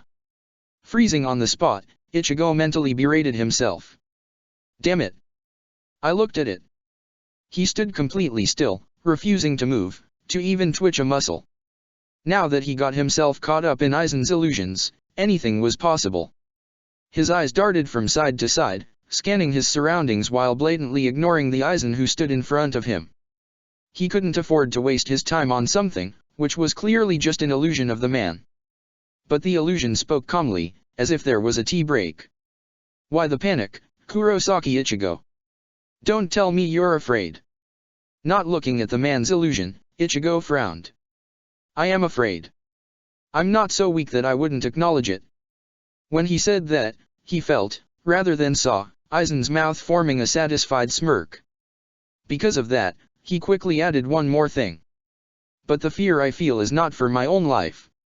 In the instant he said that, he lowered himself and let out a burst of Ryutsu in form of black flames that surrounded his body like a protective blanket. Without him noticing, the illusion of Aizen faded into nothingness and the man appeared on the opposite side of the battlefield, looking more than just a bit displeased. I see. In that case, tell me, Kurosaki Ichigo. What are you afraid of then? Is it truly not your own demise? Ichigo straightened his back and smiled a little, pointing his gaze at the sky above him. Then he snorted. You always boasted how perfect your plans are and just how ingeniously clever you are. So, in light of that, why don't you answer your own question, Aizen? Because I, sure as hell, won't. Anjutsu no Ka. He exclaimed and released a large wave of black flames that gushed from his positions to every side, swallowing everything in its path like a hungry mouth of oblivion. Instantly after that, he looked up. There.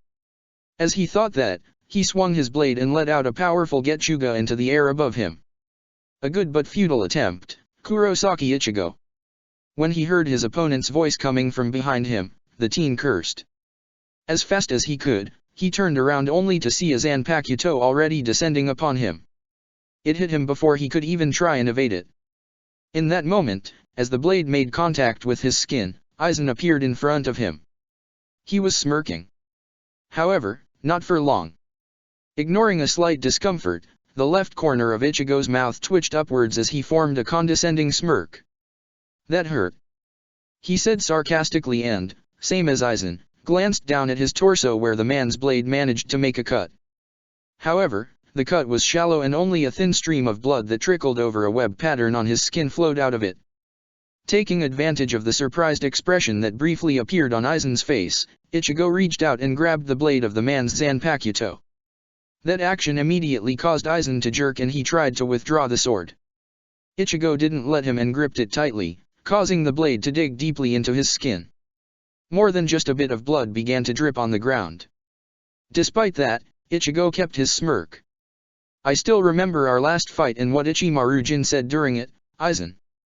That the only way to escape your complete hypnosis is to touch your blade. He stated and forcibly moved the sword to the side, creating an opening he immediately used. Using his right hand, he slashed Aizen across his torso in the same way the man did it to him.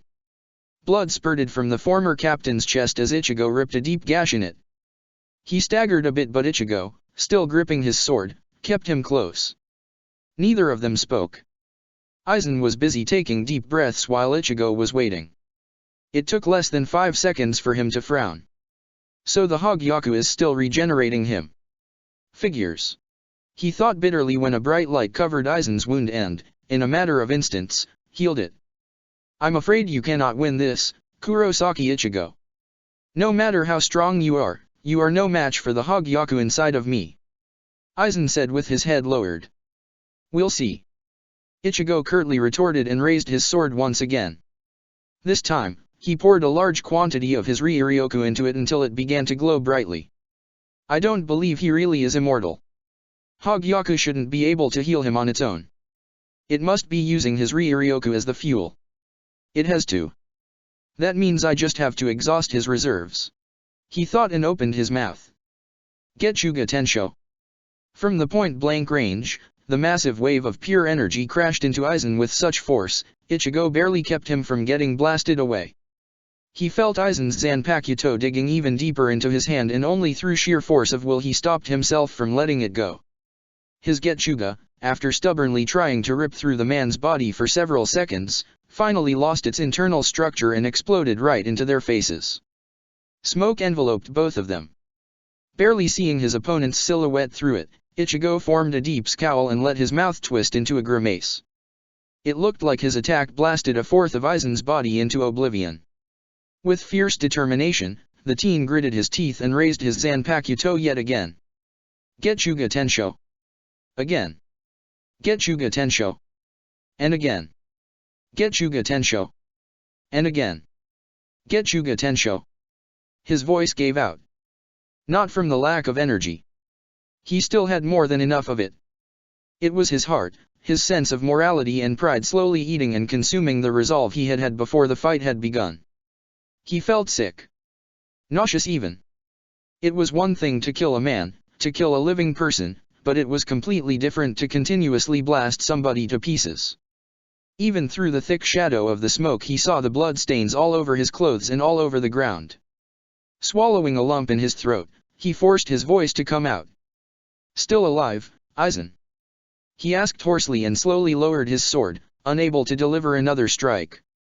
Not until he was going to hear the man's voice. So he waited while taking multiple deep breaths. Even the smoke didn't prevent him from doing so. He needed to breathe. Seconds passed. Gradually, the smoke screen from his attacks cleared itself, revealing a fully healed yet pale Aizen. They turned you into quite the killing machine, huh, Kurosaki Ichigo. The man panted a bit, but, strangely, there was a smile on his face. Ichigo deepened his scowl. Nobody but you and Waiwak made me what I am today, Aizen. You threaten people I care about and you get a protector who is willing to do what's necessary. And that's who I am, Aizen. A man who will protect everyone. From anyone. He stated with a hint of anger creeping into his voice. Surprisingly, Aizen chuckled. Yes. I can see that now. Unfortunately, you are not the only one with agenda. He said and used both of his hands to grip the hilt of his Zanpakuto that was still in Ichigo's grip. He gave the teen a sad glance. This is the end, Kurosaki Ichigo. I cannot fail. Ichigo narrowed his eyes, ready for a sneak attack, but he blinked when the man briefly closed his eyes and a burst of Aizen's riot suppressed on his shoulders. Bankai. Shinsei Kyoka Suijutsu. Suritai, elsewhere. In the middle of her fight, only few miles away from Ichigo's location, Yuriyuki suddenly froze in place when an invisible cold hand squeezed her heart from within. It was not her enemy, she had blasted that one away just seconds ago. For a brief moment, she felt confused. Had she been attacked without her knowing? Or was it her sixth sense that she had acquired from her feline form trying to tell her something? Then she felt a powerful Ryotsu coming from afar wash over her and alarms instantly went off in her mind. She recognized that Ryotsu. Aizen. When her opponent got up and attacked her once again, she quickly exchanged a series of blows with him before blasting him away again. But his spiritual energy feels different. What is he doing? Despite her fighting against it, Yoriyuki began to worry. She knew Ichigo better than anyone and so she was confident in his abilities. Yet his opponent was infamous for being a genius, a mastermind of horrible proportions. Feeling her opponent charging at her again, she narrowed her eyes. Don't die on me, Ichigo. Ichigo vs. Aizen. Nothing. Not a damn thing. Ichigo blinked for the third time and carefully glanced at his surroundings, at his opponent and then at his own body. Something was wrong. Nothing happened. He thought, confused. There was no change in anything. His opponent had definitely released his Bankai. Of that he was sure. But it felt like it did nothing. Almost as if his release failed. He tried to move his fingers. The corresponding muscles responded immediately. He tried to feel his Ryuryoku. The energy was there. He tried to speak to his Zanpakuto. The spirit answered him properly. Ichigo knew he should have been glad but what he felt was everything but that. He was anxious and unsure. The sense of security felt false. Something was definitely wrong. One of the most powerful beings had just released the final stage of his Zanpakuto so something must have happened. It was impossible for nothing to happen. But the seconds passed without any snag. Despite his best attempts, Ichigo felt like getting calmer. What had seemed impossible just a moment ago began to look possible now. It couldn't be. He thought and intently stared at the former captain of the Godai 13 to try and see an expression that could explain the situation. But Aizen was completely expressionless, the stare he gave the teen was blank. For a moment, Ichigo didn't know what to do. However, soon enough, the ever-present noise of war echoed across the battlefield once again and the teen shook his head. I can't just stare and do nothing. I have to finish this. Gripping the hilt of his Zanpakuto, Ichigo gritted his teeth and raised his blade high. I don't know if your Zanpakuto just failed you, Aizen, but don't expect mercy from me. Anjutsu no Ka.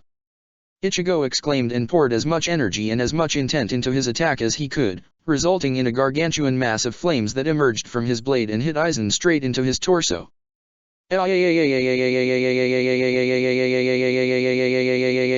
Arg. The following scream was so loud and filled with so much pain, Ichigo couldn't help but to cringe and look away. He didn't know what his flames made Aizen see but it must have been downright horrifying as the man's scream died only when he tore his vocal cords with the sheer strength of his outcry. Look at him, Ichigo. Ichigo resolutely shook his head. I can't Zanjutsu. Do it. You need to do it. With a grimace, Ichigo forced himself to turn back and to look at the dying moments of a man who had once challenged a whole afterlife, a man who had once claimed to have become a god. It was a nasty sight. He could see a bright light healing the man but he knew. Even if the Hogyaku could repair the flesh, the muscles, and the bones, it could do nothing to restore the man's mind. He had hoped to avoid this solution but, in the end, his desire never mattered. Resolutely, Ichigo raised his Zanpakuto one more time. I spoke too soon, this is my mercy. Getsuga Tensho.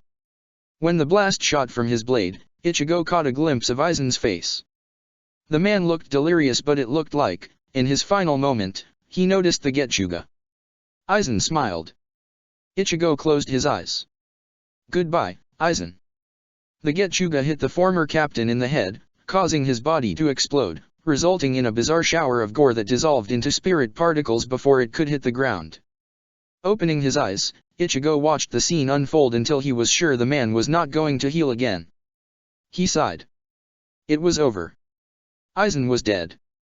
Turning around, he made a step forward, towards the other battles and steeled his resolve. It was time to end the war. However, in that moment, all of his strength left him and his body fell on the ground, unable to move a single inch. Before another thought entered his mind, his consciousness wavered and darkness overtook him. Strangely, the last image that began to form in his head was Aizen's last smile. Voices. Echoes. Footsteps. A knock on the door. Then a loud yelling. "Wake up, Kurosaki! You have guests." Forcefully, as if waking up from a long and deep slumber, Ichigo's closed eyes twitched in annoyance. His mind felt hazy and his body hurt. "Come on, Kurosaki, don't make me go there or you know what will happen, right?" A quiet groan escaped Ichigo's lips as he slowly opened his eyes only to see a dark and simple ceiling. He tried to support himself on one hand so he could get up but, to his surprise, he found himself unable to do so. Something was preventing him from moving his hands. The irritating voice yelled again. "Do you hear me, Kurosaki?" Ichigo tried to move again. "What's going on? I can't move my hands," he exclaimed and glanced down at his torso, to see the reason behind his predicament. He blinked. "What the hell? Is my mind playing tricks on me or am I really wearing a straitjacket?" he thought, confused. When he heard the owner of the irritating voice banging on the door, only in that moment Ichigo noticed his surroundings and he felt a bead of sweat forming on his forehead. "Hey! What is going on? Where am I?" The doors were blasted open and a man in white trousers and a white shirt entered the room. Ichigo gasped in shock. He recognized the face of the man.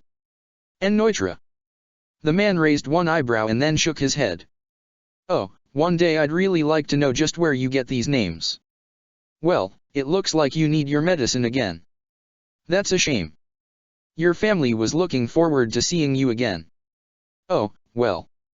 Ichigo, still in shock, just barely heard the words coming out of the man's mouth. "What?" But the man didn't answer. Instead, he reached into his pocket and took out a small syringe filled with a translucent substance. Without mercy, he plunged the needle into Ichigo's neck before the teen could even try to resist. Almost immediately, Ichigo felt drowsy. Desperately clinging to his consciousness, he growled and forced the man to glance at him. Where am I?" he managed to ask. The man sighed. "You always ask the same thing and so the answer will be same as well." On the edge of his consciousness, Ichigo heard the man speak again. "You're in Karakura's psychiatric institution for mentally ill.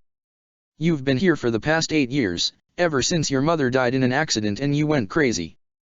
Check the description for the links to the author."